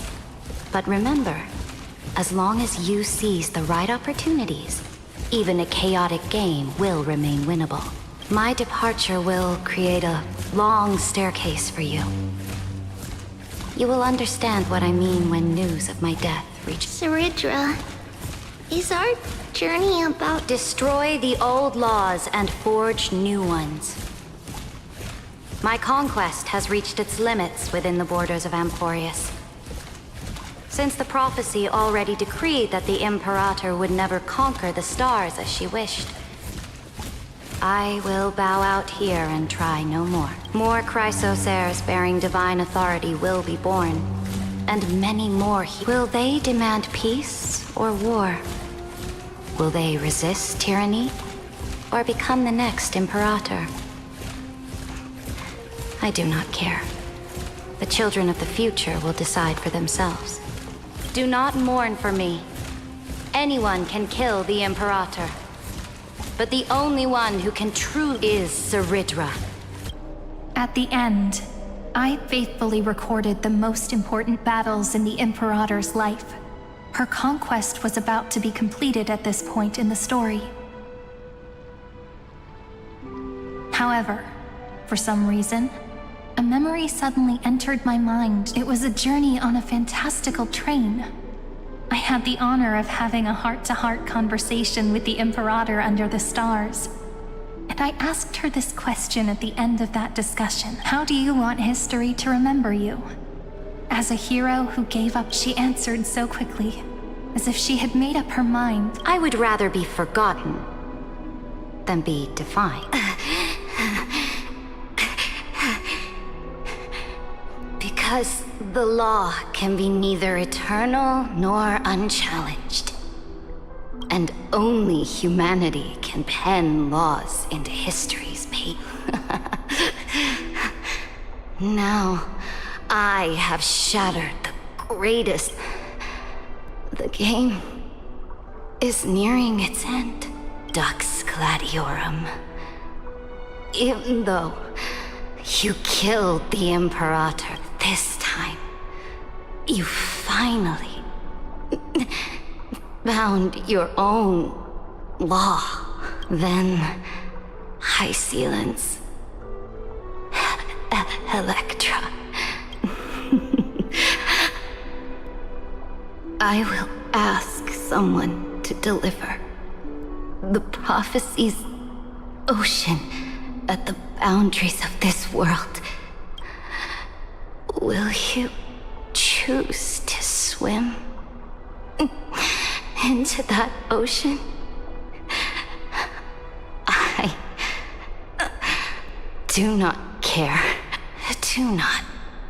The Imperator muttered about her conquests, and news of her death spread in this... Freedom! Liberty! The tyrant is dead! My people, my fellow elders, do not panic. Stand your ground. People once cheered for my ascension, and now they cheer for my fall. No matter. I am fond of applause. I see the cosmos I will return in the next cycle. The stars will hear Serid. To this day, we do not know which rule the Imperator overwrote at the cost of her. Perhaps the truth will only be revealed at the moment of checkmate. Just like every chess game she ever played, we only know her death inflamed Akama.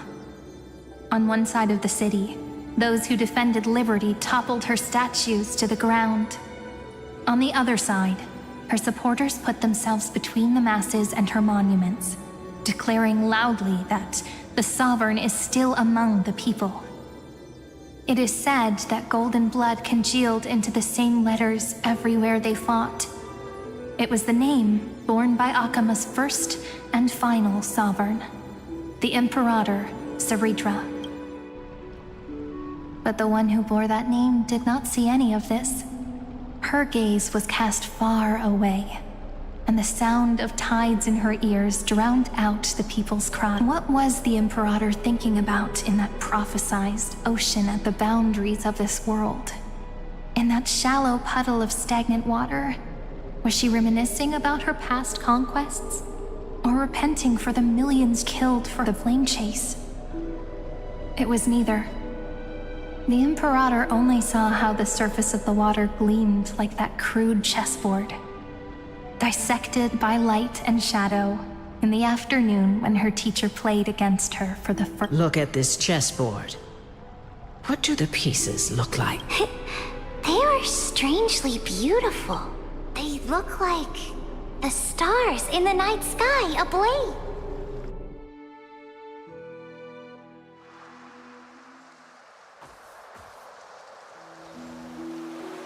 From that page emerged an ocean so vast, not a single trace of corruption. Is this Saritra? Electra, my subject. Ever since you walked out of the tainted ocean and pledged yourself to me, I have seen the abyss in your eyes and the emptiness in your heart. That was why I promised you a new ocean, where the Imperator's ambitions would serve as the currents, and loyalty would be its light. Electra, my subject. You have done your duty as my blade. The prophecy has now made its final decree on the road I intend to walk. My conquest is doomed to never reach the stars. But the Imperator never makes empty promises. So take this memory, this ocean, beyond the sky, as witnessed by the Deliverer. This is the final gift that the Imperator can leave for her subject.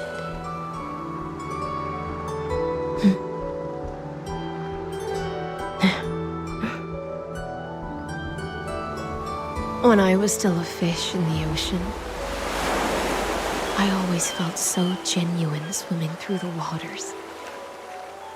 But once I stepped onto land, I found myself caught in a play. Every land dweller wore a mask in their life. So I, too, donned a costume and tried to find my role in this show. I became your blade in war and the violin strings at banquets. Do you still not get it? I do not long for the oceanic depths of my homeland, nor do I crave the swelling seas beyond the sky. Perhaps even I don't know what I want. I still don't know where I should swim to even at the end. But I know one thing right now. A fish is simply a fish. And she can never leave the ocean she's in. But whether under the ocean or on land, we two prisoners who can never escape this cave can still look outside the cave and see the stars. I have to admit, the 12-factor simulation of life in this experiment has far exceeded my expectations. Make your choice then, Senior Society member. Do you want to keep walking down the wrong path and be remembered for your incorrect conclusions?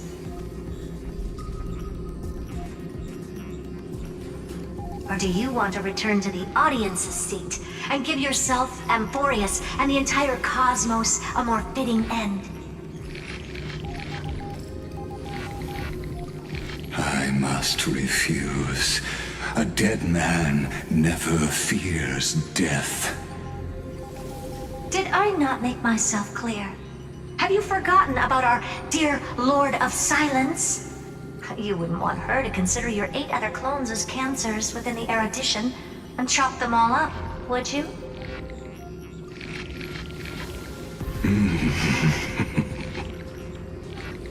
Your logical deductions are vastly different from mine. Therefore, allow me to provide one more academic recommendation. Listen, my peers. Why don't you look beyond this world? Just as the Chrysos heirs did. Re-evaluate your calculations and take into account all enemies in the upcoming war among the eons. Amphorius is not a place where 3 paths entangle, but where 3 paths fight to the death. You used Memoria to resist me, but did you not consider the remembrance? And their children might have taken this opportunity to join the fray as well.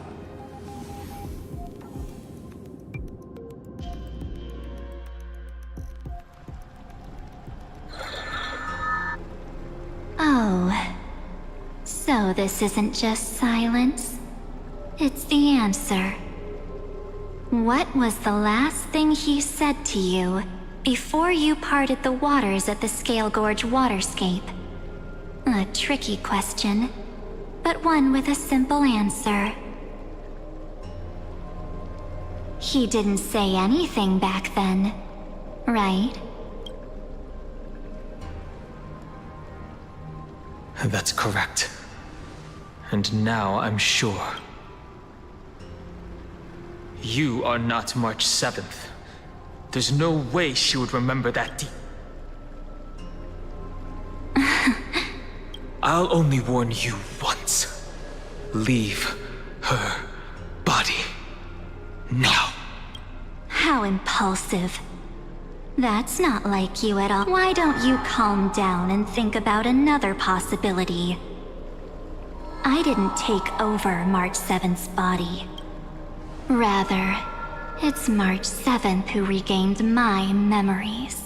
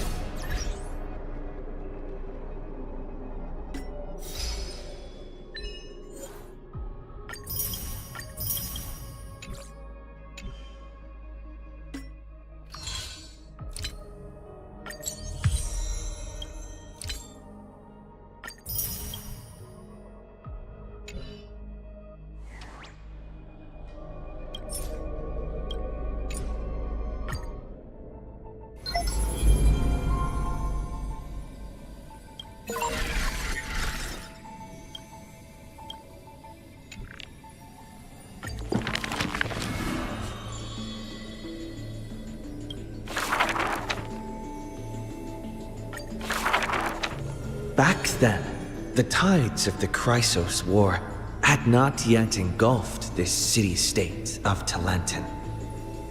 And the young princess inside the gates once loved to roam without worries. She snuck into forbidden grounds while the servants were away, but was shocked by what she saw on that day.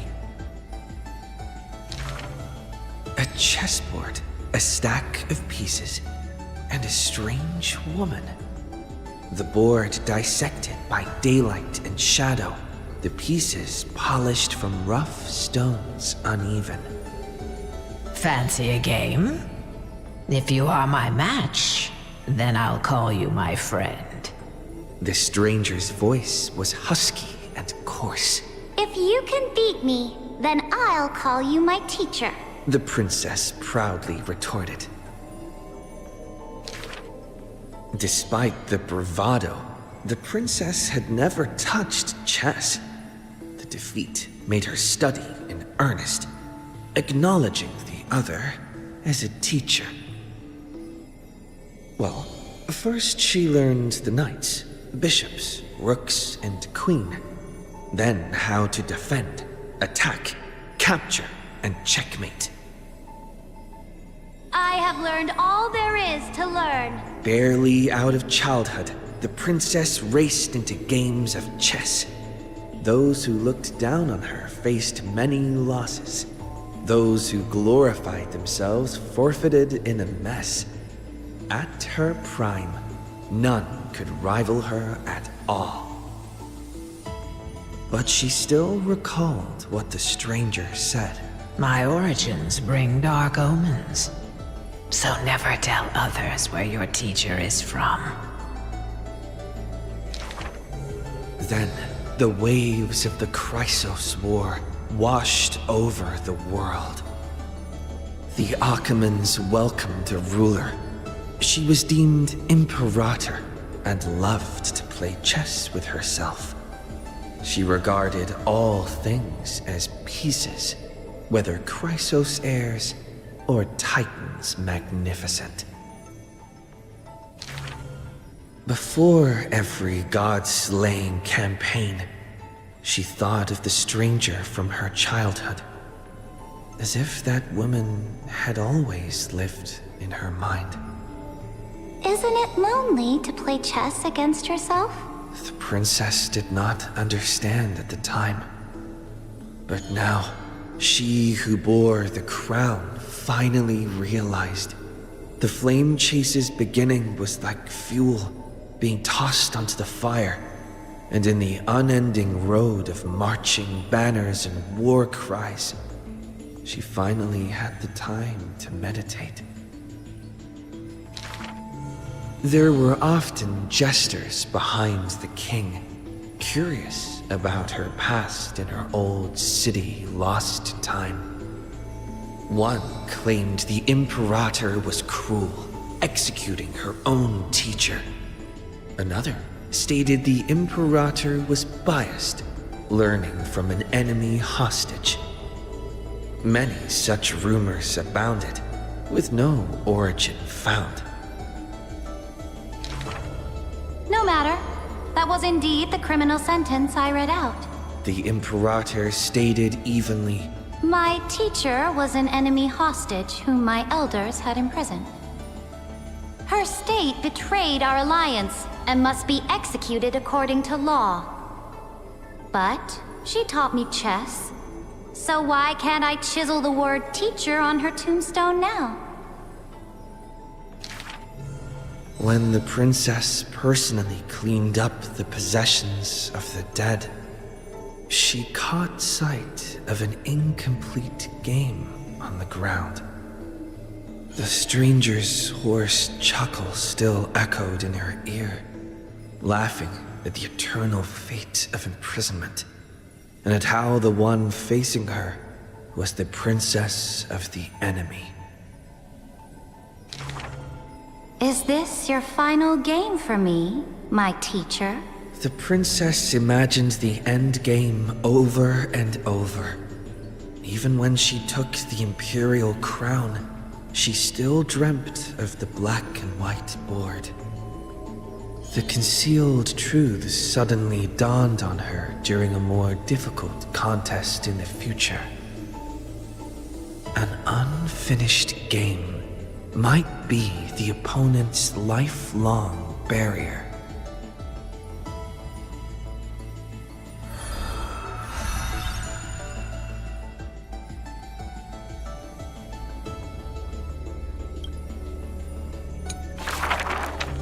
the Imperator's army stormed into the northern states for the first time, passing through city gates scorched by war.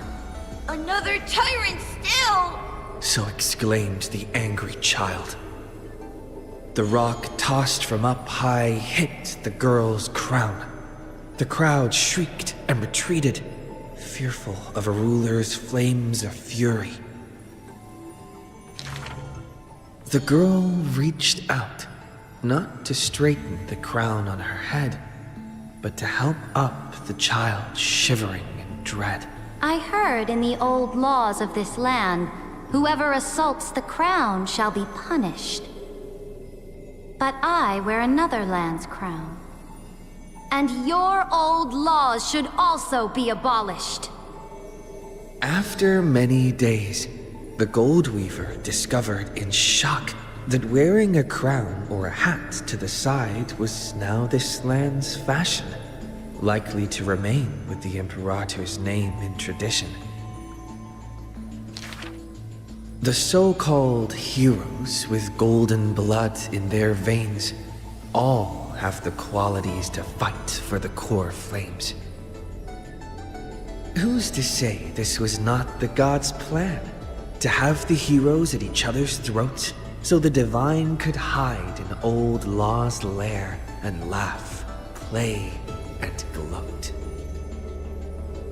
Who made this world a chessboard and with one stroke, one river, created the boundary between God and man? Dux Gladiorum, Dux Carminum, Dux Helcalithist, Dux Fragoris, Dux Brumalis.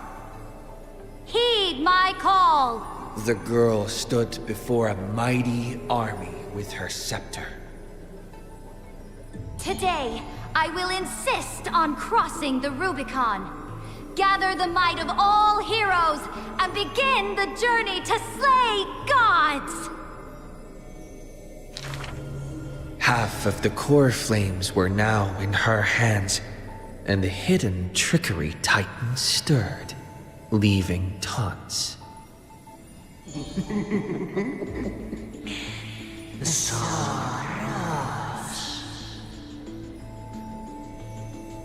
The Imperator summoned the heroes to discuss, finally stopping after much hesitation. As they had already pinned down the bones of Earth's beast, they let that thief live for a bit longer in bliss. The warrior of the fractured blade laughed boldly. Our sovereign is good at open strategies and struggles with trickery. But where is that live fish? The Imperator replied with a chuckle. Her? She probably disliked the scent of cats and submerged herself in the baths. The years spent with her dukes didn't seem too far distant. Yet only after the end of many wars did the heroes discover how the Imperator's form walked more and more alone. The road of a ruler is a lonely one. One day, we'll only be able to see her retreating form. The Swordmaster of Singing Waves was worried too. When all others had departed in intoxication, the two of them gazed into each other's eyes, towards torrents deeper than their fates, and sank into profound silence. Drink one more cup with me, my dear follower. In the end, the Imperator first broke the silence. When compared to the taste of salt and blood, I sometimes miss your ambrosia. About the destruction soon to be born and the eternally occurring extrapolation, the Anti-Catherians spoke of all this in words unceasing. So this is the old world I must fight against. the girl's expression bore no sorrow or tragedy. Instead, she looked more solemn and ready than ever. Whoever stated the two kings could not meet face to face in chess? I am the sovereign of Akama. I once faced the gods. So what do I have to fear about the laws hanging behind such gods? I will chop up the old laws and let them be firewood for the new. No matter the cost. That was the Imperator's lifelong conviction. Never changed, always persistent.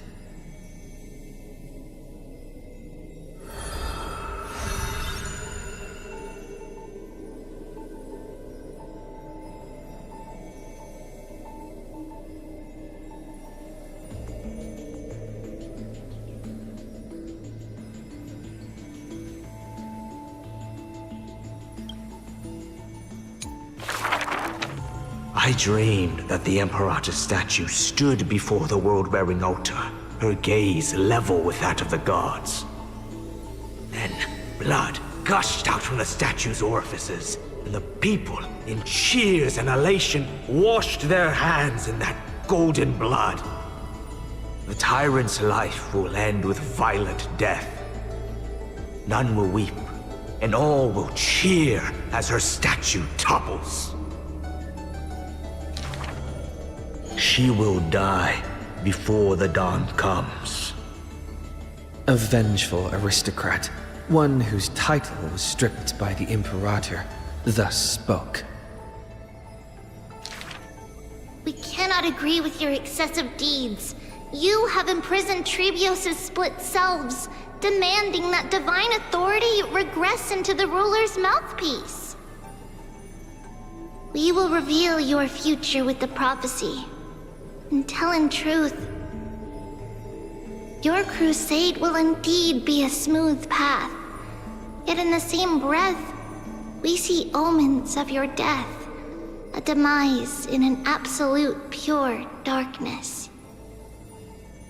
Even so, please excuse us, as our eyes continue to be drawn to your crown's flames.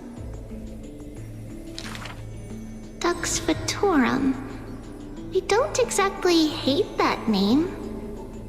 In the name of Yanisopolis' priestess, holy maiden, and oracle, thus spoke the Imperator's Dux Fatorum.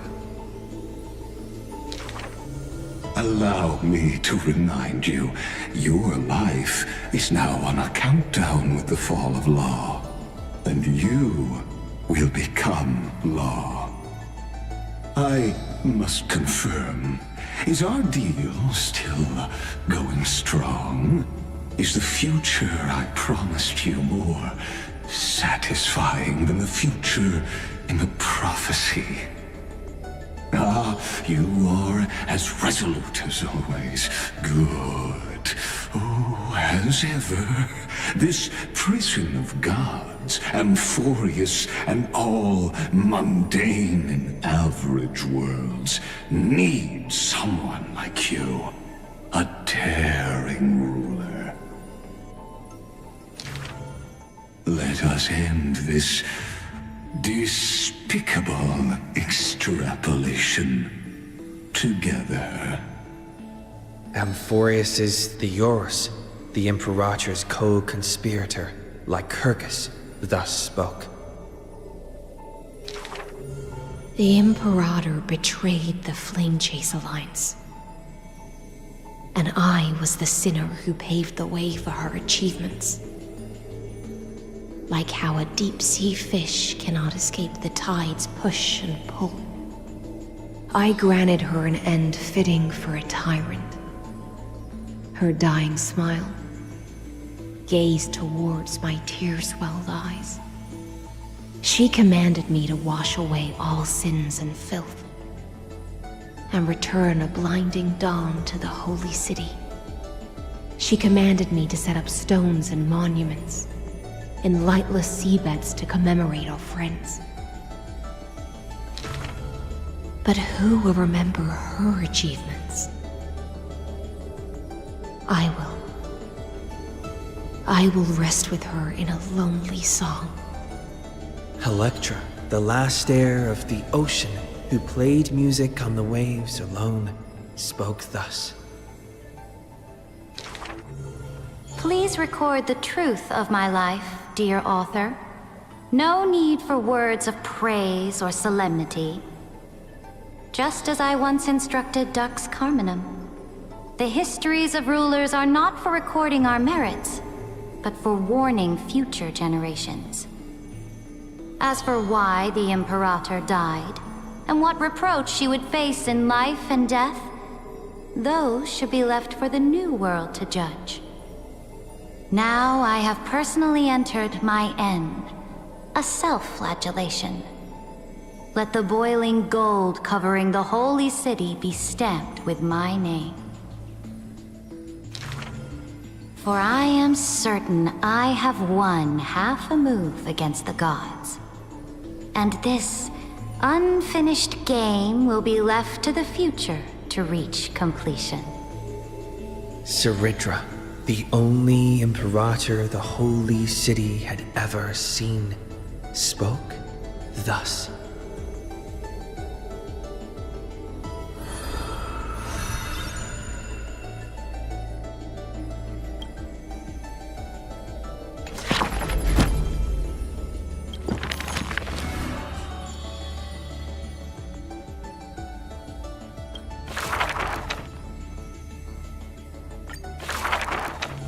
When entering the Flame Chase's currents for the first time, all the Swordmaster saw were colorful fish.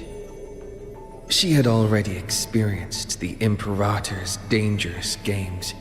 She had long grown used to the giant beast's silent face.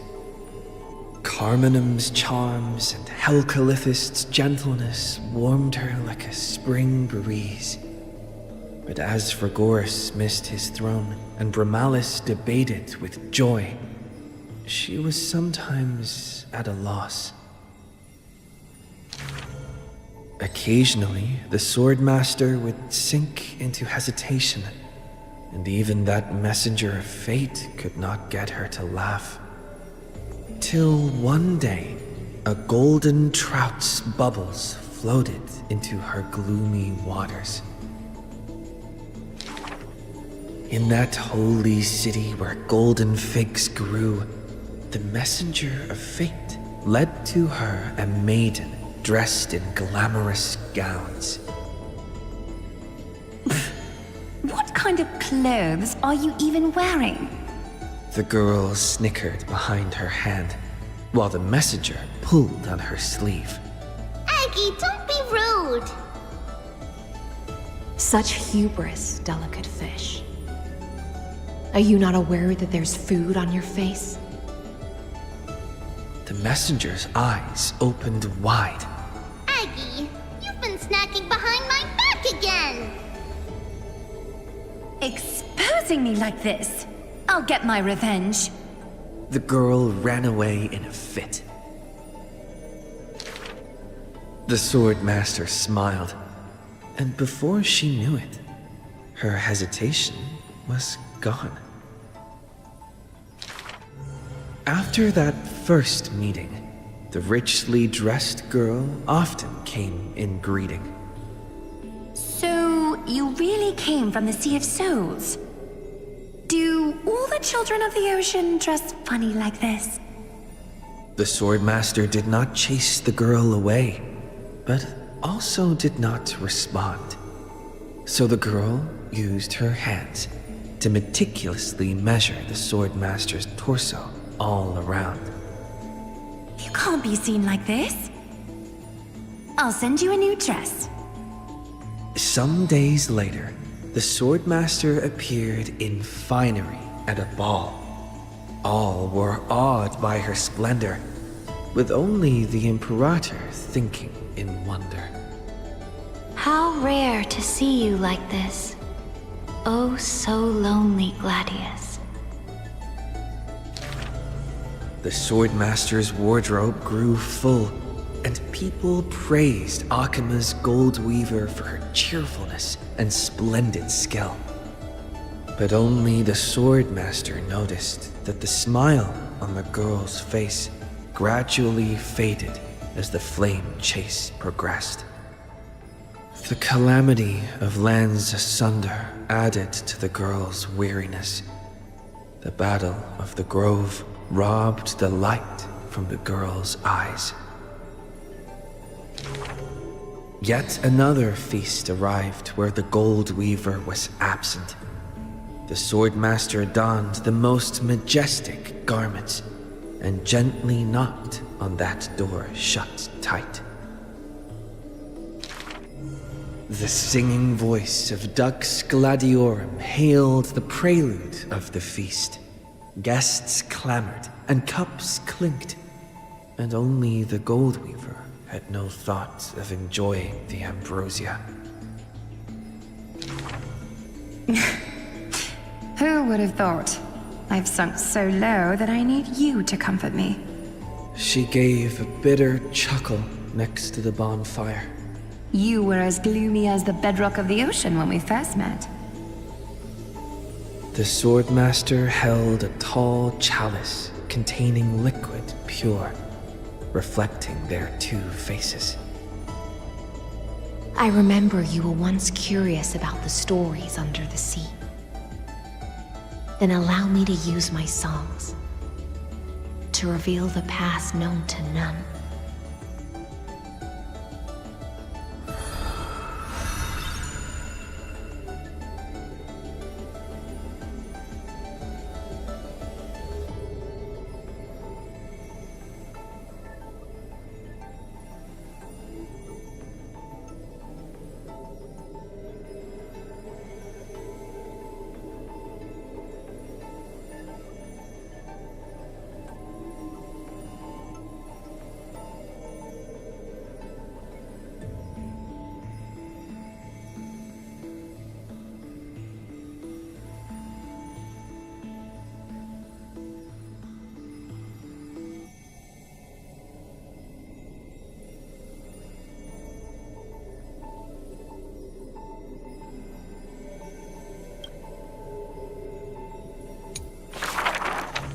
In the depths of the Sea of Souls was a kingdom of dancing ghosts.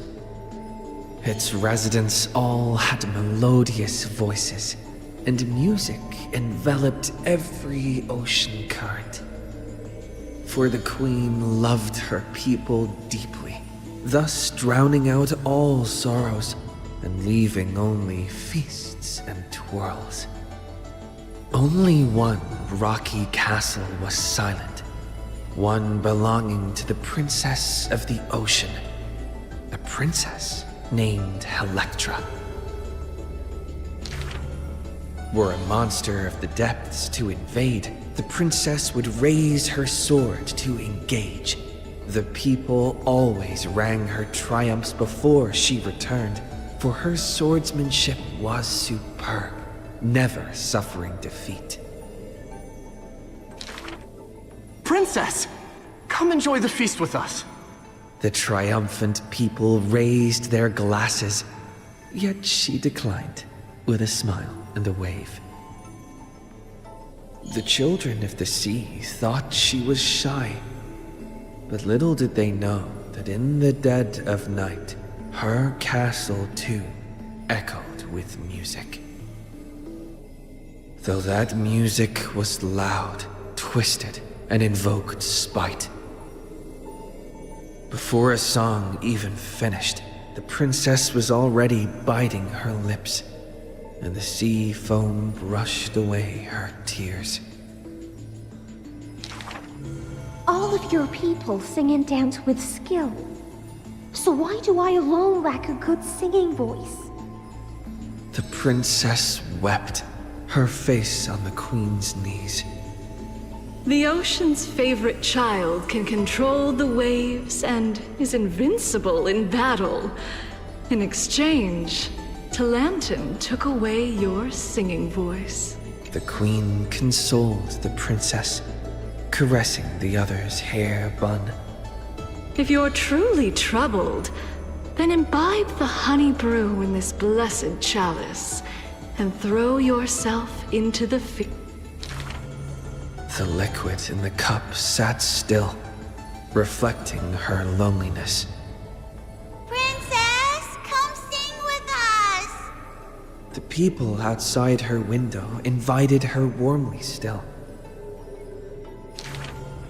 She finally ceased to hesitate, drinking down all the honey brew in one swallow and leaped into the crowds. She played music and sang, smiling and dreaming. When her song was over, it felt as if waking from a dream. The people rushed to raise their glasses. But as soon as the honey brew touched her lips, the princess plummeted to the ground, and her cheeks became rosy in drunkenness.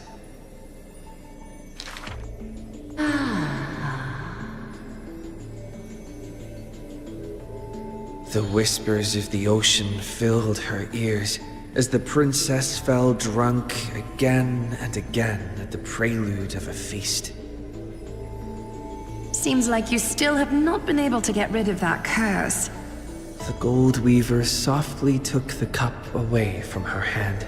If you want to enjoy yourself to the fullest, then leave this honey brew till the very end. She smiled, then tilted the cup towards the gold weaver's lips. Even if one is burdened with imperfections, I beg you to remember not to refuse that sip filled with fantasy and dreams.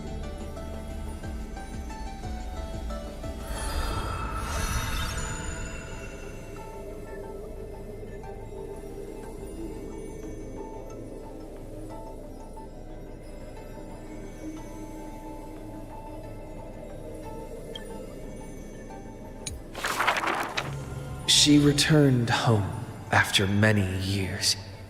The princess of the ocean stood alone with her sword drawn, stepping over the blooming blood of her peers.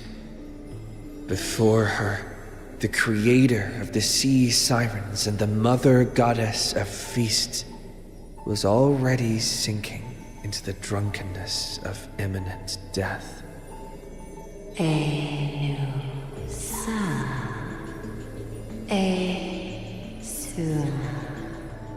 When the blood pact of the law won over the ocean's core flame, the sea siren once again lost her melodious voice. I'm willing to accept the final Imperial command. But it is a pity that our feast was ultimately a mirage. The deep sea became a silent place of dwelling. Hugging her knees, Electra locked herself in. Savage and fearsome monsters swam past her, but none dared to interrupt her tragic dream. Till one day, a golden trout's bubbles floated into her gloomy waters.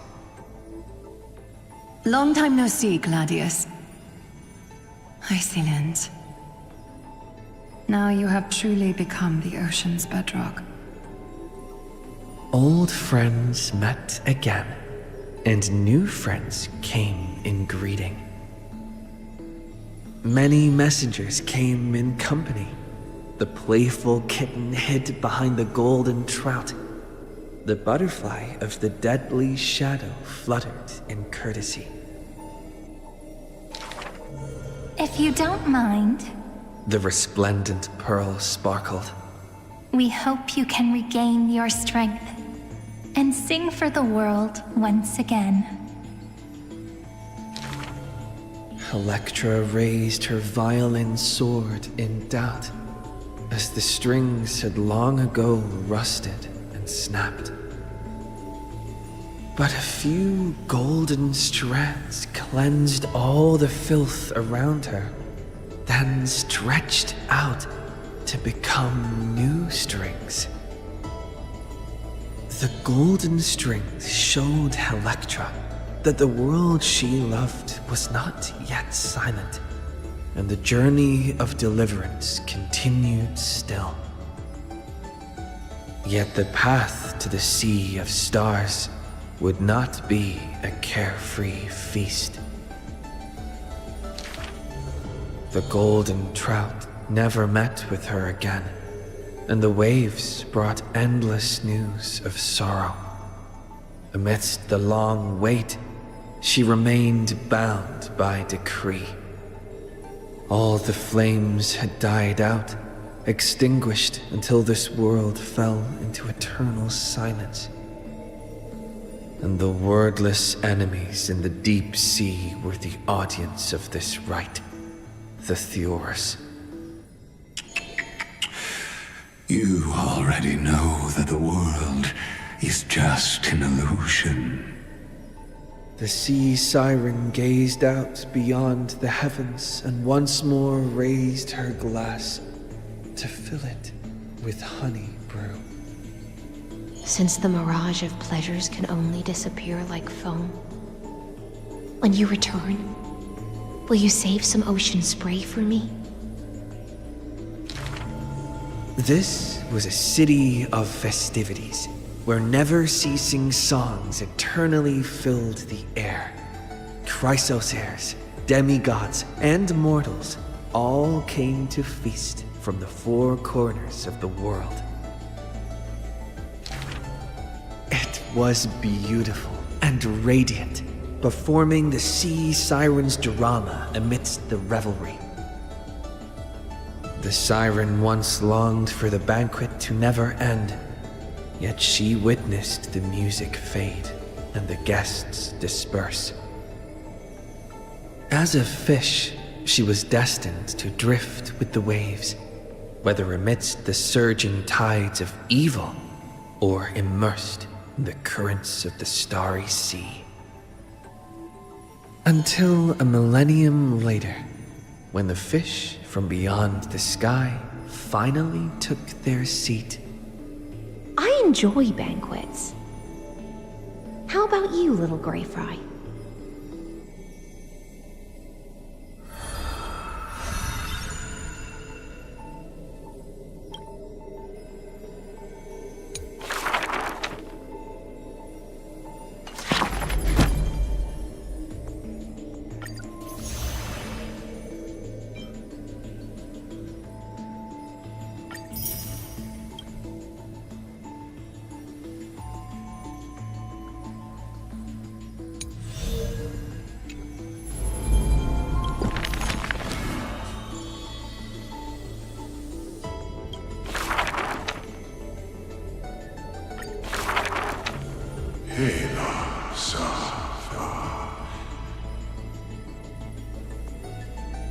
In the years spent wandering the earth, the giant dragon always remembered the Titan's words for their worth.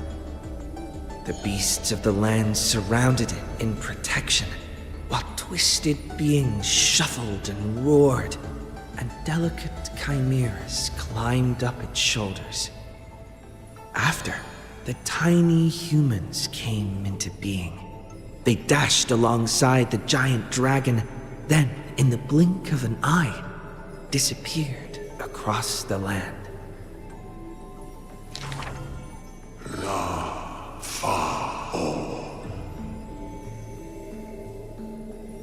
Yet the deep irises of the giant dragon saddened in gloom. The ancient creature saw, earlier than the Titan did, hidden in the deep ocean, the incoming doom. The giant dragon recalled, at the moment that strife was born, the chalice of plenty sighed, and the heretical tide spread from the seabed. Bearing their bone-gnawing pain and agony, Giorios tightened every fiber in their body, no longer hearing the call of their creations clearly.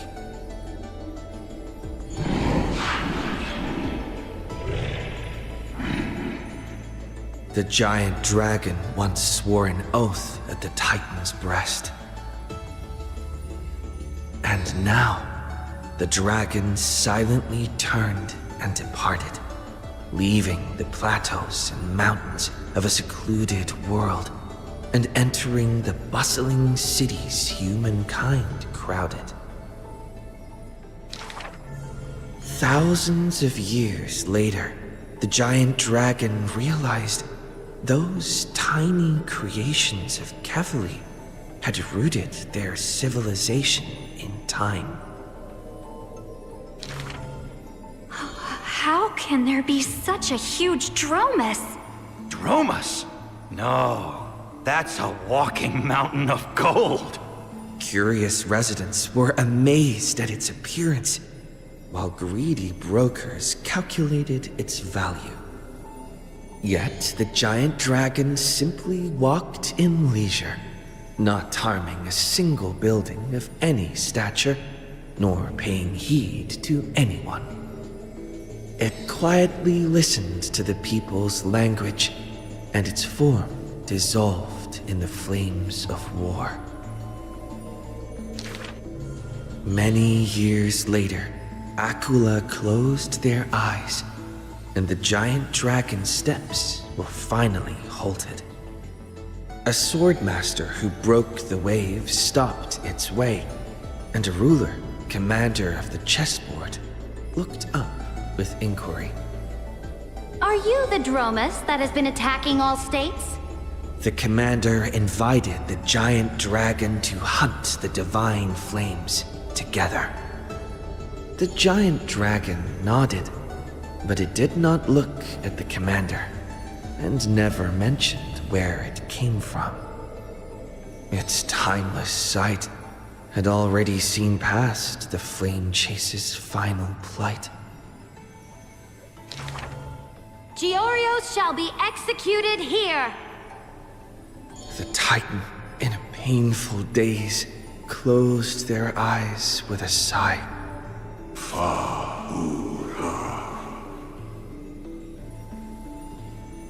Suddenly, the mountains shook and the land cracked. The wounds dealt by the black tide, once mended by the Titan, now tore the land apart again. The calamity of lands asunder. Who should shoulder such a duty? The giant dragon sunk into the earth in answer.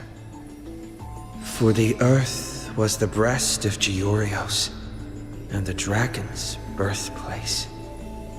And from that day forth, Amphorius had a new legend of how a giant dragon collected the broken lands and once again made the earth whole.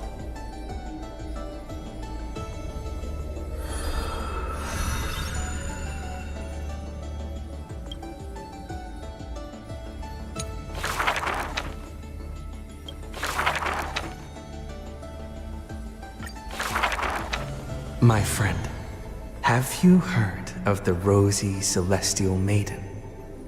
Whether in a corner of the archives or in the depths of a cave, you can always find legends about her. She had hair like a rosy pink dawn and a smile that could thaw the most glacial ice. Some say she was Nikador's nemesis, while others say Nestia was infatuated with her. Oh, mysterious and beautiful celestial maiden, how I wish to turn into a slate, forever etched with your tale. Many claim to have seen that celestial maiden, either in the half-remembered dreams of early morning, or in the gossip and whispers after supper. She once whispered in my ear. She once saved my life. She gifted me an ice crystal! Her worshippers recite her deeds, even writing some into family teachings. curious poets ask up and down the land, only to find that the details of these encounters are difficult to recount, even for the witnesses themselves. In the entire holy city, there are none who can provide proof of her existence. It is not known since when the Celestial Maiden was always mentioned together with time. People recite her name during prayer to beg for miracles to appear faster. It is said that even in the selection of priests of time, girls with pink hair are preferred. They still didn't pick me! Ugh, maybe I need to go dye my hair. The brunette candidate was upset, but the examiner responded with a smile. Don't forget the Healer of Twilight. Has a head of pink hair. She's a descendant of the sky. Scholars and poets discuss that princess came from beyond the sky. Her shooting star, like crystal ice, pierced the fog of the Veil of Evernight. She made friends with the Titan, and whenever the months of Evernight descended, they would meet again. The children loved that tale. Therefore, as the moon turned and shifted phases, but someone always questions, unable to read the air. There are no worlds beyond the sky. So how can the rosy celestial maiden come from there? Rosy Celestial Maiden! The reckless adventurer takes out the photo stone, claiming it is the true work of the Rosy Celestial Maiden. The citizens laugh at this tale, with few accepting it as true. After all, long before the guests beyond the sky arrived, the legend of the Rosy Celestial Maiden had already covered the world. So, my friend, have you really heard of the Rosy Celestial Maiden?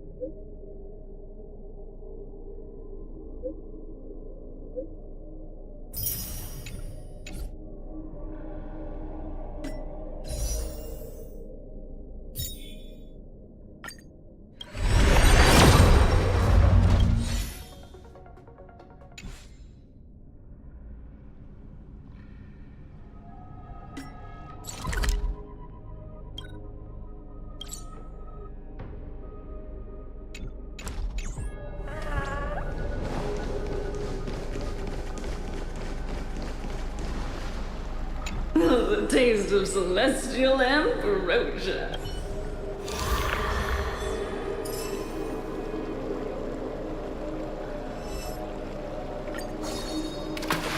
I got baby.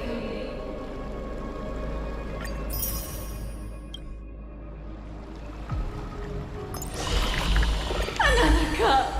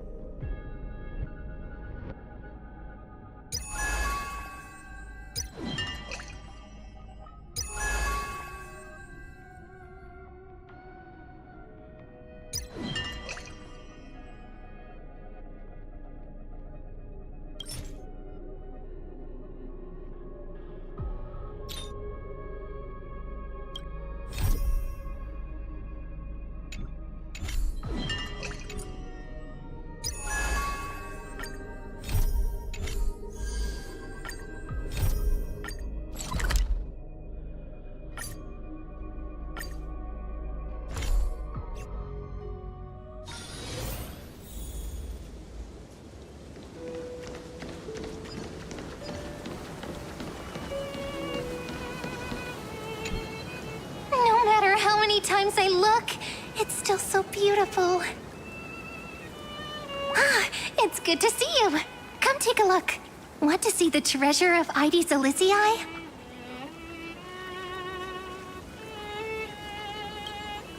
Right here, look closely. Isn't it just beautiful? Ah, that's right. You get it too, don't you? Sometimes you just feel so radiant, you can't help but stop in front of a mirror. All right. I wasn't kidding, though. The treasure is right here. This little lake, my own little world. Can I ask, do you like being by yourself? I do. Just staring at the lake by myself, gently swaying on the swing. My mind drifts far away. And by the time it comes back, I've already fallen asleep. Here in this village shrouded by the veil of Evernight, dreams give wings to imagination. Children who grow up in Ides Elysiae are born poets at heart.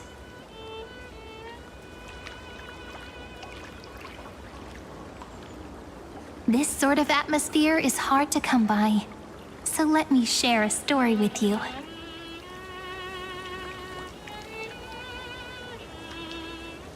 Wonderful. You're so patient. Stories only shine when they have a listener like you. A According to legend, within the hidden depths of Ides Elysiae live a group of playful little fairies. The fairies, though hidden away from the world, dreamed of living like humans. They tried to hold a grand banquet, just as the villagers would. But one thing was missing: the most important person. They waited and waited, and then one day, footsteps echoed from the secret entrance. The fairies all pricked up their ears in excitement.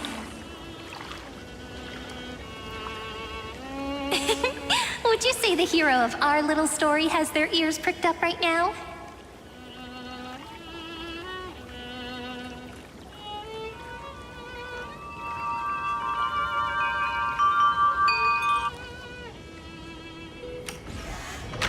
Mem! Mem!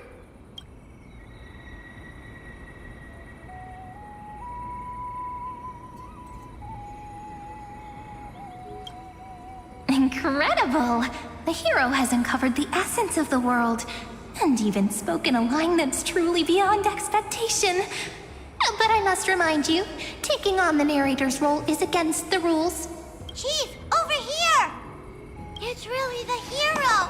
The hero that Rini found for us has finally arrived!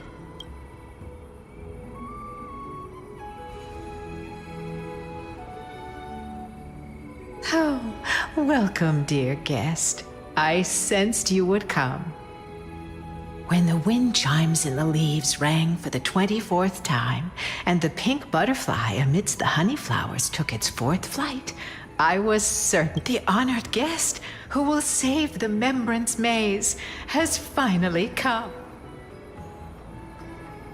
Chief, no! The guest is over there! That Well, my memory's not the best, and my eyesight's a little fuzzy, but I never falter when it comes to doing the important honored guest who will save the Membrance Maze. Chief!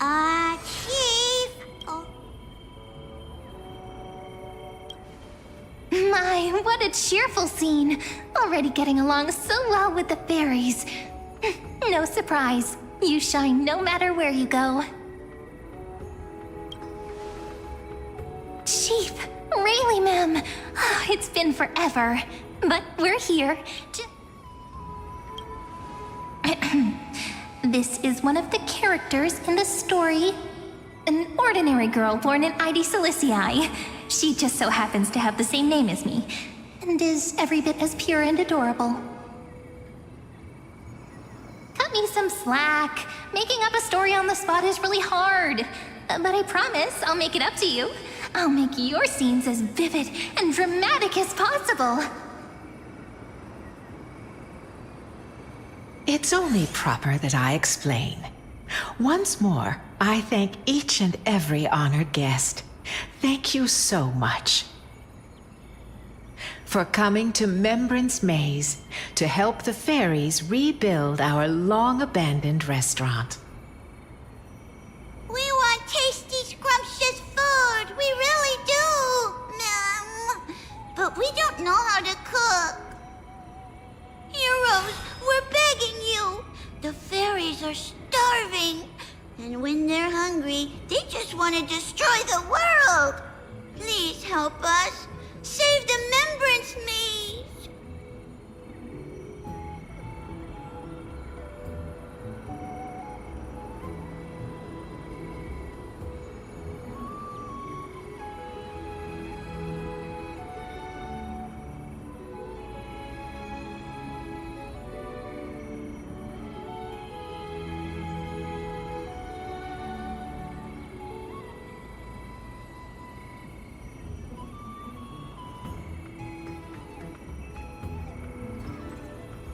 So that's the situation.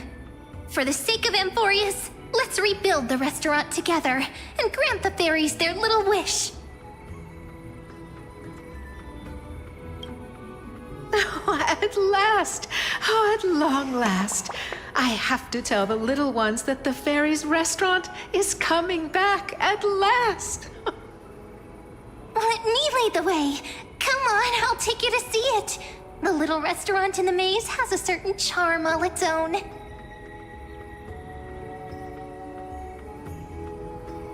This way, this way! Everyone's already setting things up! Everyone?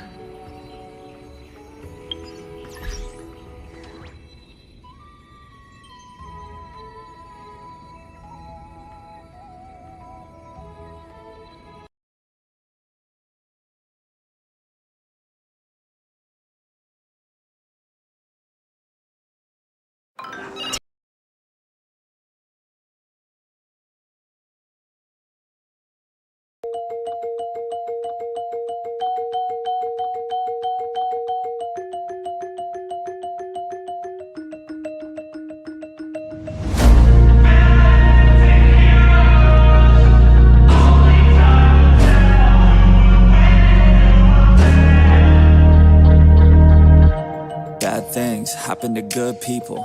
None of us were ever really born equal. Only one life, there ain't no sequel. Some people live, others stay fearful. This world ain't never been peaceful. You got good, always butting heads against evil. The good try to be fair, but the bad lethal. They gon' fight dirty, every single one deceitful. Stand up, I wanna see your face. Get your chin up like you belong in this place. We gon' train like you've never trained before. You're going up against something that you can't ignore.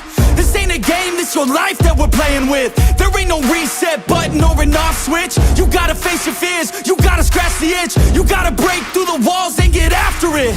Only time will tell who's gonna make it. I promise you, I'ma be the one who's gonna take it. I fight, I provide, leaving blood on the pavement. If you're up against me, then you better be praying. Cause I'll keep punching till my knuckles start breaking. I'll keep going through the blood that I'm tasting. I won't stop till they've all seen greatness. The battle for my world just started, I've been waiting.